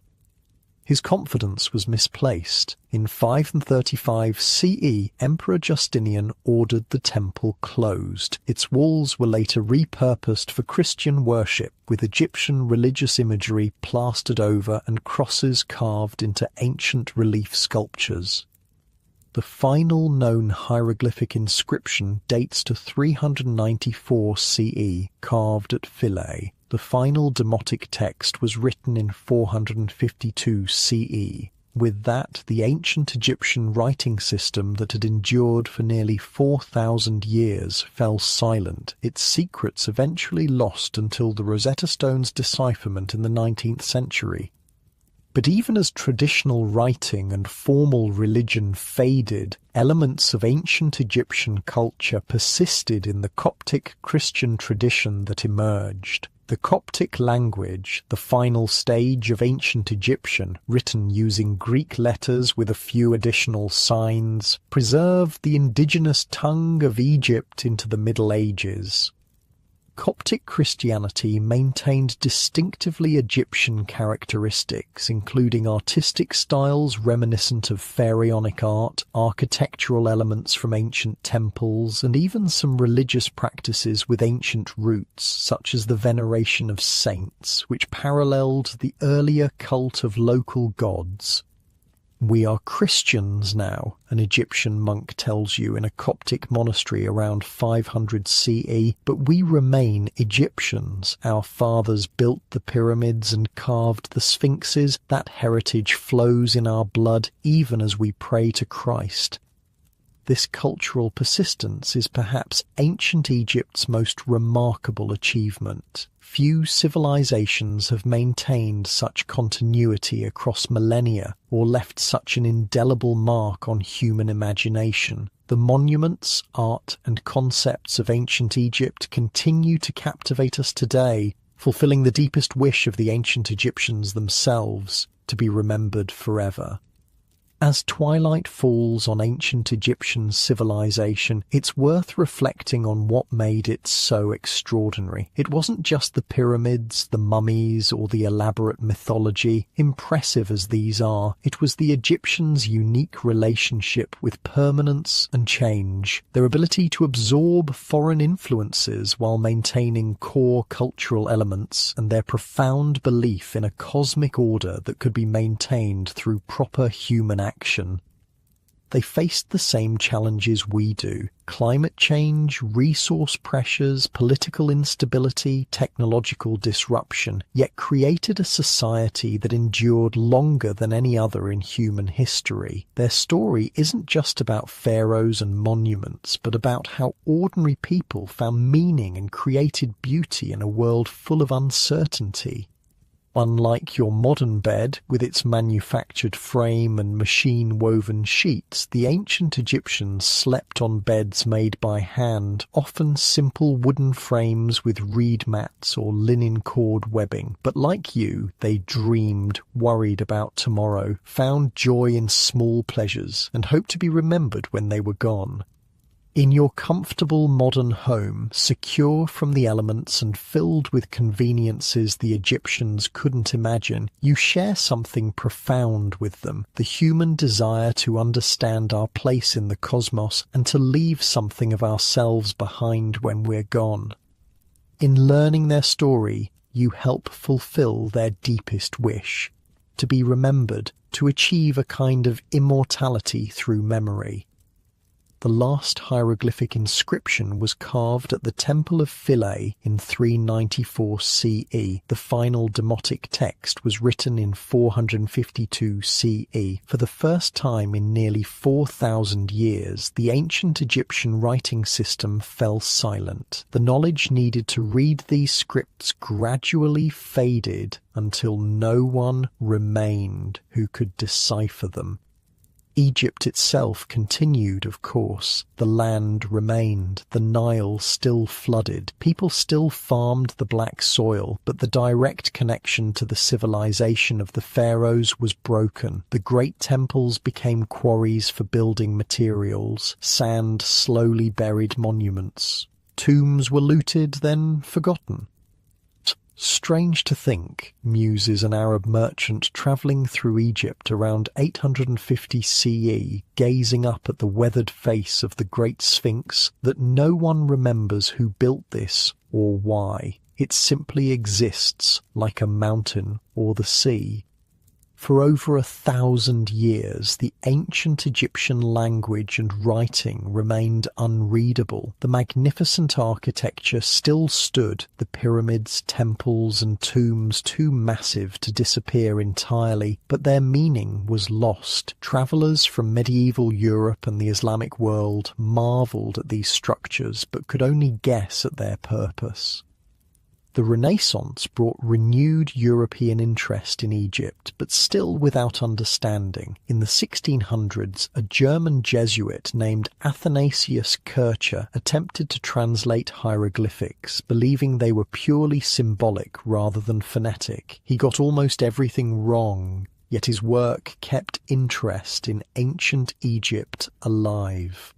These symbols must contain great wisdom, Kircher wrote, incorrectly translating a standard royal inscription as a mystical philosophical text. The ancient priests encoded their secret knowledge in these sacred signs. This misunderstanding of Egypt as a land of mystery and hidden wisdom took root in European imagination. Secretly, though, real Egyptian wisdom had been influencing Western culture all along, through Greek writers like Herodotus, Plutarch, and Diodorus Siculus, whose accounts of Egypt, however flawed, preserved something of its greatness. Egypt's architectural legacy also survived in the obelisks that Roman emperors had transported to their capital. Several still stand in Rome today, inscriptions unreadable, but the imperial power they represented still evident. The real turning point came with Napoleon Bonaparte's invasion of Egypt in 1798. Along with his troops, Napoleon brought over 150 civilian scholars, scientists, engineers, artists, and linguists to study every aspect of Egypt, ancient and modern. Record everything, Napoleon instructed the scholars. Every monument, every inscription, every plant and animal. Egypt is a treasure house of knowledge, and we shall unlock it. This expedition produced the monumental Description de l'Egypte, a series of volumes documenting Egyptian antiquities with unprecedented accuracy. More importantly, in 1799, French soldiers discovered a large stone near the town of Rosetta with an inscription in 3 scripts: hieroglyphic, demotic, and ancient Greek. This Rosetta Stone would eventually provide the key to deciphering hieroglyphics, though the breakthrough didn't come immediately. It took years of work by scholars, particularly the Englishman Thomas Young and the Frenchman Jean-François Champollion. Eureka, Champollion allegedly exclaimed in 1822, rushing into his brother's office. "I've got it." After collapsing from exhaustion, he spent the next 5 days bedridden, but he had cracked the code. Hieroglyphics weren't purely symbolic. They represented sounds, just like our alphabet, though with additional complexities. With this discovery, ancient Egypt began to speak again after a silence of nearly 1,400 years. Suddenly, temple walls, papyri, and tomb inscriptions could be read, revealing not mystical secrets but the practical details of government, religion, and daily life. They weren't writing magical spells on their tombs, a 19th century Egyptologist explains to a disappointed visitor. This section is a standard offering formula. This lists the owner's titles. Here are the names of his wife and children. It's administrative, not mystical. The 19th and 20th centuries saw an explosion of Egyptological research, with archaeological expeditions uncovering new sites and artifacts. Howard Carter's discovery of Tutankhamun's tomb in 1922 captured worldwide imagination. The treasures found inside, including the famous golden mask, toured the globe, creating an Egyptomania that influenced everything from fashion to furniture design. As archaeological techniques improved, excavations shifted focus from spectacular royal tombs to humble settlements, helping us understand the lives of ordinary ancient Egyptians. Each new discovery added details to our understanding, though much remains unknown. "We used to think the pyramids were built by slaves," explains a modern Egyptologist at Giza. "Now we know they were constructed by paid laborers, many of whom worked seasonally during the Nile flood when they couldn't farm. We found their village, their tools, even their graffiti joking about the king." Today, millions of tourists visit Egypt annually to marvel at its ancient monuments. Countless books, documentaries, and university courses examine every aspect of Egyptian civilization. Museums around the world display Egyptian artifacts, from monumental statues to humble household items. But why does ancient Egypt continue to captivate us? What made this particular civilization so exceptional? Part of the answer lies in its incredible longevity. Ancient Egyptian culture maintained remarkable continuity from around 3100 BCE to at least 394 CE, over 3,500 years. For comparison, the United States has existed for less than 250 years. The entire history of ancient Greece, from its earliest beginnings to Roman conquest, spans about 1,500 years. This extraordinary continuity stemmed from several factors. Egypt's geography provided natural protection with deserts to the east and west and the Mediterranean to the north. The Nile's predictable annual flood created agricultural stability unknown in other ancient societies that depended on rainfall, and the Egyptians developed cultural and religious systems that emphasized stability and resisted rapid change.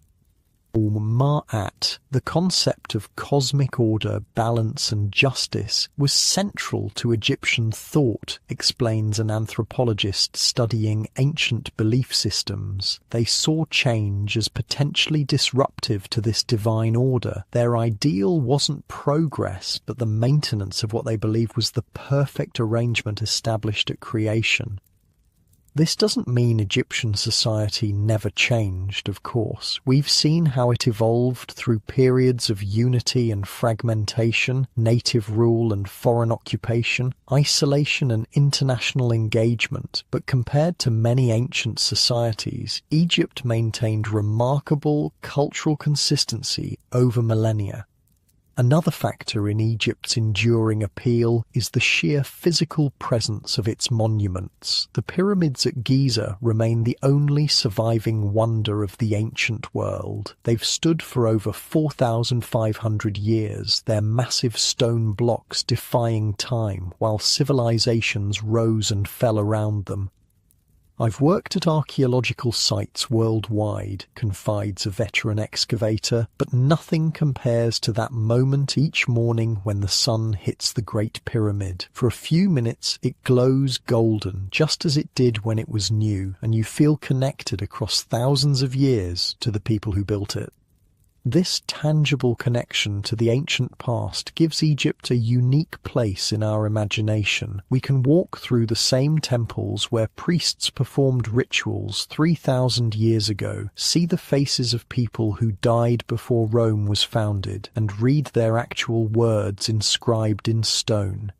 Egypt's obsession with death and the afterlife also contributes to its fascination. Every human culture grapples with mortality, but few have left such elaborate physical evidence of their beliefs. Egyptian mummies, tomb paintings, and funerary texts offer an unusually detailed view of how one ancient society confronted death's universal challenge. They weren't morbid, explains a museum curator specializing in Egyptian funerary customs. Just the opposite. They loved life so much they wanted it to continue forever. Everything in their tombs, from food to furniture, games to cosmetics, was meant to ensure they could enjoy the afterlife just as they had enjoyed this one. Perhaps most important is Egypt's role as a cultural foundation. Along with Mesopotamia, it represents one of humanity's earliest experiments with civilization itself, the development of writing, monumental architecture, organized religion, centralized government, and large-scale social organization. Egypt influenced the ancient Israelites. Abraham, Moses, and Joseph all supposedly spent time there. The Nubians and other African cultures, the Greeks, who considered Egypt the source of wisdom and learning, and through them, the Romans and later European societies. Christianity incorporated elements of Egyptian religion, particularly regarding the afterlife. Islamic scholars preserved and transmitted ancient knowledge, including works about Egypt. Even today, Egyptian symbols and concepts permeate our world, often without our noticing. The pyramid appears on the American dollar bill. Obelisks stand in Washington, D.C., London, and Paris. Our 12-month calendar derives partly from the Egyptian system. Some traditional wedding rings are designed after the Egyptian Ankh symbol of life. Next time you're in a cemetery, look at the tombstones, suggests an architectural historian. Those obelisks, Egyptian, the pyramid-shaped monuments, Egyptian. Even the angel sculptures have predecessors in Egyptian winged protective deities. Our ways of memorializing death owe much to ancient Egypt. Egypt's influence extends to literature, film, and popular culture. From Elizabeth Taylor's Cleopatra to the Mummy franchise, from Agatha Christie's Death on the Nile to countless documentaries, Egypt provides an endless source of storytelling inspiration. Its symbols and imagery appear in everything from tarot cards to tattoos, heavy metal album covers to luxury brand logos. More subtly, Egyptian thought continues to influence how we understand the relationship between humanity and cosmic order. The Egyptian concept that human actions affect universal harmony has parallels in modern environmental ethics. Their integration of religious belief with practical governance reflects tensions still present in many societies today. The Egyptians believed you couldn't separate cosmic order from social justice, explains a scholar of ancient ethics. To them, mistreating people or damaging the natural world wasn't just morally wrong, it threatened the entire universal balance. That's not so different from modern ecological thinking. As night deepens and our journey through ancient Egyptian history comes to a close, it's worth reflecting on what this vanished civilization might teach us. The Egyptians faced challenges we still struggle with, maintaining social cohesion, adapting to environmental change, balancing tradition with innovation, finding meaning in a world filled with uncertainty. They responded with remarkable creativity, building a society that endured longer than any other in human history. Their art still moves us with its elegant simplicity. Their architecture still inspires awe. Their writing still speaks to us across millennia, reminding us of our shared humanity. We think technology makes us different from ancient people. An elderly Egyptian tour guide tells a group at Saqqara, his face weathered from decades in the desert sun. But look at what's written on this tomb from 4,000 years ago. I was kind to my family. I helped those in need. I spoke truth. I tried to leave a good name. Are your hopes so different? He's right, of course. For all their exotic beliefs and distant past, the ancient Egyptians were people like us, hoping for happiness in this life and some form of continuation beyond it, seeking security for their families, trying to create meaning through work and relationships. Their story reminds us of both human resilience and fragility. They built monuments meant to last forever, yet their civilization eventually faded. They preserved their dead with elaborate care, yet most of their mummies were ultimately destroyed or displayed in museums far from their homeland. They developed writing to make their words permanent, yet their language became unreadable for over a millennium. Despite these failures, they achieved a kind of immortality, not the literal physical kind they sought, but the immortality of cultural memory and influence. We still speak their names, visit their monuments, study their language, and ponder their beliefs. In this way, they continue to live, fulfilling the deepest wish expressed in countless Egyptian texts. May my name endure upon the earth. As you rest in your modern bed, surrounded by comforts the Egyptians could never have imagined, remember that you're connected to them through the unbroken thread of human experience. Their questions remain our questions. How should we live? What endures after death? How can we create something meaningful that outlasts us? The pyramids rising from the desert sand answer with silent certainty, by building well, by honouring what matters most, by understanding that nothing material truly lasts forever. Yet through our creations and the memories we leave, something of us may endure. Close your eyes now and imagine standing before the great Sphinx at sunset, the ancient stone warming your hand as you touch its weathered paw. For a moment, time dissolves. You're connected to everyone who ever stood there, from pharaohs and priests to Napoleon's scholars, from medieval travellers to future visitors not yet born. Like the gentle current of the Nile flowing eternally northward, human consciousness continues, carrying something of Egypt with it always.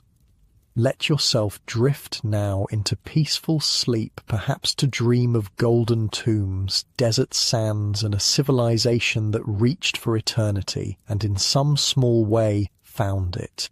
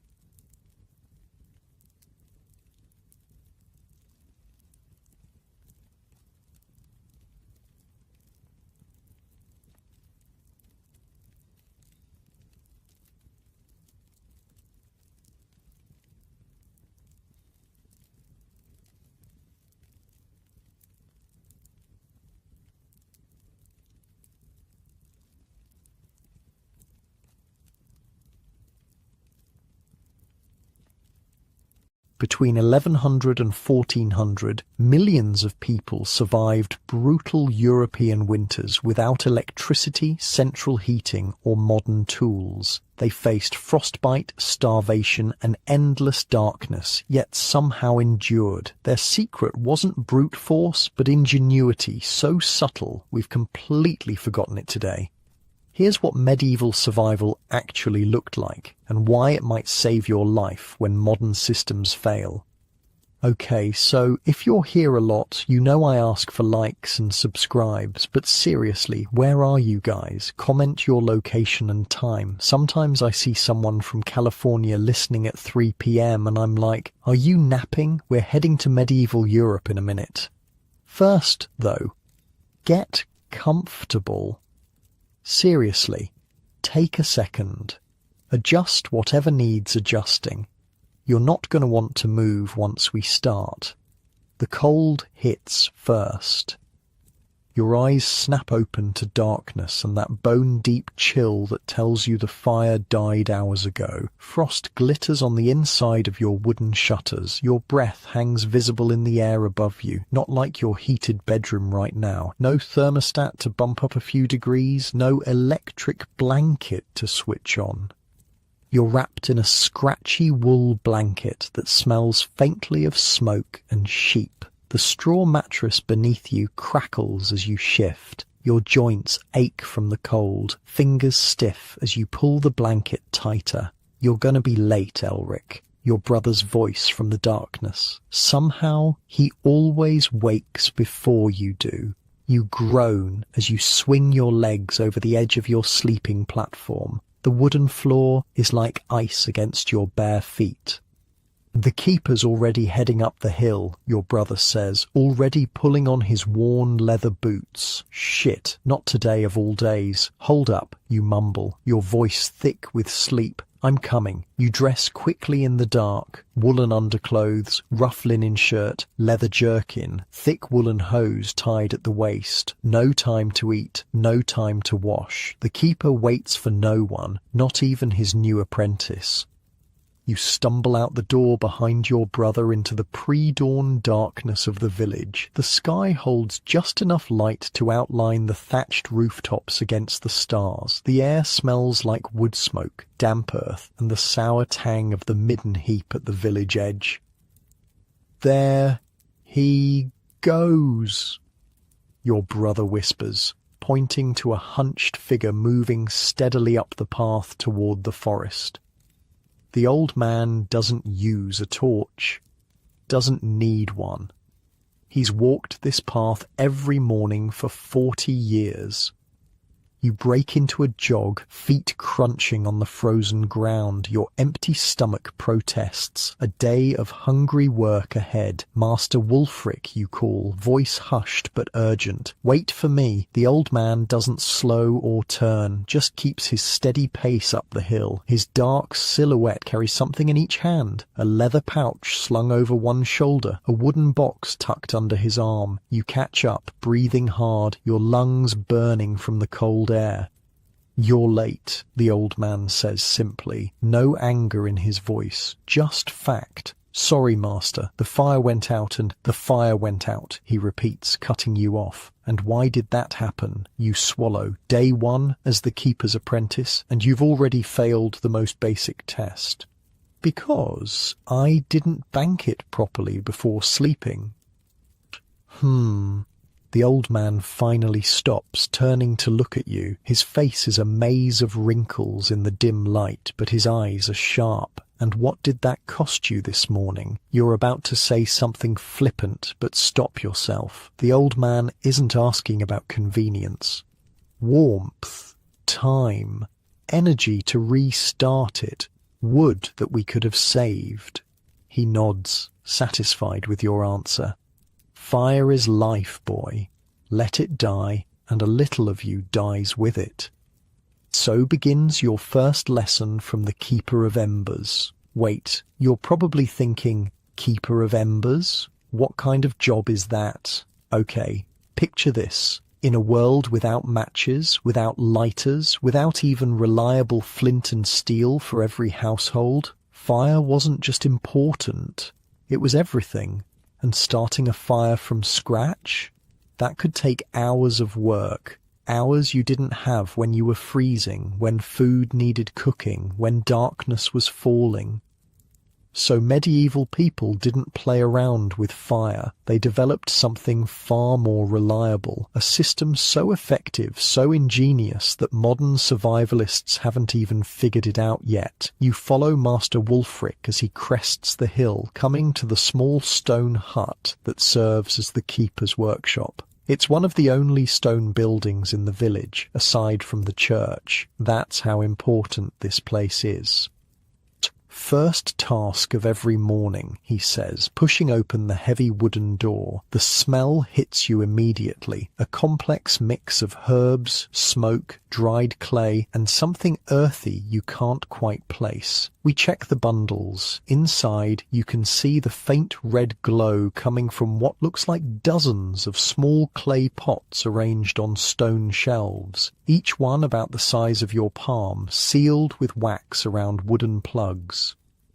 Master Wulfric moves to the nearest shelf and carefully selects one pot. With practiced fingers, he pries out the wooden plug and peers inside. A gentle red glow illuminates his weathered face. Still strong, he murmurs, mostly to himself. He replaces the plug carefully, then marks a small notch in the clay with his thumbnail. You notice now that each pot has a series of notches, some with many, some with few. What are the marks for, you ask? Days, he says simply. This one's been alive for 36 days now. 36 days? You can't hide your disbelief. The fire's been burning in there for over a month? The old man chuckles. Not fire, boy, ember, and this isn't even close to the record. He points to a larger pot in the corner, treated with obvious reverence. That one's been smouldering for nearly 2 months. You stare at the innocuous clay pot. How is that possible? Sit, he says, gesturing to a small wooden stool. I'll show you the secret that keeps our village alive through winter. Master Wulfric moves to his work table, selecting a hollow reed stem about the thickness of your thumb and length of your forearm. The fire bundle, he explains, is the most valuable thing a traveller can carry, more important than gold, more crucial than weapons. He holds up the reed. Elder works best, though reed will do in a pinch. The secret is in the preparation. You watch as he takes a small ember from one of his pots using a metal tool. The ember glows bright orange in the dim room. First, you need perfect embers, not too hot, not too cool. He carefully places the ember inside the hollow reed. Then, you seal both ends. Clay, wax, mud, in an emergency. Leave just enough air holes to keep it alive. He demonstrates, sealing one end with clay, poking a tiny pinhole in it with a needle, then sealing the other end the same way. Too much air, it burns up in hours. Too little, it suffocates and dies. But get it just right. He holds up the finished bundle, and you have fire that travels with you for days, sometimes weeks. That's what's in all these pots, you ask, looking around the room with new understanding. Different types, different materials, different purposes. He points to various shelves. Those are for travellers heading north, those for the shepherds in the hills, those for the charcoal burners. He smiles slightly. Everyone needs fire, but not everyone can keep it alive. That's our job. But why not just use flint and steel, you ask? It seems simpler than this elaborate system.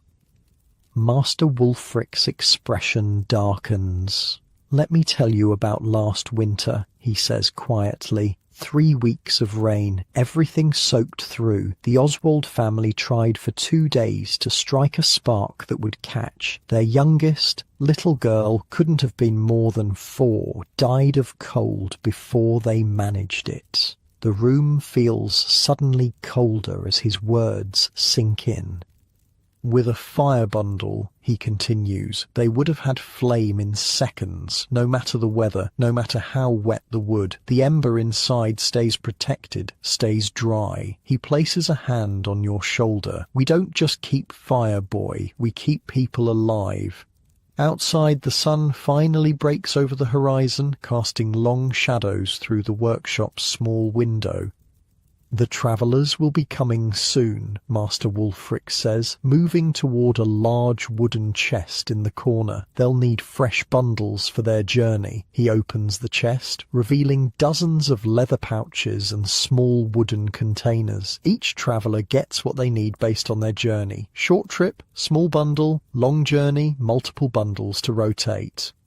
You move to help him, still marvelling at the system's elegance. No batteries to run out, no fuel to carry, just patient preservation of an existing flame. Some have special designs, the old man explains, showing you a bundle with a clever sliding cover over its air hole. This one lets the carrier control the burn rate, open it more when you need it hotter, close it to conserve.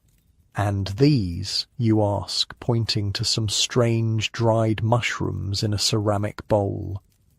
Ah, Master Wulfric's face lights up. The real treasure, tinder fungus, found only on certain birch trees. These can smoulder for extraordinary periods. He picks one up reverently. The record in this village is one that kept an ember alive for over 2 months.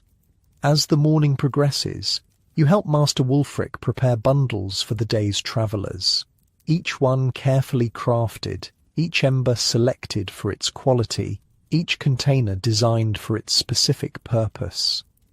Villagers begin to arrive as the sun climbs higher, a merchant heading to the next town, a shepherd taking his flock to higher pastures, a family travelling to visit relatives. The merchant approaches first, a heavy-set man with a face reddened by wind and sun. "Ah, Wulfric, I'll need 3 for the journey to Eastwick," he says, already reaching for his coin purse. 3? Master Wulfric raises an eyebrow. "It's only 2 days' journey, Edwin."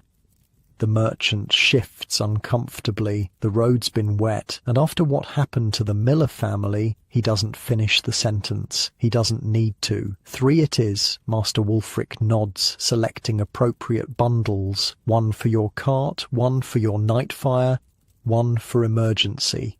Rotate them, as I showed you. The merchant hands over several coins, more than you'd expect for something as simple as fire. "Your new apprentice?" the merchant asks, nodding toward you. "Started today," Master Wulfric says, "still learning the value of what we do." The merchant fixes you with a serious stare. "Last winter, I was caught in a snowstorm near Westbrook. Horse went lame, night falling, temperature dropping. Without my fire bundle, you'd be looking at a frozen corpse right now instead of my ugly face." He pats the leather pouch Master Wulfric hands him. "Worth more than gold, these are." Throughout the morning, more villagers come for their fire bundles. Each has a story. Each treats the humble containers with surprising reverence. In the monastery, Master Wulfric tells you during a quiet moment, they maintain eternal flames. Fire that has burned continuously for generations, never extinguished, passed from one bundle to another in an unbroken chain for hundreds of years. You're struck by the thought, the same flame burning for centuries, ancestral fire linking past to present. Tonight, Master Wulfric says, as the day draws to a close, you'll learn to prepare the perfect ember, not too hot, not too cool, the soul of the bundle.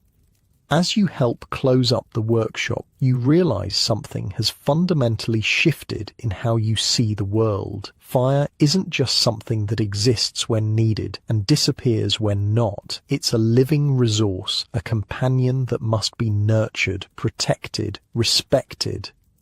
One last thing before you go, Master Wulfric says, reaching into his personal pouch. He pulls out a small wooden container, beautifully carved with symbols you don't recognize. He hands it to you.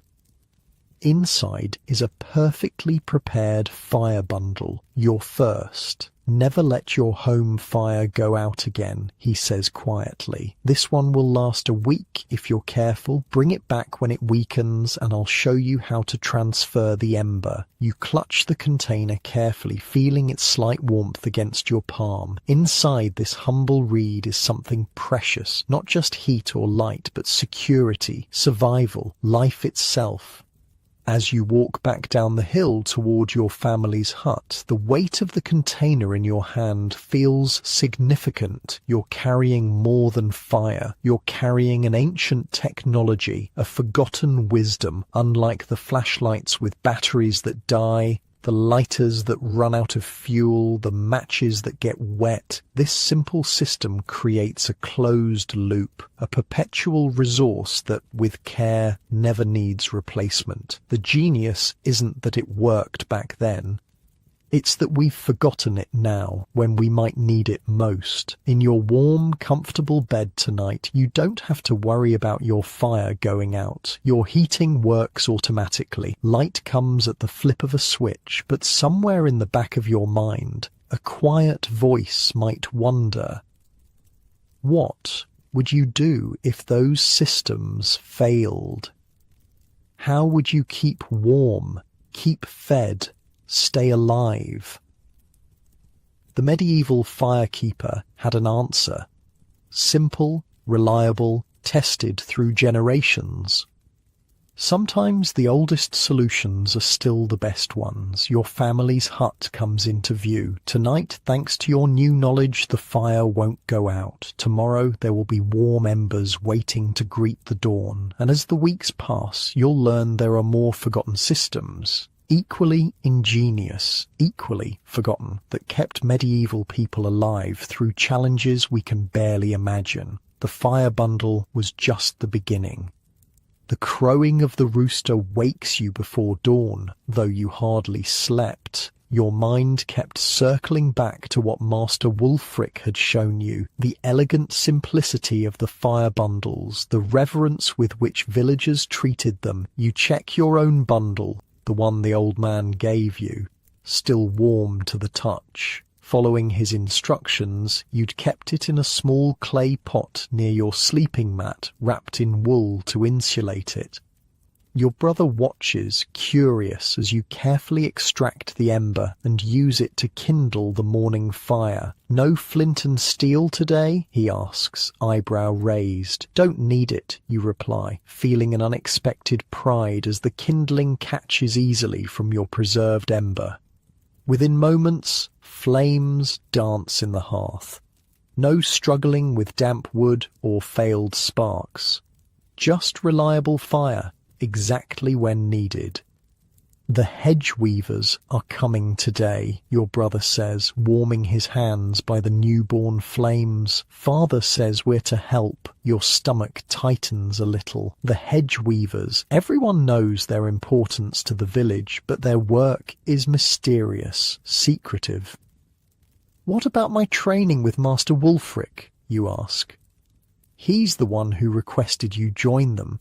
Said something about you needing to understand all the village systems. After a quick breakfast of hard bread and thin ale, you make your way to the village edge. The morning mist still clings to the fields, but you can see a group of men and women gathering by the northern boundary, carrying an assortment of tools, billhooks, saws, large wooden mallets, coils of flexible willow branches. Master Wulfric is among them, talking with an imposing woman whose silver-streaked hair is braided tightly against her head. Ah, there he is, Wulfric says as you approach. Elric, this is Mistress Edith, master of the hedge weavers. The woman studies you with sharp eyes. No warmth in her face, just assessment. You've never helped with the living wall before? She asks. No, mistress. But you know its importance. You hesitate. Everyone knows the hedge wall surrounds the village, but beyond that, it keeps wild animals out. A ripple of laughter moves through the gathered workers. Mistress Edith doesn't smile. It does a great deal more than that, boy. Come, today you learn what truly protects this village, and it's not the Lord's men or their steel. The group moves toward the northern edge of the village, where the massive hedgerow stands like a green fortress wall. You've seen it your entire life, of course, but never really looked at it. Now, approaching with purpose, you're struck by its size and density, easily 15 feet high in places, so thick you can't see through it. This section needs maintenance, Mistress Edith explains, pointing to an area where the growth seems particularly wild. It was last laid 4 years ago. All laid, you ask? She hands you a pair of thick leather gloves. Watch first, then you'll help. 2 men approach a young tree growing within the hedgerow, a hawthorn with a trunk about as thick as your wrist. Using a billhook, one man makes a deep cut into the trunk, about 2 feet from the ground. Not enough to fell the tree, but enough to weaken it. The cut must be precise, Mistress Edith explains. Too deep, and the tree dies. Too shallow, and it won't bend properly.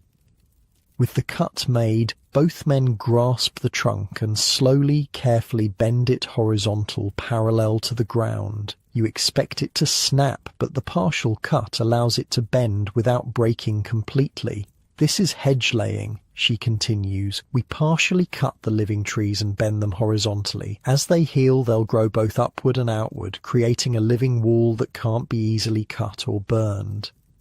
You watch in fascination as the men secure the bent tree using wooden stakes. The hawthorn now forms a living barrier about waist high. Your turn, Mistress Edith says, pointing to another young tree. Under her watchful eye, you make your cut, too shallow at first, and she has you deepen it slightly. The sensation of bending the living tree is strange. There's resistance, a tension that feels like the tree is fighting back until suddenly it gives way and lays horizontal.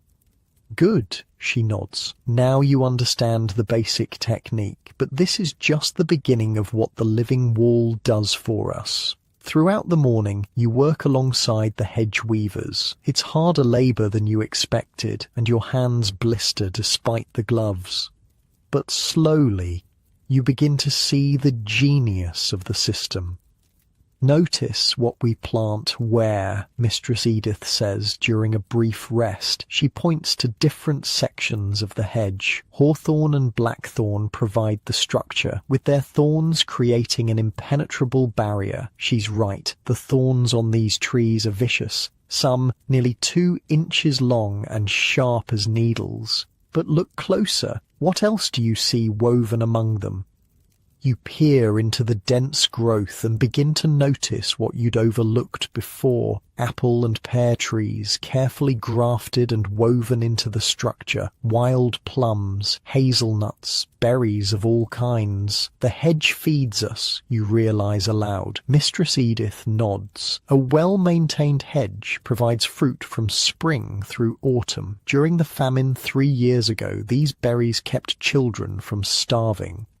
One of the older workers, a man with a heavily lined face, chimes in. My grandfather said in the great hunger of his youth, half the village survived on hedge fruit when the crops failed. And look here, Mistress Edith guides you to another section. Elder, willow, yarrow, comfrey, all with medicinal properties.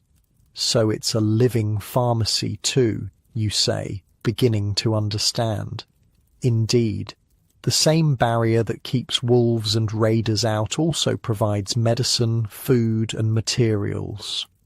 As the day progresses, you learn how different sections of the hedge serve different purposes. Near the livestock pens, the hedge is particularly dense to prevent predators from reaching the animals. Near the village's main path, there's a carefully disguised opening, a hedge port, they call it, that can be quickly sealed in times of danger.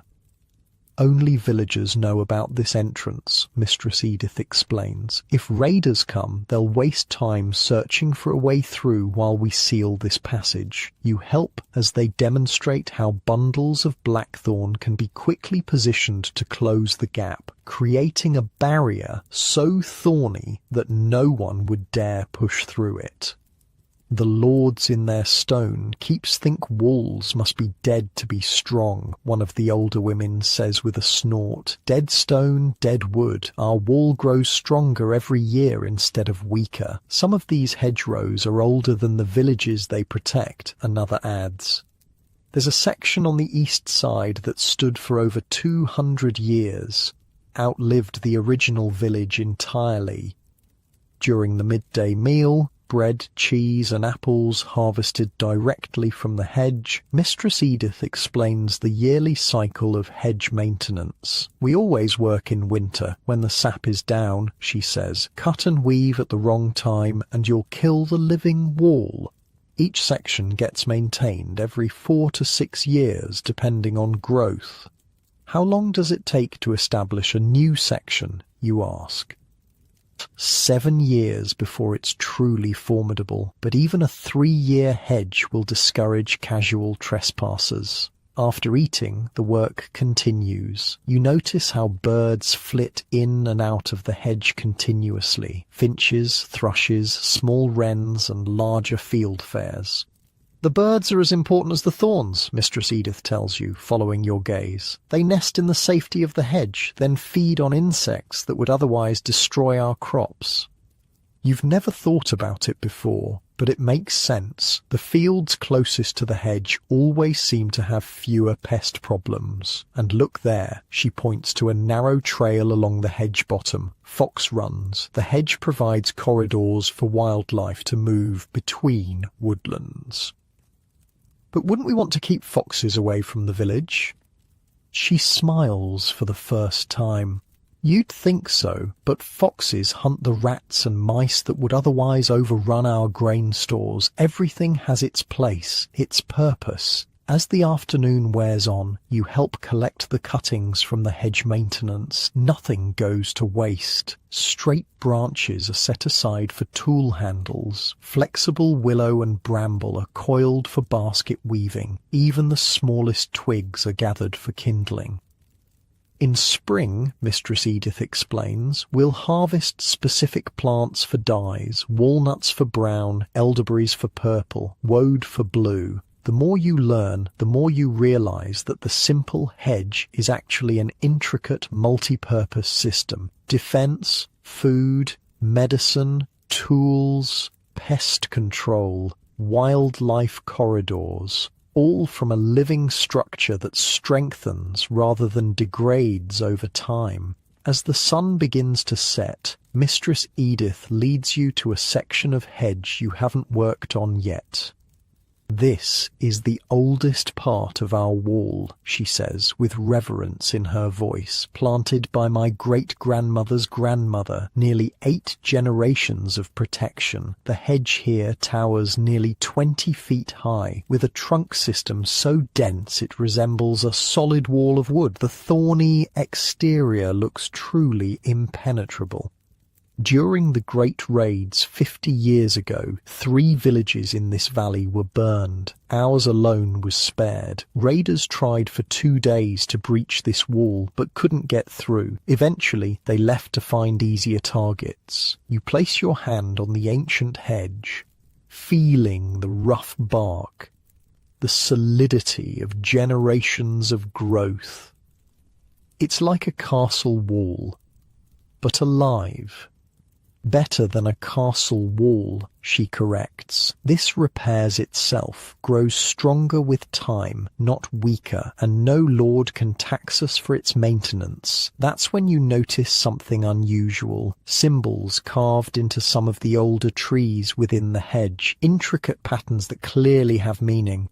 What are these marks, you ask? Mistress Edith exchanges glances with the other hedge weavers. After a moment she seems to make a decision.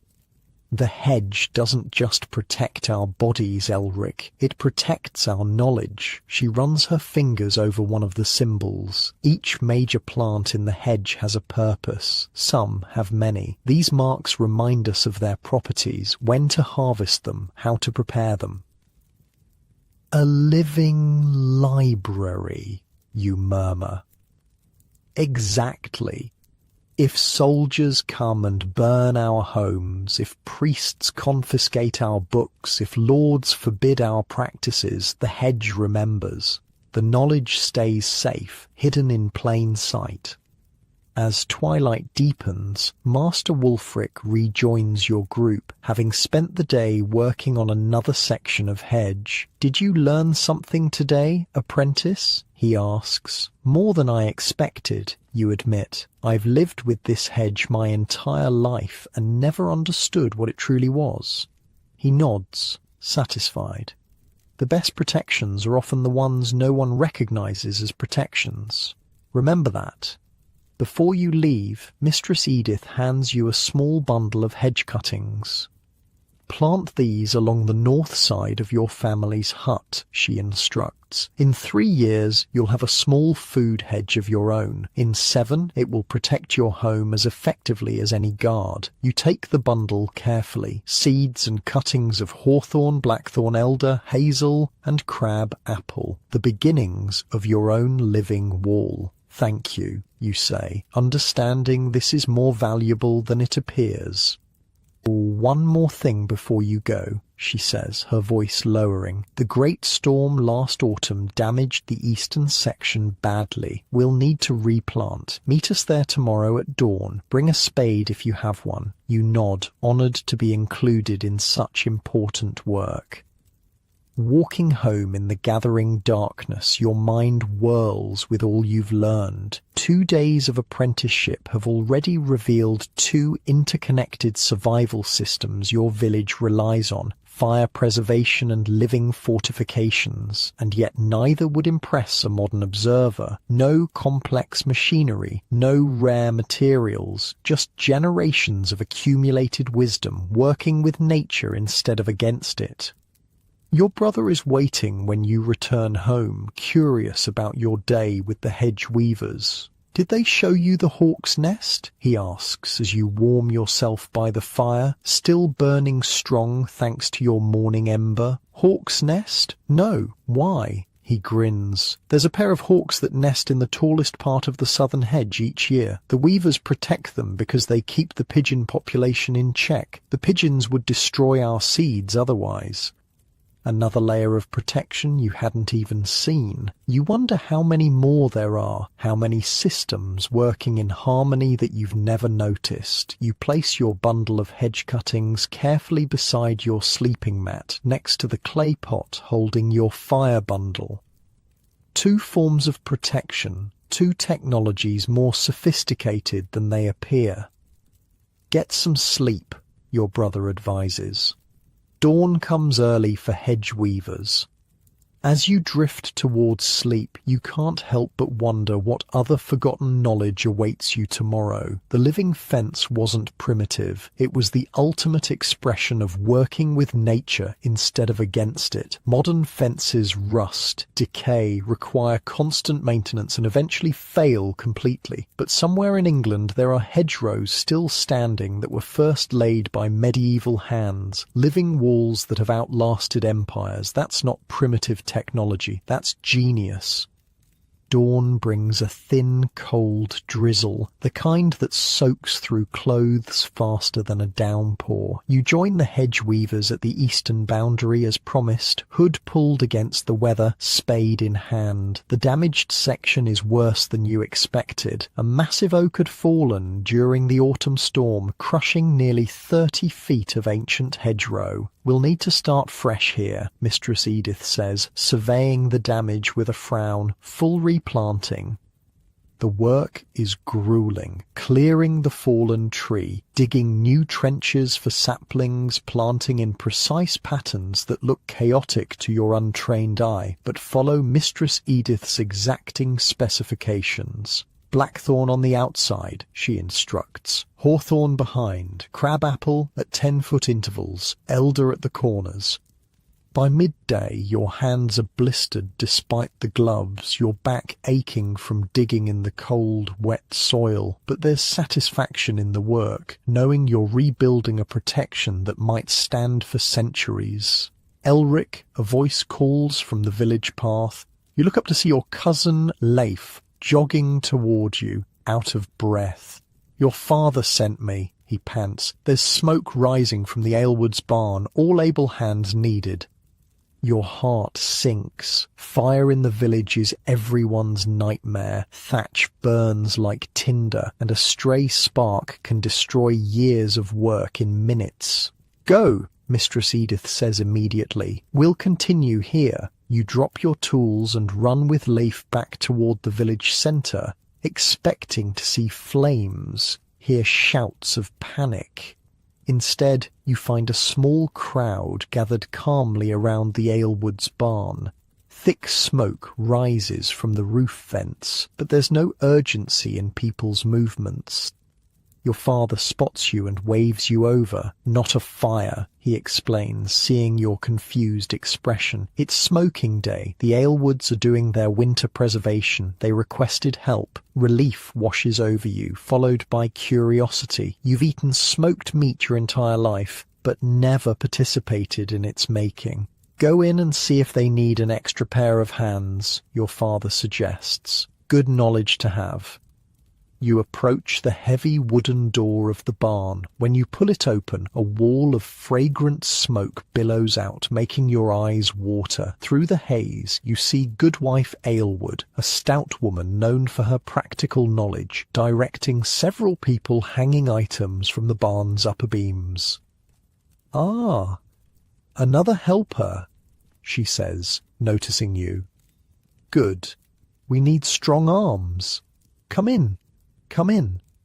Stepping into the smoke-filled barn is like entering another world. The light filters through the haze in strange patterns, creating an otherworldly glow. Your eyes sting at first, but you quickly adjust. What surprises you most is what's being smoked. You expected to see meat, hams, bacon, perhaps some fish. And yes, those are here, hanging from the highest beams. But there's so much more. "Take these up to the middle racks," Goodwife Aylwood instructs, handing you several large cloth sacks. Not too high, mind you. That's for the meat only. The sacks are heavy, filled with what feels like grain. You raise your eyebrows in question. "Barley," she confirms. "And those over there are rye and wheat. The smoke keeps the weevils and moths away." You climb the wooden ladder to the middle level of the barn, where several horizontal poles create a series of racks. Following the instructions of another worker, you hang the sacks so they're fully exposed to the smoke, but not directly over the fire pits below. "Why different heights?" you ask the worker, a middle-aged man with a smoke-darkened face. "Heat and smoke density," he explains. "Meat needs the hottest smoke to kill rot. Grains need medium heat to drive off pests. Delicate things like herbs and medicines need the gentlest smoke." Looking up, you see the system now, a careful arrangement by height. Meat and fish at the top, where smoke is hottest. Grain sacks in the middle, and at your eye level, bundles of herbs, flowers, and what appear to be medicinal plants spread on wide, flat racks. "Is this all from one family?" you ask, surprised by the quantity. The man laughs. No, the whole village uses the Aylwood smoke barn. They have the best setup, and Goodwife Aylwood knows the smoke better than anyone. Each family brings their goods on their assigned day. Back on the ground floor, you report to Goodwife Aylwood for more instructions. "What's burning?" you ask, noticing multiple fire pits with different coloured smoke rising from each. She gives you an appraising look. "You've an interest in the smoke craft." "I'm learning the village systems," you explain. "Master Wulfric's apprentice." Her expression changes to one of respect. "Ah, the new keeper in training. Well then, you should understand what we're doing here. She gestures to the different fire pits. Each wood creates different smoke with different properties. She points to the pit with the whitest smoke. Apple wood there, sweet smoke, good for pork and fowl, gives a golden colour. She moves to the next. Oak, strong smoke, best for beef and heartier foods, preserves longest. And finally to a pit with bluish smoke. Juniper and pine creates a barrier that insects won't cross. We use it mainly for grains and textiles. I didn't know different woods made different smoke, you admit. Or most don't, she says, with a hint of pride. They throw any wood on the fire and hope for the best, but there's knowledge in smoke, old knowledge. For the next hour, you help carry items to their proper locations in the smoke hierarchy. It's exhausting work in the thick air, but fascinating. You see things you never expected to be smoked. Bundles of linen cloth, coils of rope, leather hides, even wooden tools. The rope and nets need smoke treatment before the fishing season, Goodwife Aylward explains when she catches you looking curiously at a pile of fishing nets, makes them last twice as long in water. And the cloth, you ask, nodding toward bundles of linen. Smoke makes it resist water and moths. Not as well as proper oiling, but it helps, especially for work clothes. You're helping hang a rack of leather hides when a fit of coughing overcomes you. The smoke has finally penetrated your lungs enough to irritate them. Go outside and catch your breath, Goodwife Aylward instructs. First-timers always need breaks. Grateful, you step outside into the cool air. Your clothes reek of smoke, and you can taste it on your tongue, but the fresh air is a relief. Several others are also taking breaks, sitting on logs near the barn entrance. An older man with a beard streaked with grey makes room for you. First smoke day? He asks. You nod, still catching your breath. I remember my first, he says with a chuckle. Thought my lungs would never recover. You'll get used to it. So much more than just meat, you observe. That's what the Southerners don't understand, the man says. They smoke only for flavour. We smoke for survival. He gestures toward the barn. A properly smoked grain sack will stay free of pests for years, not months. Smoked herbs keep their potency through the harshest winters. Some medicines actually become stronger after smoke exposure. How so, you ask, intrigued. Take willow bark, he says. Good for pain and fever, as you likely know, but smoke it with alderwood and its potency doubles. The old herbalist, before Mistress Agnes, discovered that by accident during a smoke day like this. Your break ends too quickly, and you return to the smoke-filled barn. This time, Goodwife Aylward leads you to a small side room off the main smoking area. Here, the air is clearer, though still pungent with smoke. An elderly woman sits at a table covered with small bundles of herbs and plants. This is Mistress Agnes, our herbalist, Goodwife Aylward introduces. She requested help with her medicines. The old woman barely glances up from her work, carefully wrapping herbs in linen before tying them with string. You're Wulfric's new boy, she says. Not a question. Yes, mistress. Good. Sit. I'll show you something few understand. You obey, taking a seat across from her at the small table. Her fingers move with surprising dexterity for her age, sorting and bundling various dried plants you can't identify. Different herbs need different smoke, she explains without preamble. Some need the pine smoke to enhance their properties. Others need apple wood to maintain their gentleness. Others still need oak for longevity. She holds up a bundle of dark leaves. This is fever moss, useful for reducing heat in the body, but fresh, it's too strong, can cause visions, confusion. She sets the bundle in a small basket separate from the others. This will go to the gentlest smoke, just enough to mellow its effects without reducing its healing power. For the next hour, you help Mistress Agnes prepare her medicinal herbs for smoking. Each has its specific needs, its particular placement within the smoke hierarchy, its precise, almost ritualistic work. The monks claim all healing comes from prayer, she says after a long silence, but they still send for my smoked herbs when sickness comes to their doors. There's a hint of satisfaction in her voice. Have you always been the village herbalist? You ask. 30 years now. She nods. Learned from my grandmother, who learned from hers. The smoke knowledge goes back further than anyone remembers. Before the stone church, before the Lord's manor. She hands you a small cloth pouch filled with a pungent mixture. Smoke preservation isn't just for winter stores, boy. It's for knowledge itself. When the Big Abbey tried to burn our healing books during the last king's reign, we still had our smoked herbs. Our knowledge kept alive in practice, not just words. You're struck by the similarity to what Mistress Edith had said about the hedge, another form of preservation that protected knowledge as much as physical resources.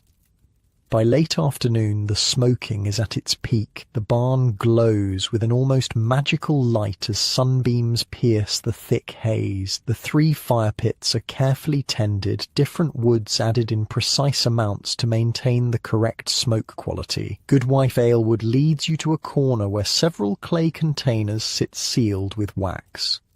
The most valuable part, she says, tapping one of the containers. Smoke ash. We collect it from each type of wood separately. The ash from apple wood makes the best soap for delicate things. Oak ash makes lye for the strongest soap. Pine ash mixed with fat creates a salve for winter rashes and chilblains. You marvel at the completeness of the system. Nothing wasted, everything transformed. How long will all this stay in the smoke? You ask, gesturing to the hanging food and materials.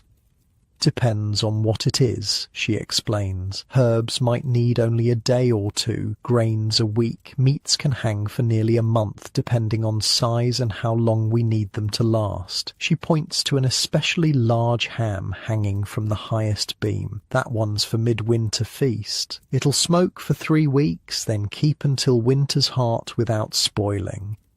Your father finds you as the day's light begins to fade. Your eyes are red, your throat raw from the smoke, but your mind is alive with new understanding. Learned something? He asks as you walk home together. More than I expected, you admit. I thought smoking was just for flavour. He laughs. That's what the rich lords think too. They smoke meat to make it taste better. We smoke to survive winter. At home, your mother has a bath waiting, a rare luxury, but necessary to remove the smoke smell saturating your clothes and hair. As you scrub, you reflect on the day's lessons. Modern people with refrigerators and chemicals might look at a smokehouse as primitive, but the smoke preservation system you witnessed was anything but simple. It was chemistry and timing, knowledge refined through generations of trial and error.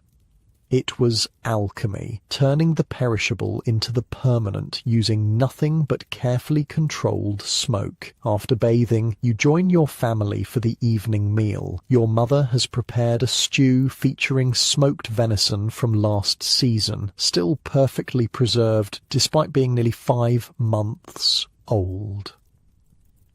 The Aylwards finished their big smoking today, you tell her between bites. Goodwife Aylward showed me the different woods they use. Did she show you the smoke barrels for the beekeepers? Your mother asks. You shake your head, realizing there was yet another aspect you hadn't even seen. They create special smoke from certain herbs, she explains. The beekeepers use it to calm the bees during honey collection. But it has to be exactly the right mixture, or it harms the hive. Another layer of knowledge, another refined technique hidden within what appeared simple from the outside. That night, as you lay in bed, you notice something. Your smoky clothes hanging by the door to air out have attracted no moths. The smell that clings to them, despite your bath, is keeping insects at bay, exactly as Goodwife Aylward had explained. Protection and preservation, the common themes emerging from everything you're learning. Your fire bundle sits nearby, still safely preserving its ember. Tomorrow you'll need to return it to Master Wulfric to refresh it, just as he instructed. You wonder what new knowledge the old man will share next. 3 days into your apprenticeship, and already the world looks different. Systems and knowledge hidden in plain sight. Survival techniques refined over centuries. Not primitive technology, just different technology. Perfect for its time, and perhaps, you think as you drift towards sleep, still perfect for times when modern methods fail. Morning comes with frozen dew and clear skies, a rare cloudless day that promises little warmth despite the sunshine. You return your fire bundle to Master Wulfric, as instructed, finding him already at work in his stone hut atop the hill. "How was your time with the hedge weavers and the smoking barn?" he asks, carefully examining your bundle. "Eye-opening," you admit. "I never realized how complex those systems were." He nods, satisfied with both your answer and the condition of your fire bundle. Most don't. The best survival methods don't announce themselves as such. He sets your bundle aside and selects a fresh reed. "I'll prepare you a new one. Today, you're to help Mistress Hildegard with her clay work." "The potter?" you ask, surprised. You know of her, of course. Every village needs someone skilled with clay, but you hadn't expected her work to be part of your apprenticeship. "She's more than just a potter," Master Wulfric corrects, already preparing a fresh ember for your bundle. "She creates what some might call batteries." Batteries? The word is unfamiliar. "Vessels that store things," he explains. "Not just water or grain, but cold, heat, even preservation itself. Go to her workshop by the creek. Tell her I sent you to learn about the cooling emporas." Armed with a fresh fire bundle and curiosity, you make your way down the hill toward the far side of the village where Mistress Hildegard keeps her workshop. The building is distinctive, larger than most village huts, with a tall kiln chimney rising from its rear. Clay pots, jars, and vessels of all sizes surround it in various stages of completion. You find the mistress herself working a large mass of grey clay with strong, weathered hands. She's older than you expected, with grey streaked hair tied back in a practical knot, but her movements show no sign of age's weakness. "Master Wulfric sent me," you explain after introducing yourself, "to learn about cooling emporas." She studies you for a moment, then nods decisively. About time he sent someone. Knowledge doesn't preserve itself. She gestures to a wooden stool. "Sit, watch first, then help." For the next hour, you observe as she works the clay with practiced precision. Unlike regular pots with single walls, she crafts vessels with double walls, an inner and outer chamber separated by a small gap. "The cooling empora," she explains while working, "is older than the village, older than the church. My grandmother's grandmother made them the same way." Her hands never stop moving as she speaks, expertly forming the complex vessel. "The principle is simple," she continues, "but the execution must be precise." She points to the gap between the vessel walls. "This space will be filled with wet sand. As water evaporates through the porous outer clay, it pulls heat from the inner chamber. Creating cooling without ice, you realize aloud. Exactly. She looks pleased at your quick understanding. In high summer, when the well water turns tepid by midday, these keep drinking water cool and sweet. Milk stays fresh an extra day. Meat doesn't spoil as quickly. She finishes shaping the vessel and sets it carefully on a shelf to dry slightly before firing. Then she selects another partially completed vessel, this one with a different design.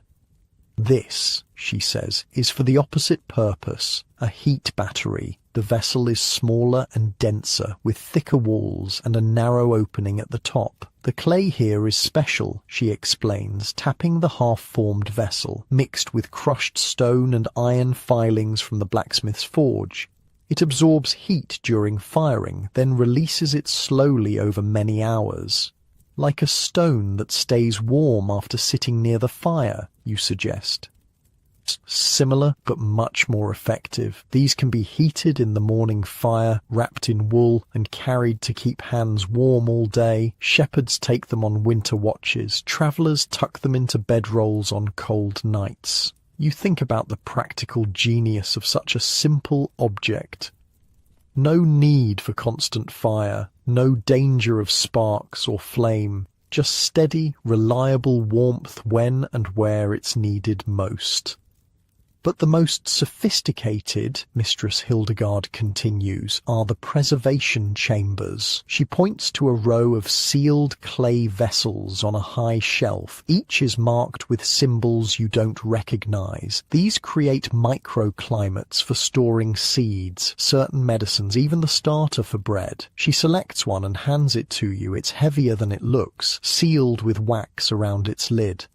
This one preserves parsnip seeds, she explains. Normally they lose their vigour after a year, but properly sealed in a chamber like this, with the right mixture of ash and dried herbs inside, they'll remain viable for 5 years or more. You turn the vessel in your hands, noting the careful craftsmanship. How is this different from just a sealed jar?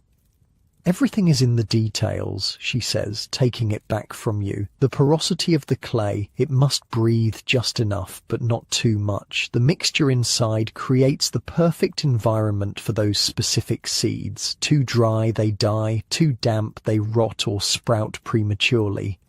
She replaces the vessel on its shelf and gestures for you to follow her outside. Behind her workshop stands a structure you hadn't noticed before, a small, partially underground room built into the hillside. The thick door bears the same symbols you saw on the preservation vessels. The seed bank, she explains, unlocking the heavy door with a key she wears around her neck. Every village should have one, though few do anymore. Inside, the temperature drops noticeably. The walls are lined with shelves holding hundreds of clay vessels, each carefully labelled. The air smells of earth and herbs and something undefinable, the scent of dormant life, perhaps. Seeds from every crop we grow, Mistress Hildegard says, with quiet pride, some dating back 20 years or more. If disease takes our wheat, if floods wash away our planting, if war comes and fields burn, we have what we need to start again.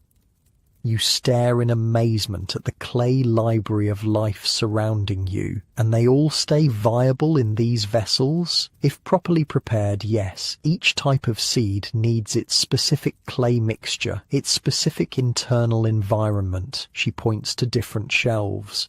Those are grains, those root vegetables, those herbs and flowers, each with their own vessel design refined over generations.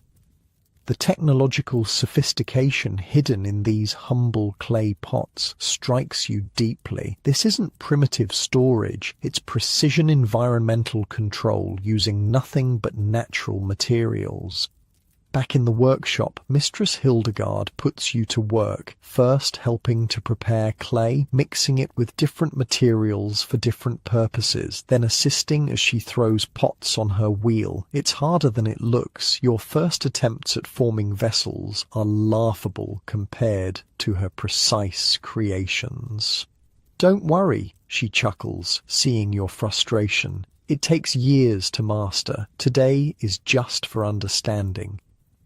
Midday brings a short break. You share a simple meal of bread and cheese, eating outside in the winter sunshine. Despite the clear sky, the air remains bitterly cold. Perfect weather for demonstrating the cooling Empora's cousin, Mistress Hildegard says, disappearing briefly into her workshop. She returns with what looks like an ordinary clay pitcher, but with subtle differences you now recognize: double walls, slightly porous outer surface.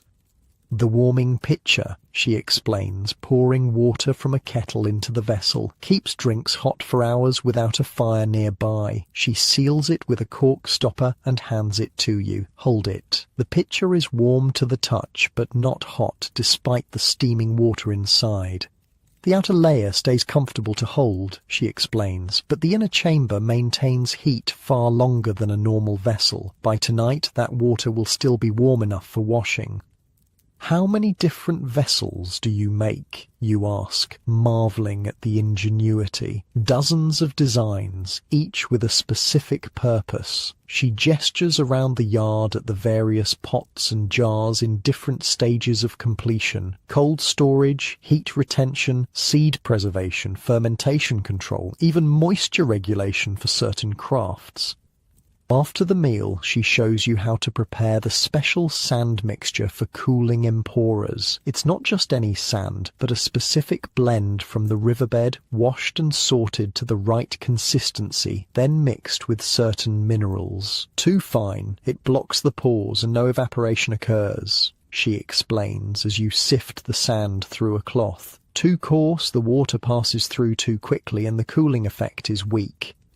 You help her fill the gap in a completed cooling Empora with the prepared sand, then add water until it's properly saturated. Now we test it, she says. Inside her workshop, she fills 2 identical cups, one with water from her regular pitcher, one with water from a cooling Empora that's been working all morning. She hands both to you. Taste the difference.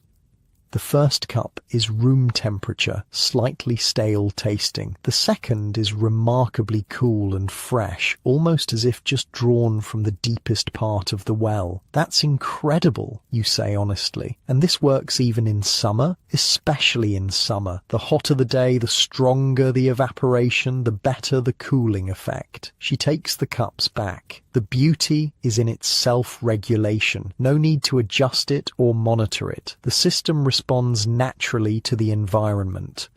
Throughout the afternoon, you learn about more specialized clay vessels, fermentation crocks designed to maintain perfect conditions for transforming cabbage into sauerkraut, wine vessels that keep temperature stable during the crucial early stages, special containers for storing herbs that would otherwise lose their potency. The most complex are these, Mistress Hildegard says, showing you a set of interlocking vessels, the nested preservation system used for our most valuable medicines. The design is ingenious, a small central container for the medicine itself, surrounded by a chamber filled with specific herbs and minerals, all encased in a water-resistant outer vessel. Each layer creates the precise conditions needed, she explains. The monastery pays handsomely for these to store their most precious remedies. As the light begins to fade, Mistress Hildegard shows you to a corner of her workshop where a large clay disc, nearly the size of a millstone, sits near the kiln. The night warmer, she says, instructing you to help her move it closer to the kiln's outer wall. We'll heat it now, while the kiln still burns hot from today's firing. Tonight, it will radiate warmth for hours after the fire dies. Together, you position the massive clay disc where it can absorb heat from the kiln. You notice it's a special formulation, darker and denser than her other clay works. Special clay mixed with iron stone, she explains, seeing your curiosity. It holds heat longer than any other material I've found.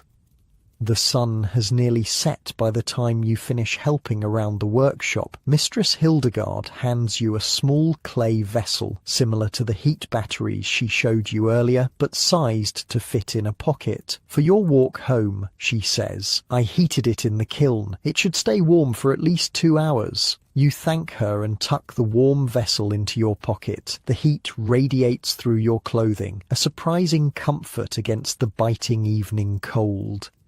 "Come back in 3 days," she instructs. "We'll be firing the cooling emporas, and I could use an extra pair of hands." Walking home in the gathering darkness, you marvel at how something as simple as clay could be transformed into such sophisticated technology. Your pocket warmer still radiates heat against your side, a constant comfort in the freezing evening. At home, you find your family huddled near the hearth. Winter nights are always difficult. The fire can't warm the entire hut, and sleeping areas further from the hearth can be bitterly cold. "What's that?" your brother asks as you pull the pocket warmer from your clothing.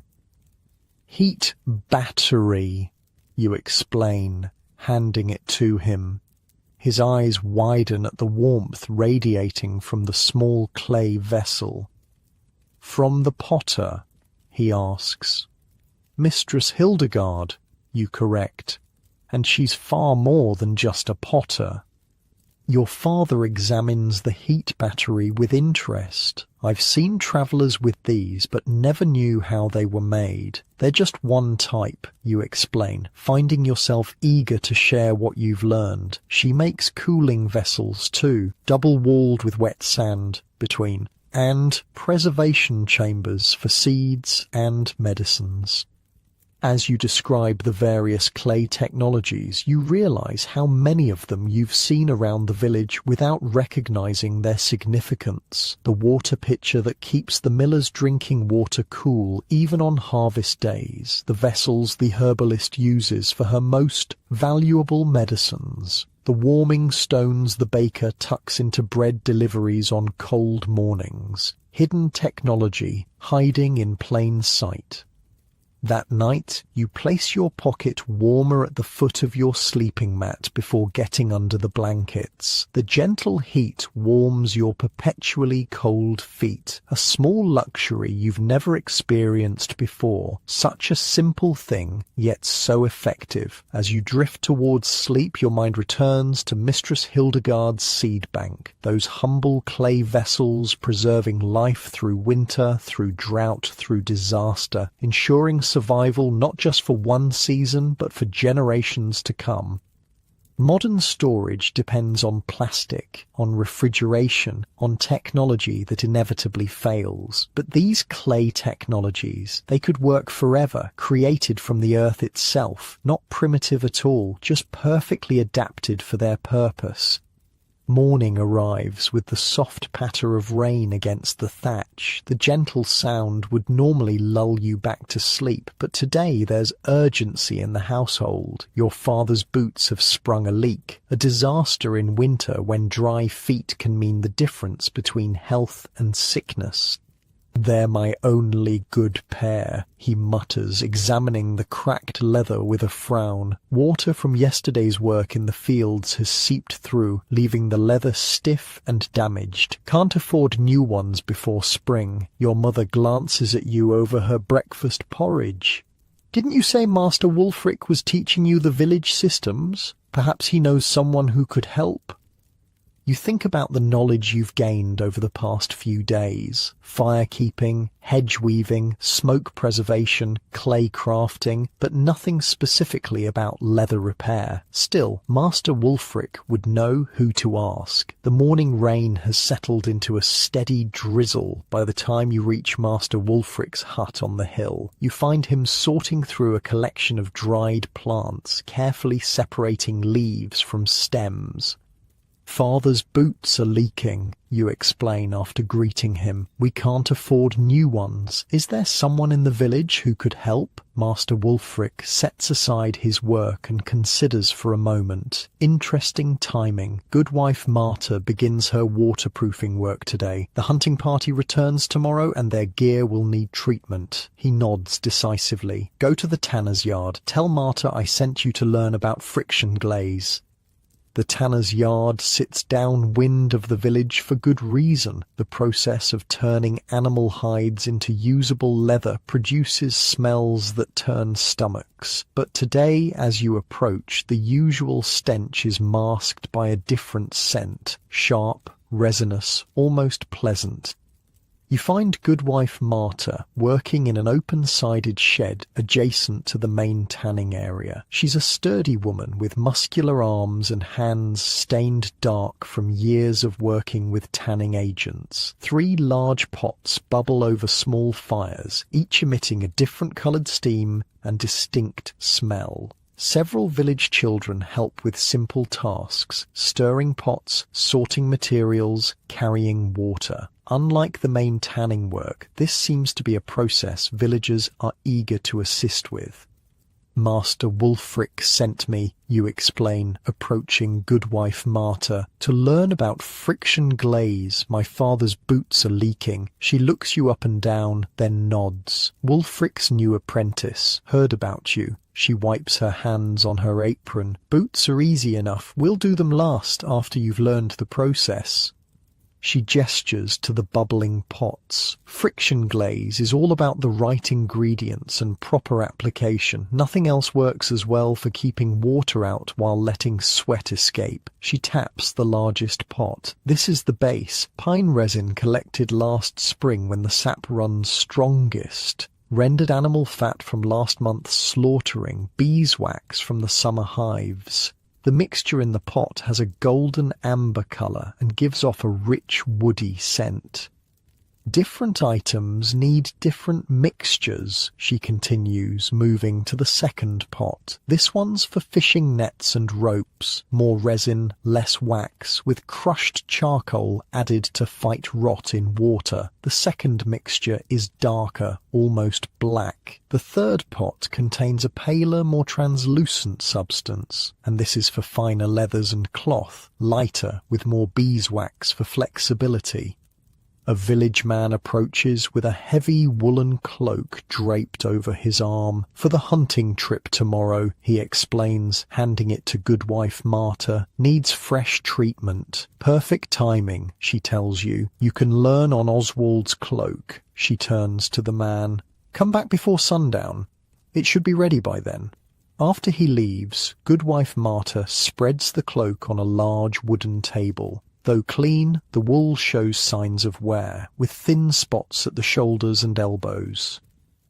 First, we check for repairs needed, she explains, carefully examining the garment. Finding a small tear near the hem, she quickly stitches it with waxed thread. Always repair before waterproofing, otherwise the water finds the weakness. With the cloak prepared, she moves to the first pot and uses a wooden paddle to scoop some of the amber mixture into a shallow bowl. It has cooled enough to form a thick paste.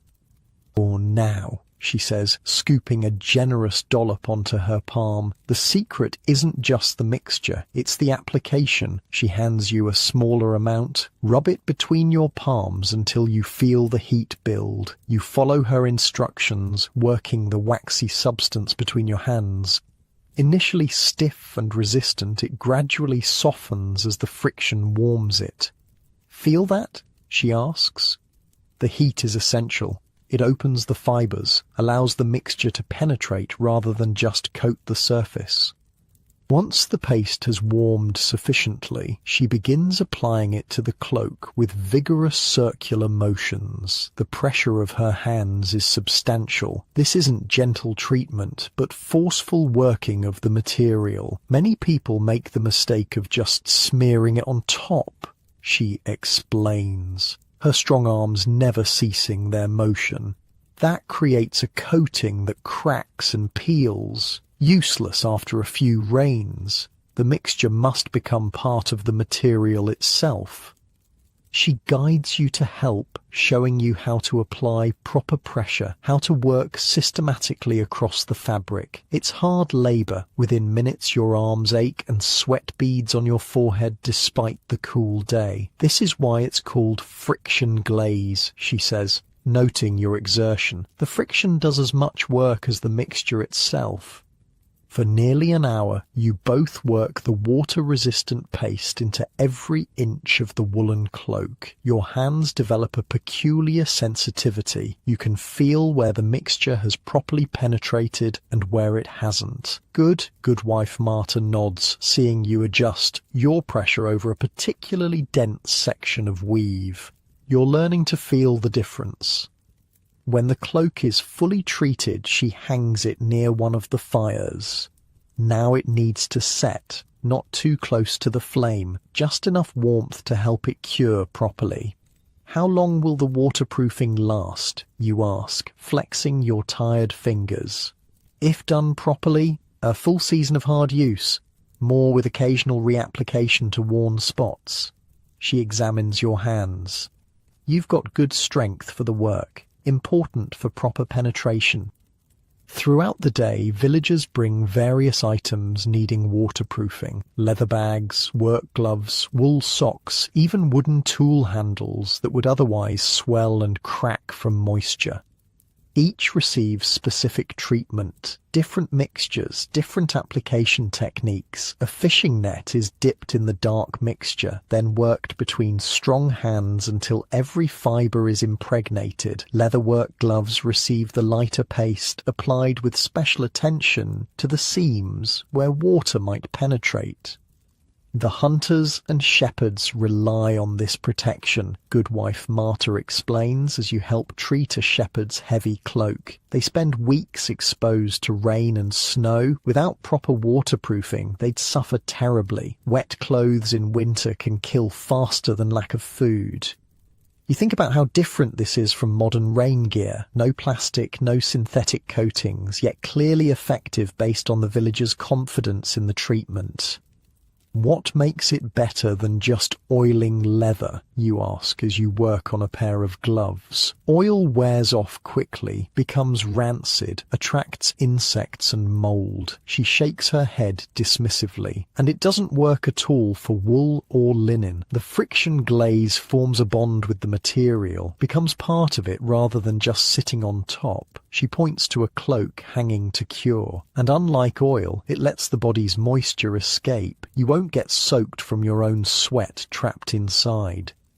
By midday, your arms feel like lead from the constant friction work, but you've developed a rhythm to the process. Each new item presents its own challenges. Dense wool requires more pressure, thin linen needs gentler but more persistent treatment, leather needs special attention at stress points. A young woman arrives with a small wooden cradle. "For my sister's new baby," she explains. "The roof leaks near where she sleeps." Goodwife Marta selects yet another mixture, this one with a different scent, sweeter and lighter. For the baby things, she explains to you. No pine resin, which can irritate delicate skin. We use birch instead, with extra beeswax. The application process is the same. Persistent friction until the mixture penetrates the wood. This will protect the cradle from drips without bringing harsh smells to the baby's bed, Goodwife Marta explains. As the afternoon progresses, you notice how Goodwife Marta adjusts her mixtures for different purposes. Some items receive additional ingredients. Crushed charcoal for items exposed to strong sunlight, certain herbs mixed in to repel insects, fine mineral powder for flexibility in extreme cold. The forest provides everything we need, she tells you, while preparing a fresh batch. Pine for general waterproofing, spruce for items that need flexibility in cold, birch for items touching skin. She points to various containers of collected resins. Each has its properties, its purpose. You help collect fresh rainwater in buckets placed outside the shed's overhang. This water, she explains, is used to test the waterproofing. The best way to know if the treatment worked, she says, taking the now cured shepherd's cloak down from its hanging place, she pours water over the wool. Instead of soaking in, the droplets bead beautifully on the surface, rolling off without leaving a trace of dampness behind. Perfect, she nods with satisfaction. That will keep Cedric dry even in the worst mountain storms. Late in the day, a grizzled old hunter arrives with an assortment of leather goods, a quiver, knife sheaths, and a weather-beaten hunting bag. The eastern forests are flooded this season, he explains. We'll be wading through swamp for days. Need the best you've got, Marta. She selects ingredients with particular care for his equipment, creating a mixture you haven't seen used yet, darker, with a greenish tint.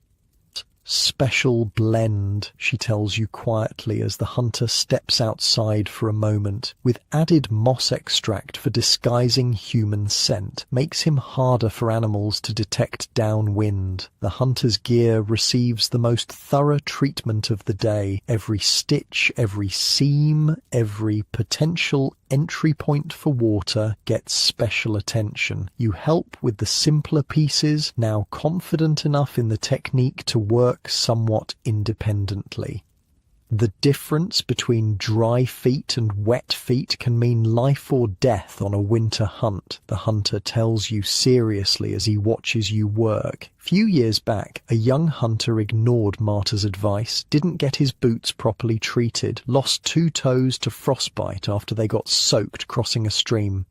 Finally, late in the day, Goodwife Marta turns her attention to your father's boots. She examines them critically, noting the worn spots and cracked areas.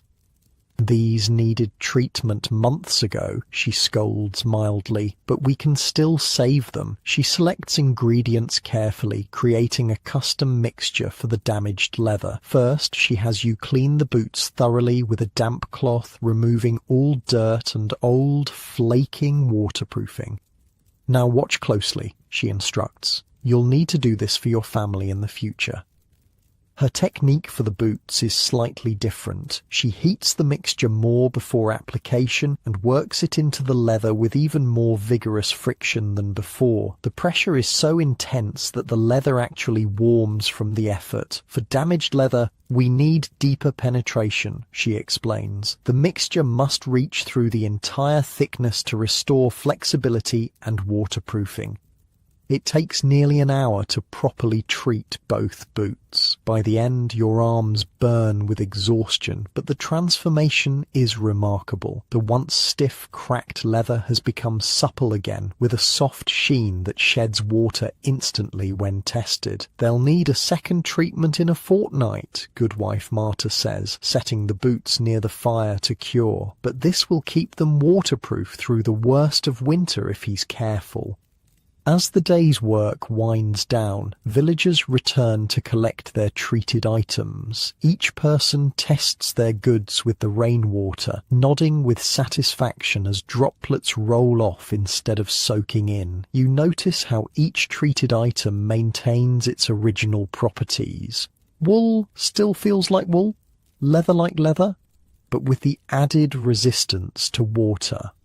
Unlike modern plastic coatings that change how a material feels, this treatment enhances without fundamentally altering. One last thing before you go, Goodwife Marta says as you prepare to leave with your father's boots. She hands you a small clay pot with a tightly fitted lid. Inside is a portion of the waterproofing mixture for emergency repairs, she explains. If the boots begin to leak again before spring, warm this between your hands and work it into the problem area. Not as good as a proper treatment, but it will get him through until you can bring them back. You thank her and carefully pack the precious mixture in your bag alongside the boots. Come back when you have time, she adds. There's more to learn about protection from the elements, different mixtures for different seasons. Spring treatments need to repel insects as well as rain. Summer treatments need to allow more cooling. Winter treatments need more flexibility in extreme cold.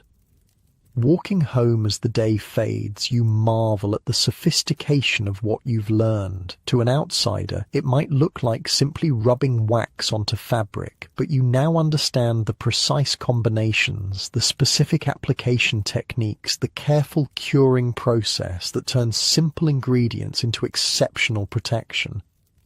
Your modern rain jacket, waiting in your closet in 2025, will eventually degrade, its synthetic waterproofing failing after a few years. But the friction glaze system you've just learned has worked reliably for centuries, using only materials found in any forest. At home, your father examines his transformed boots with amazement.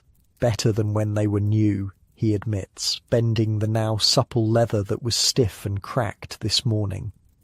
That night, rain pounds harder against the thatch, but your thoughts aren't on leaks or dampness. Instead, you find yourself categorizing the village technologies you've learned so far, each one perfectly adapted to its purpose, each one sustainable in a way modern solutions often aren't. The consistent theme emerges again. These weren't primitive stopgaps waiting for better technology. They were sophisticated systems refined over generations to work perfectly with available materials. Not primitive at all, just perfectly adapted. Dawn breaks through thinning clouds, the rain finally spent after 3 days of steady downpour. Puddles reflect the grey-pink sky, and every surface drips with lingering moisture. Perfect timing for your father to test his newly waterproofed boots as he heads to the fields to assess flood damage. You're helping your mother hang sodden bedding to dry near the hearth when Master Wulfric appears at your door. "Good morning," he greets with unusual formality. "I've come to ask a favour." Your mother raises her eyebrows. The old keeper rarely makes personal requests. "My sister's son is ill in Oakwick," he explains. "I've prepared medicines, but I can't make the journey myself. My knees won't handle the forest paths after all this rain." He turns to you. "Would you be willing to deliver them? It's a day's journey there and back if you move quickly." Your mother looks concerned. Oakwick? With the streams likely flooding, and him going alone? Not alone, Master Wulfric assures her. He'll travel with Aldwyn the forester. No one knows the woods better, especially after storms. You've heard of Aldwyn. Everyone has. A solitary figure who spends more time in the forest than the village. Some call him strange, but all respect his unmatched knowledge of the wilderness. It would be good experience, Master Wulfric adds, for his training. Your mother reluctantly agrees, and within the hour you're prepared for the journey. Sturdy boots treated with Goodwife Marta's waterproofing, a small pack with bread and cheese, and Master Wulfric's precious bundle of medicines wrapped in oiled cloth. You meet Aldwyn at the village edge. He's older than you expected, grey-bearded and weathered, with eyes so pale they're almost colourless. He carries a simple staff and wears a cloak that's patched so extensively it's impossible to tell its original colour. "The boys ready?" he asks Master Wulfric, hardly glancing at you. "He is, and willing to learn, if you're willing to teach." Aldwyn grunts non-committally. "We'll see. Rain's stopped, but the forest will be treacherous. Streams high, paths washed out, mud slides on the ridge. Which is why I asked for you," Master Wulfric says, with surprising deference. "No one else would find the way today." Something unspoken passes between the two men. Aldwyn nods once, then turns to you. "Keep up. Don't speak unless necessary. Listen when I tell you to listen." Without waiting for a response, he turns and strides toward the forest edge. You hurry after him, glancing back once to see Master Wulfric watching with an unreadable expression. The forest embraces you quickly, bare winter branches dripping overhead, undergrowth sodden and heavy. Aldwyn moves, with surprising speed for his age, following what seems to be a clear path to you, at least until it simply ends, disappearing into a tangle of shrubs. Without hesitation, Aldwyn veers left where you see no path at all, yet as you follow you realise he's tracking something invisible to your untrained eyes. An hour into the journey, you come to your first obstacle, a stream that's transformed into a rushing torrent. its banks overflowing with muddy water. The simple log bridge that normally spans it has been swept away. Aldwin stops, staring not at the water but upstream, his head tilted slightly. His eyes close for a moment, and you realize he's listening intently. After a long moment, he opens his eyes and turns to you. "We need to head upstream. About 200 paces, there's a narrowing where we can cross." "How do you know?" you ask, seeing nothing but unbroken forest in that direction. Instead of answering, he taps his ear. "Listen, not to the water here, but to how it sounds further up." You try to focus past the immediate rush of the flooded stream. At first, you hear nothing different, but then a subtle change in the water's voice, a higher pitch suggesting faster flow over a narrower channel. "I hear it," you say, surprised. "The sound changes." Aldwin nods. "The first hint of approval you've seen. Water talks if you know how to listen. Every stream has its own voice. Every change in its course creates a different song." You follow him upstream, and sure enough, the flooded stream narrows between two rocky outcroppings, creating a spot where fallen trees have created a natural, if precarious, bridge. "The forest changed in the storm," Aldwin explains as you carefully cross. "Landmarks moved, paths washed away, but the sounds, those just transform. Learn to read them, and you're never truly lost." The journey continues, and you notice how often Aldwin stops to listen, head tilted, eyes sometimes closed, absorbing information you can only guess at. He never consults the position of the sun or looks for moss on trees, those navigation techniques you've heard about. Instead, he seems to navigate entirely by sound. When you stop for a brief rest and a bite of bread, your curiosity finally overcomes his instruction for silence. How do you know which way to go just by listening? Aldwin considers you for a moment, perhaps deciding if the question merits an answer. Finally, he speaks. "The forest isn't silent. It's constantly telling you where you are, if you train your ears to understand." He gestures around. "Every area has its sound signature. The birds of this oak grove differ from those half a mile east where the pines begin. Wind through oak leaves creates different tones than through pine needles." You listen, trying to discern what he means. Beyond the dripping water, you hear bird calls, the rustle of leaves, distant creaks of branches. "Close your eyes," he instructs. "Tell me what direction the nearest stream lies." You close your eyes, focusing on sound alone. The trickling of water seems to come from multiple directions after the rain. I'm not sure," you admit. Listen deeper, not to the rainwater dripping from leaves. That's everywhere. Listen for the constant flow, the sustained voice of moving water. You try again, filtering out the immediate drips and drops. After a long moment of concentration, you detect it, a steady whisper beneath the other sounds coming from your right. "That way," you say, pointing. Aldwin nods. "Good. About 300 paces in that direction. Small stream, flows year-round. Now, what else do you hear?" You concentrate harder. Birds. 4 different calls. And what does that tell you? You hesitate, unsure. The finch you hear doesn't live in pine forest. The woodpecker works on oak and beech, not evergreens. The jay warns of open ground nearby. He taps his staff on the earth. "Bird sounds tell you what trees surround you, even in fog or darkness when you can't see them." The lesson continues as you resume walking. Aldwin points out how the sound of your footsteps changes based on the soil, hollow on pine needle beds, solid on clay, damp and muffled on leaf litter, each sound signature telling you what you're walking on without needing to look down.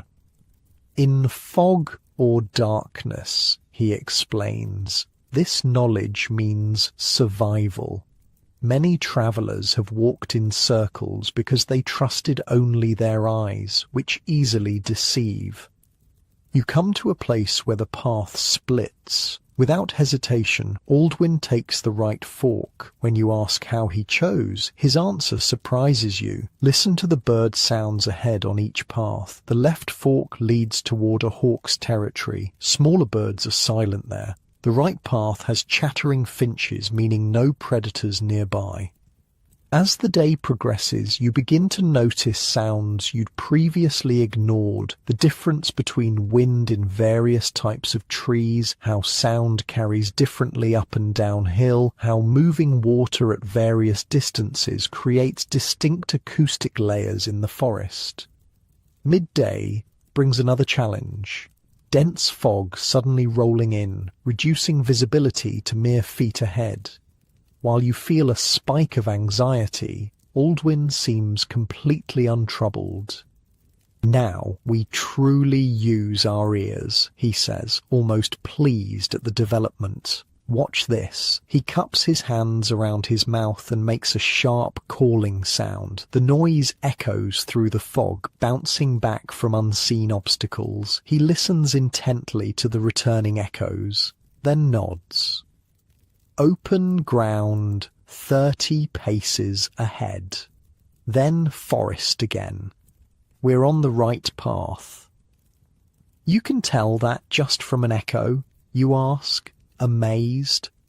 Or sound reveals what eyes cannot. The echo pattern tells me there's a clearing ahead, then trees again. The quality of the echo reveals distance and density. He teaches you to make your own calls, different sounds for different purposes. A sharp clap works best for detecting nearby objects. A sustained call reveals more distant features. He even shows you how to strike your walking stick against a tree trunk to create a particular resonance that carries well through fog. You practice as you walk, creating sounds and listening to their return. Gradually, impossibly, you begin to develop a rudimentary sound map of your surroundings, even with limited visibility. Merchants and pilgrims who travelled regularly developed this skill out of necessity, Aldwin explains. They created mental sound maps of their routes, how different regions should sound in different seasons. The birds of summer create different soundscapes than those of winter. The wind voice changes with the density of leaves on trees. You think about how different this is from modern navigation with GPS and maps, technologies that fail when batteries die or visibility drops. Sound navigation works in darkness, fog, even with eyes closed. Late afternoon brings an unexpected revelation. Aldwin stops abruptly, head tilted in that now familiar listening pose. After a moment, he changes direction, leading you up a gentle slope you wouldn't have chosen. There's water ahead that wasn't there before the storm, he explains. A new stream formed from the rains. We need to adjust our route. How can you possibly hear a stream that small from this distance, you ask incredulously. Water has a voice that carries further than most sounds, he explains, especially moving water. The human ear, properly trained, can detect streams from over a mile away in quiet conditions. The specific frequencies travel through forest or field with minimal degradation. You concentrate but can hear nothing beyond the immediate forest sounds. You'll develop the skill with practice, he assures you. Some travellers could even estimate the size of a water source by its acoustic signature, vital knowledge when searching for safe drinking water. As you crest the hill, you see he was right. A new stream has formed in what was likely a dry gully before the storms, cutting directly across the path you would have taken. His hearing alone detected it long before visual confirmation was possible.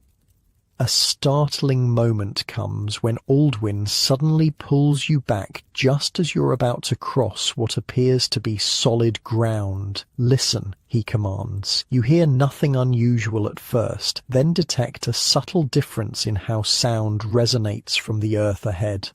Bog, Aldwin confirms. The ground's saturated. Step there and you'll sink to your knees, maybe deeper.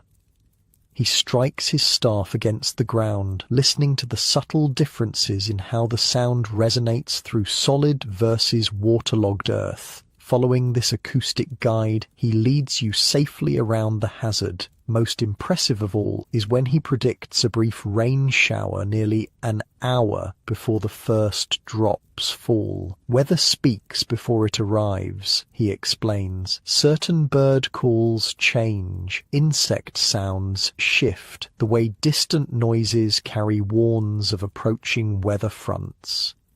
You focus on the forest sounds, trying to detect what he hears. There's a subtle change in the acoustic environment, a dampening of certain tones, a clarity to others. When the rain indeed arrives as predicted, you understand it wasn't mystical foresight, but empirical knowledge based on careful observation.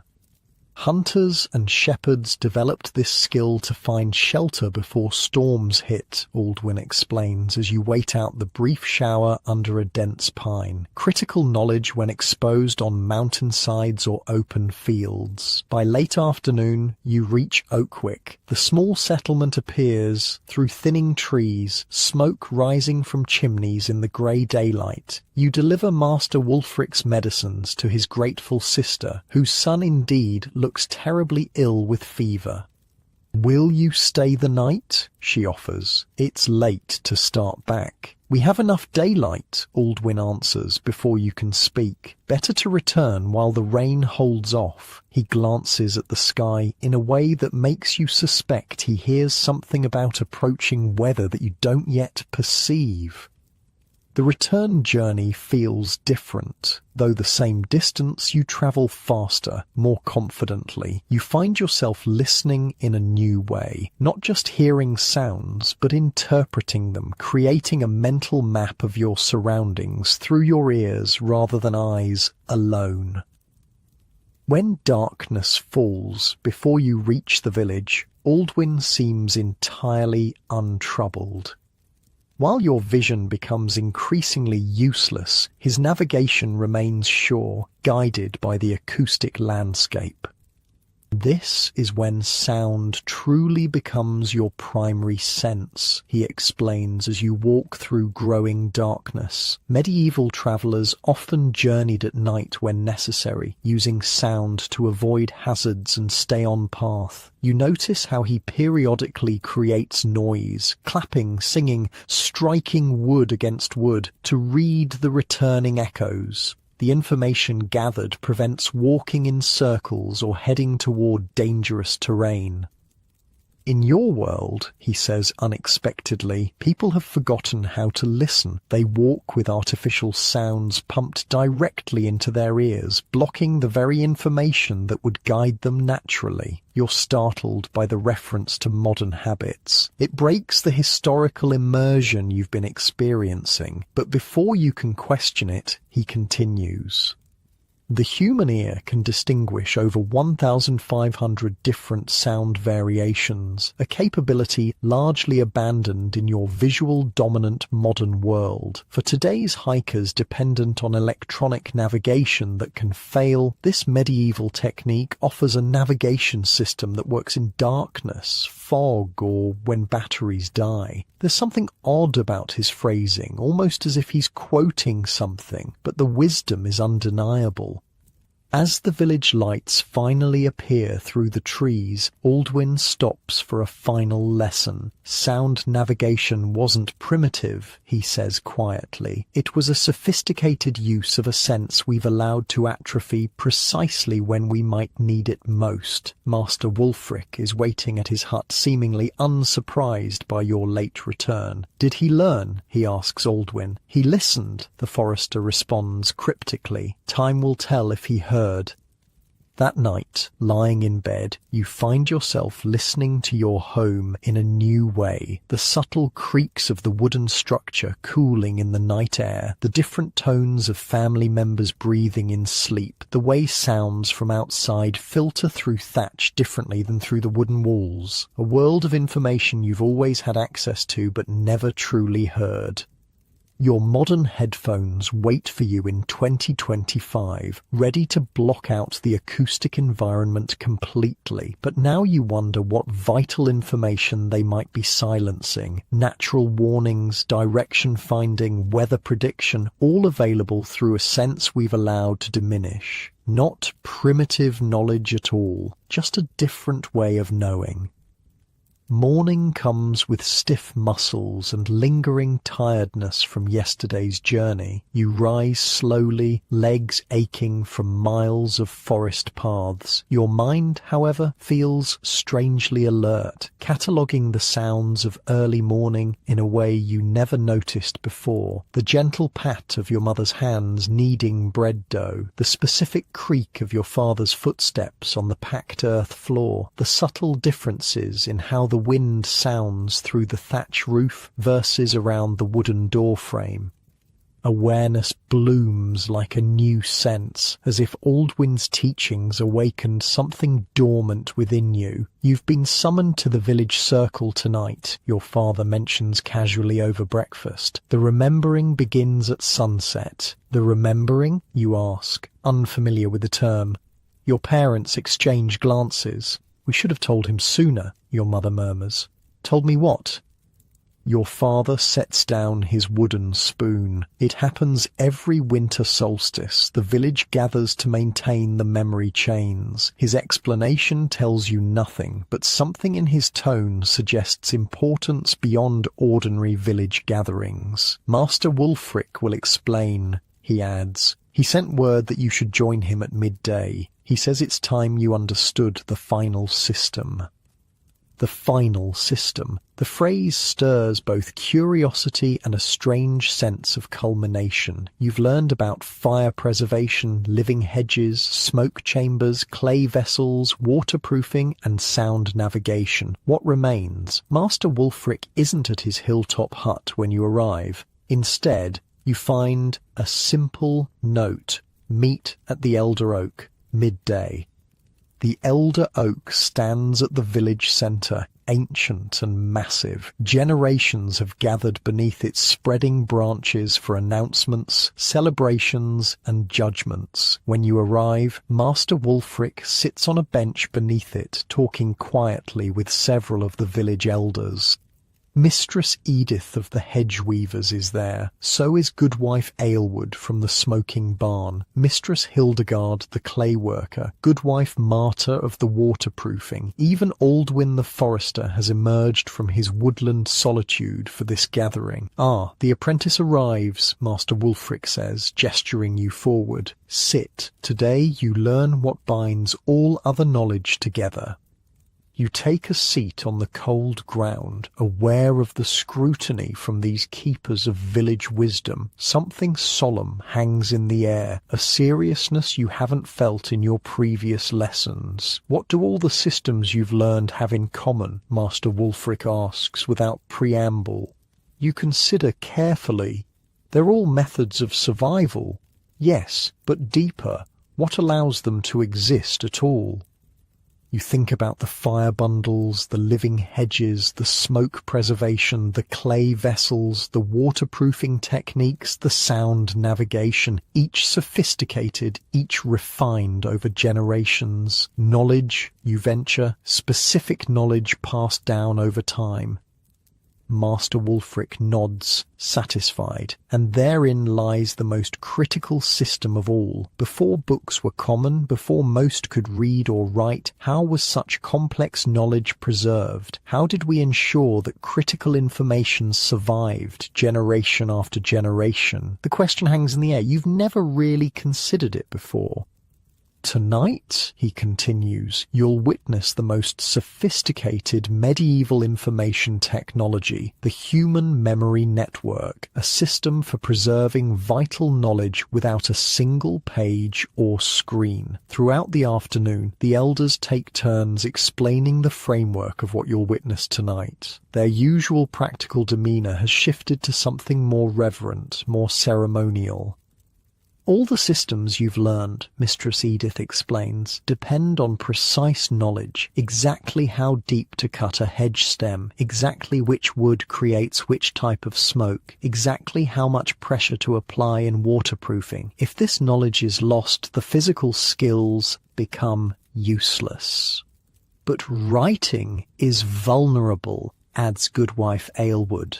Books burn, parchment rots, ink fades, and most critical of all, few can read them. So our ancestors developed something more resilient, continues Master Wulfric. They created a living knowledge system using the most reliable storage medium available, distributed human memory. The concept is difficult to grasp at first. Master Wulfric elaborates. Critical survival knowledge wasn't entrusted to a single elder or expert. It was deliberately spread across the community through specialized memory techniques. He gestures to the gathered knowledge keepers. Each of us holds pieces of the whole. Mistress Edith knows which plants to use in each section of hedge and why. I know the precise preparation of fire bundles for different purposes. Goodwife Marta knows the exact proportions for waterproofing different materials. But what if someone dies unexpectedly, you ask? Wouldn't their knowledge die with them? Master Wulfric smiles. That's why we have the knowledge chain. Every critical piece of information is known by at least 3 people from different families, different ages. No single death, or even several, can break the chain completely. And tonight, adds Mistress Hildegard, we renew those chains, strengthen them, pass knowledge to new keepers when needed. As afternoon slides toward evening, villagers begin gathering in the central square. Children run about excitedly, unlike during normal village meetings where they're typically excluded. In fact, you notice children seem central to the preparation. They arrange benches in a specific pattern, place torches in precise locations. The physical arrangement matters, explains Master Wulfric, seeing your curiosity. The layout itself contains memory cues, where people sit, the pattern of torches, all designed to trigger specific memories. Mistress Edith adds, your ancestors understood that knowledge isn't just in the mind, it's in the body, in movement, in physical space. By recreating the same conditions each year, we strengthen the memory pathways. As twilight deepens, the gathering takes on a festival atmosphere. Food is shared, a barrel of special ale is tapped, brewed specifically for this occasion, you're told, with herbs that sharpen memory and loosen tongues. When full darkness falls, Master Wulfric stands before the assembled village. Conversation's quiet, and anticipation fills the air. The remembering begins, he announces, as it has since our grandparents' gathered here beneath this same oak. What follows both surprises and mesmerizes you. The first performance comes from an unlikely source. 3 children no more than 8 years old. They step forward and begin a singing game, moving in a circle while clapping a complex rhythm. The song's lyrics initially seem like nonsense, until you listen closer and realize they're actually listing every edible plant in the forest in order of spring appearance. First comes nettle, bright and stinging, pick with gloves when birds are singing. Dandelion next appears, eat the root to calm your fears. The song continues, covering dozens of plants with specific details about identification, preparation, and medicinal properties, all encoded in a children's rhyming game. The children learn it as play, whispers Master Wulfric, but encoded within is knowledge that could prevent starvation if crops fail. Next comes a group of young women who perform a weaving dance, their movements mimicking the process of creating cloth. As they dance, they sing instructions in precise detail, which plants yield fibre, when to harvest them, how to process each type, which weaves suit, which purposes. The dance and song together form a complete technical manual, memorized through movement and melody. An elderly couple performs a call and response chant about weather prediction, cloud patterns, bird behaviors, wind changes that foretell specific weather events. The rhythmic nature makes any error immediately obvious, ensuring accurate transmission. Swallows high, clear sky remains. Swallows low, prepare for rains. Oak leaves south, the drought will come. Oak leaves north, get building done. The pattern continues for hours. Different groups perform different knowledge pieces: hunting techniques, childcare wisdom, construction methods, disease treatments. Some are solemn recitations, others lively performances. Some involve the entire village, others just specific family lines. Notice how certain knowledge belongs to certain families, Master Wulfric points out. The smithing knowledge passes through the blacksmith's line, the midwife's wisdom through maternal lines. Other knowledge, like edible plants, weather signs, belongs to everyone. You begin to understand the sophistication of the system. It isn't random oral tradition, but a carefully designed information technology using rhythm, rhyme, melody, movement, and social structure to preserve and transmit critical knowledge. The system has built-in error correction, explains Mistress Hildegard during a brief pause between performances. If someone makes a mistake in the recitation, the rhythm or rhyme immediately sounds wrong. Others can correct it before the error becomes permanent. Midway through the evening comes something you recognize, a song about fire preservation. The lyrics detail every step of creating fire bundles, maintaining embers, transferring flame. You realize it's exactly what Master Wulfric taught you, but encoded in a form that makes it nearly impossible to forget. Tomorrow, you'd remember perhaps half of what I taught you about fire-keeping, Master Wulfric says, but if I taught you that song instead, you'd remember nearly all of it, even years later. As the night progresses, you notice how certain physical objects are incorporated into the performances. A particular carved stick passes from hand to hand during the farming knowledge recitations. A special coloured stone circulates during the hunting songs.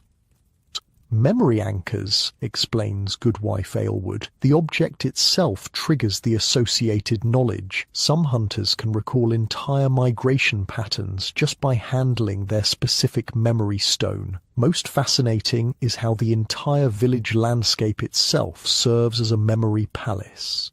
During one recitation about boundaries and land rights, the performers point to specific trees, rocks, and streams, some visible from the gathering, others only in shared mental imagery. The location of certain markers triggers specific memories, Master Wulfric explains. The ancient oak reminds us of the founding story. The bent willow by the stream marks the boundary with the next village. The landscape literally contains our knowledge.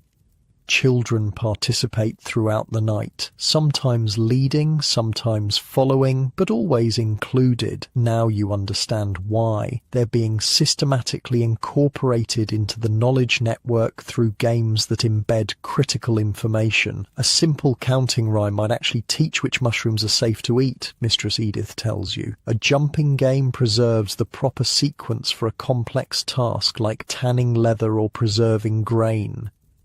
Near midnight comes what Master Wulfric calls the redundancy check. Different groups recite overlapping knowledge in different forms. The same crucial survival information about treating winter fever appears in a somber chant from the elders, a lively song from young adults, and a clapping game from children.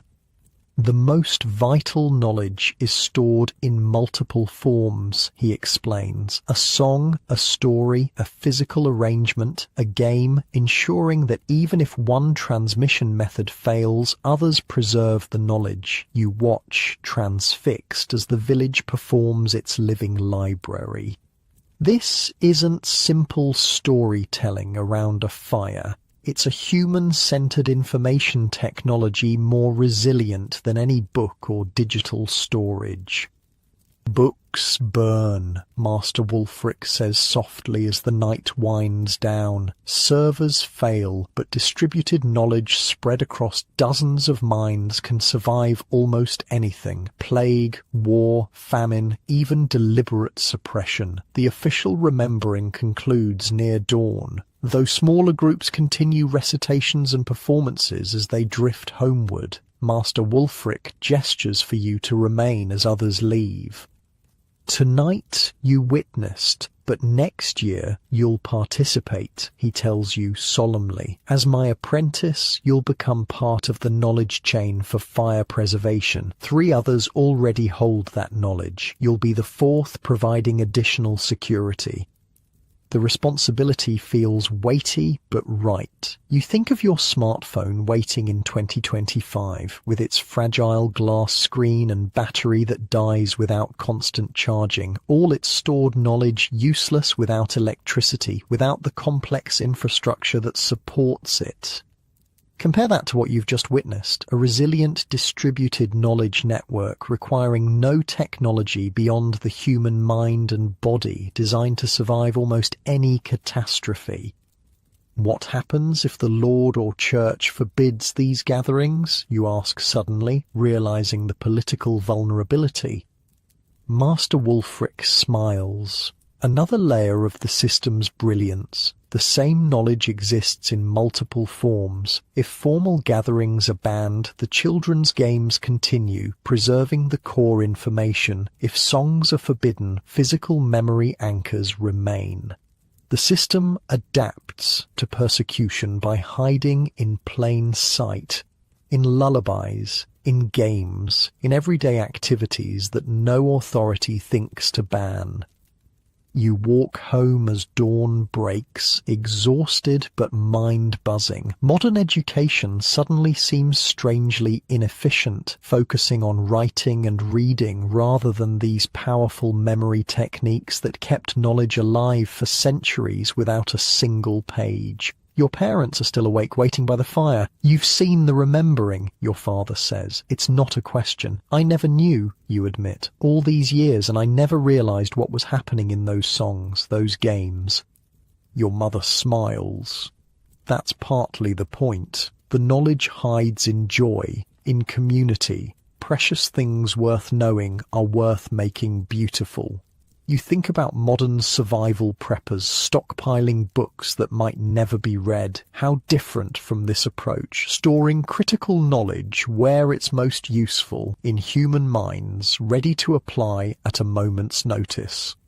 That night, drifting towards sleep despite the morning sun, you reflect on everything you've learned. Fire preservation, living hedges, smoke chambers, clay technologies, waterproofing, sound navigation, each sophisticated in its own right. But the memory network that preserved them, that was the ultimate resilient information system. Not primitive at all, perhaps the most advanced technology of all, just not in a form we modern people recognize as technology. Medieval knowledge networks weren't simple oral traditions. They were the original cloud storage, distributed, redundant, and remarkably resilient. Days pass in a blur after the remembering. Winter tightens its grip on the village, bringing short days and long nights. The knowledge you've gained over these past weeks shifts from abstract learning to daily necessity as the harshest season takes hold. You rise before dawn, carefully transferring an ember from your fire bundle to kindle the morning fire. The technique Master Wulfric taught you now feels as natural as breathing. No more struggling with flint and steel in the freezing darkness. No more wasted time or precious tinder. Just reliable flame exactly when needed. Your father's boots, treated with Goodwife Marta's waterproofing, keep his feet dry despite the snow and slush. When a small crack appears in the right heel, you confidently warm a small amount of the mixture she gave you between your palms, working it into the leather with the friction technique she taught. The repair holds perfectly against the winter wet. Food stores remain fresh longer than in previous years now that your family understands the principles of smoke preservation. The techniques Goodwife Aylward demonstrated have become part of your household's practice. Even the humble herbs hanging from your ceiling rafters last longer, preserve better, having been properly smoke-cured. Your mother uses one of Mistress Hildegard's cooling emporas to keep milk fresh an extra day. No small thing when winter limits the cow's production. At night, clay heat batteries warm your sleeping area, reducing the need for constant fire maintenance. When your young cousin falls ill with winter fever, you recognize the specific birch bark treatment needed. Knowledge from the children's singing game at the Remembering. The information was there all along, you realize, hidden in play, in songs, in community ritual. One particularly bitter morning, Master Wulfric finds you helping repair a section of the living hedge damaged by heavy snow. Your training continues well, he observes, watching you carefully bend a young hawthorn to the horizontal position Mistress Edith taught you. You're becoming a keeper of systems. I still have much to learn, you admit, securing the bent stem with practiced movements. Always, he agrees. But you understand the principle now, how all these systems work together rather than separately. You pause in your work, considering his words. He's right. The past weeks have revealed not just individual survival techniques, but their interconnections, how each supports and enhances the others. The living hedge provides materials for baskets that store smoke-preserved foods. The hedge also shelters certain birds that control insects that would otherwise damage grain. That same grain, properly stored in clay preservation vessels, feeds the village through winter, providing strength for hedge maintenance and waterproofing work. Nothing stands alone. Everything connects. Come, Master Wulfric says, interrupting your thoughts. There's someone you should meet.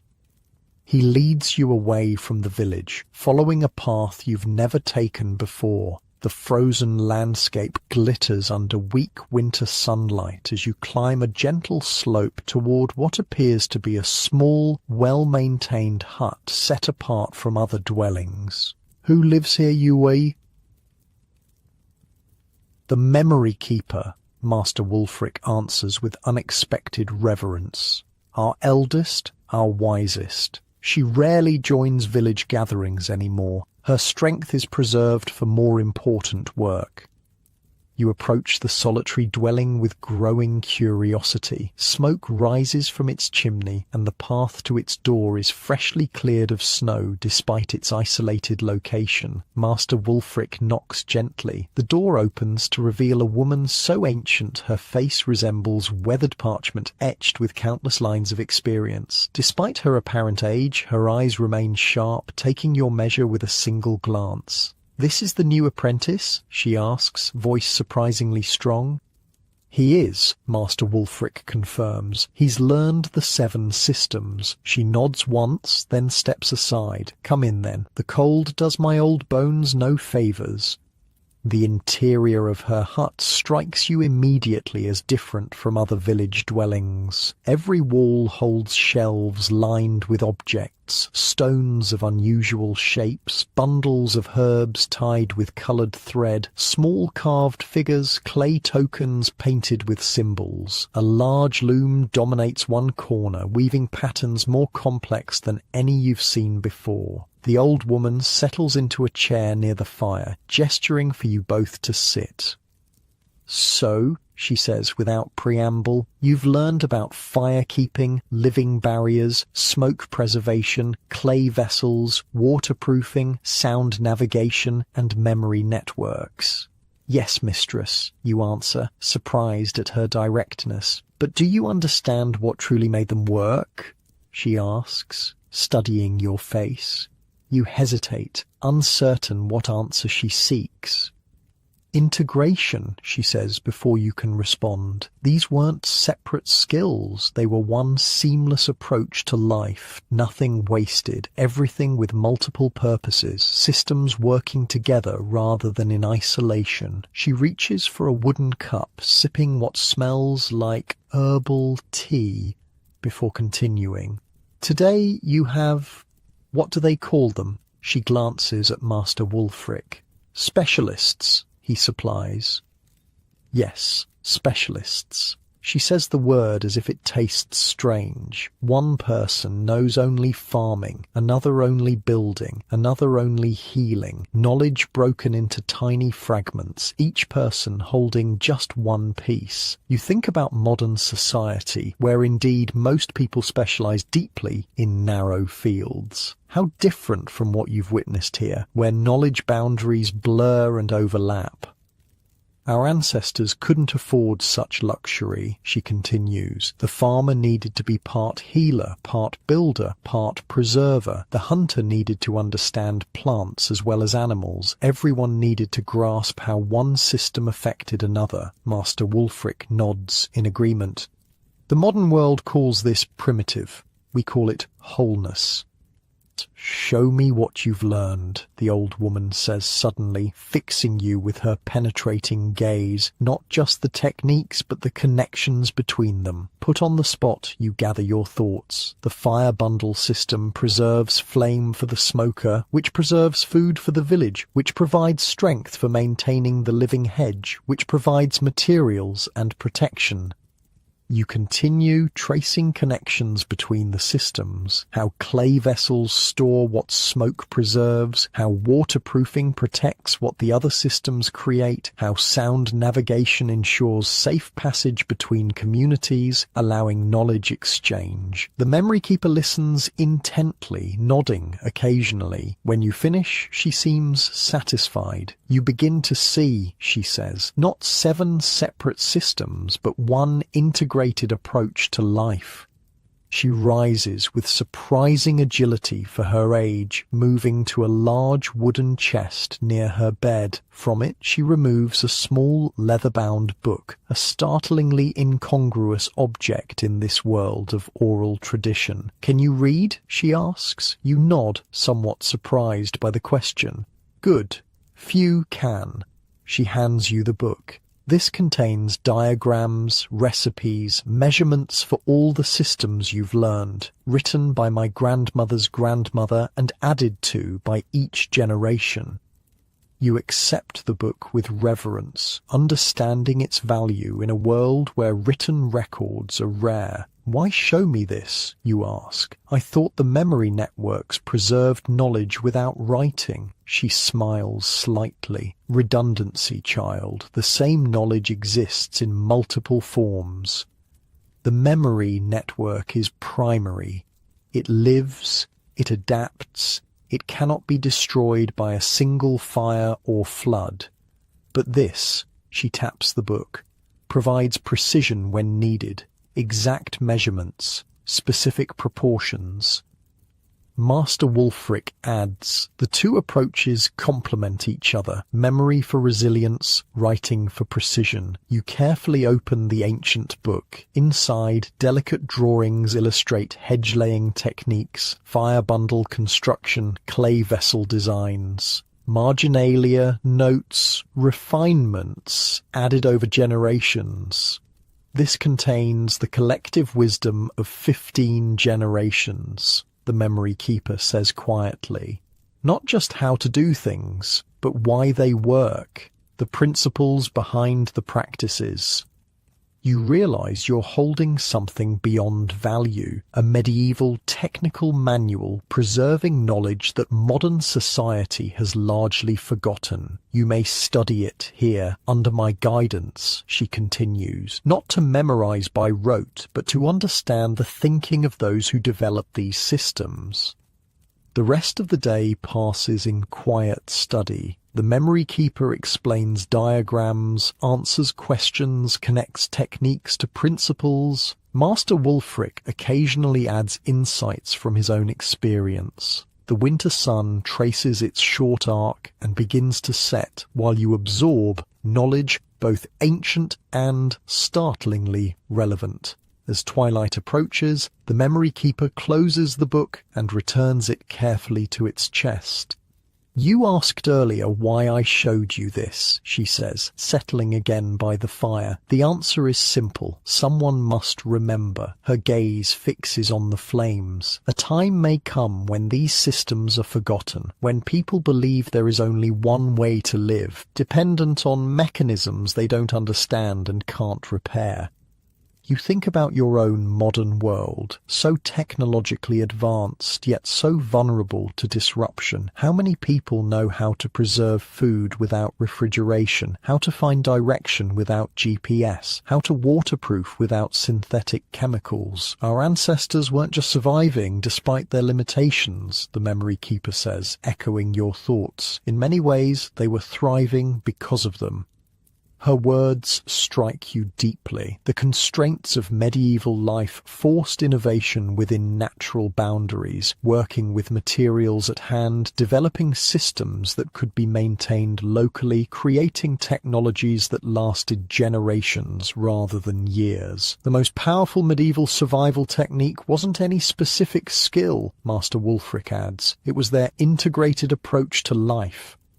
As darkness falls completely, you make preparations to leave. The memory keeper rises once more, this time retrieving a small object from among her collected treasures, a polished stone pendant on a simple leather cord. "For the new keeper," she says, placing it in your hand. "A memory anchor. When you touch it, remember what you've learned, not just the methods, but the mindset." You slip the cord over your head, feeling the smooth stone warm against your skin. Something about its weight feels significant, as if you're accepting a tradition extending back through countless generations. Walking home through the winter night, Master Wulfric is unusually talkative. Each generation thinks itself the pinnacle of progress, he muses. Each believes previous generations were primitive, simple-minded. It's a conceit as old as humanity itself. The stars overhead seem especially bright against the black winter sky, the same stars your ancestors navigated by, told stories about, used to time their planting and harvesting. The greatest survival lesson, Master Wulfric continues, is humility, the willingness to learn from those we've been taught to view as primitive. At home, your family has already retired for the night. You kindle a small flame from your fire bundle, lighting a rush dip to navigate the dark interior. The humble light casts moving shadows across the familiar space, a space that somehow looks different now that you understand the systems that maintain it. Your sleeping area waits, a clay heat battery already warming the blankets, your mother's thoughtfulness. As you settle in, the pendant rests against your chest, a physical reminder of your journey through medieval knowledge. Sleep comes gently, carrying you through the boundary between your medieval experience and modern reality. The pendant seems to fade away, but the knowledge, that remains.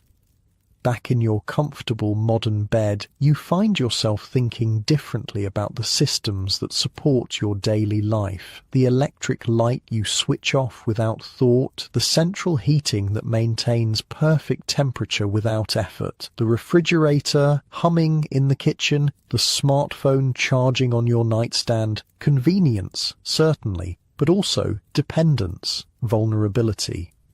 If those systems failed, how many people know the alternatives? How many could create fire without matches or lighters? How many could preserve food without refrigeration? How many could navigate without GPS or even paper maps? The medieval villagers you've come to know would view our modern world with awe, certainly, but perhaps also with concern at how completely we've outsourced basic survival skills to systems we neither understand nor can repair.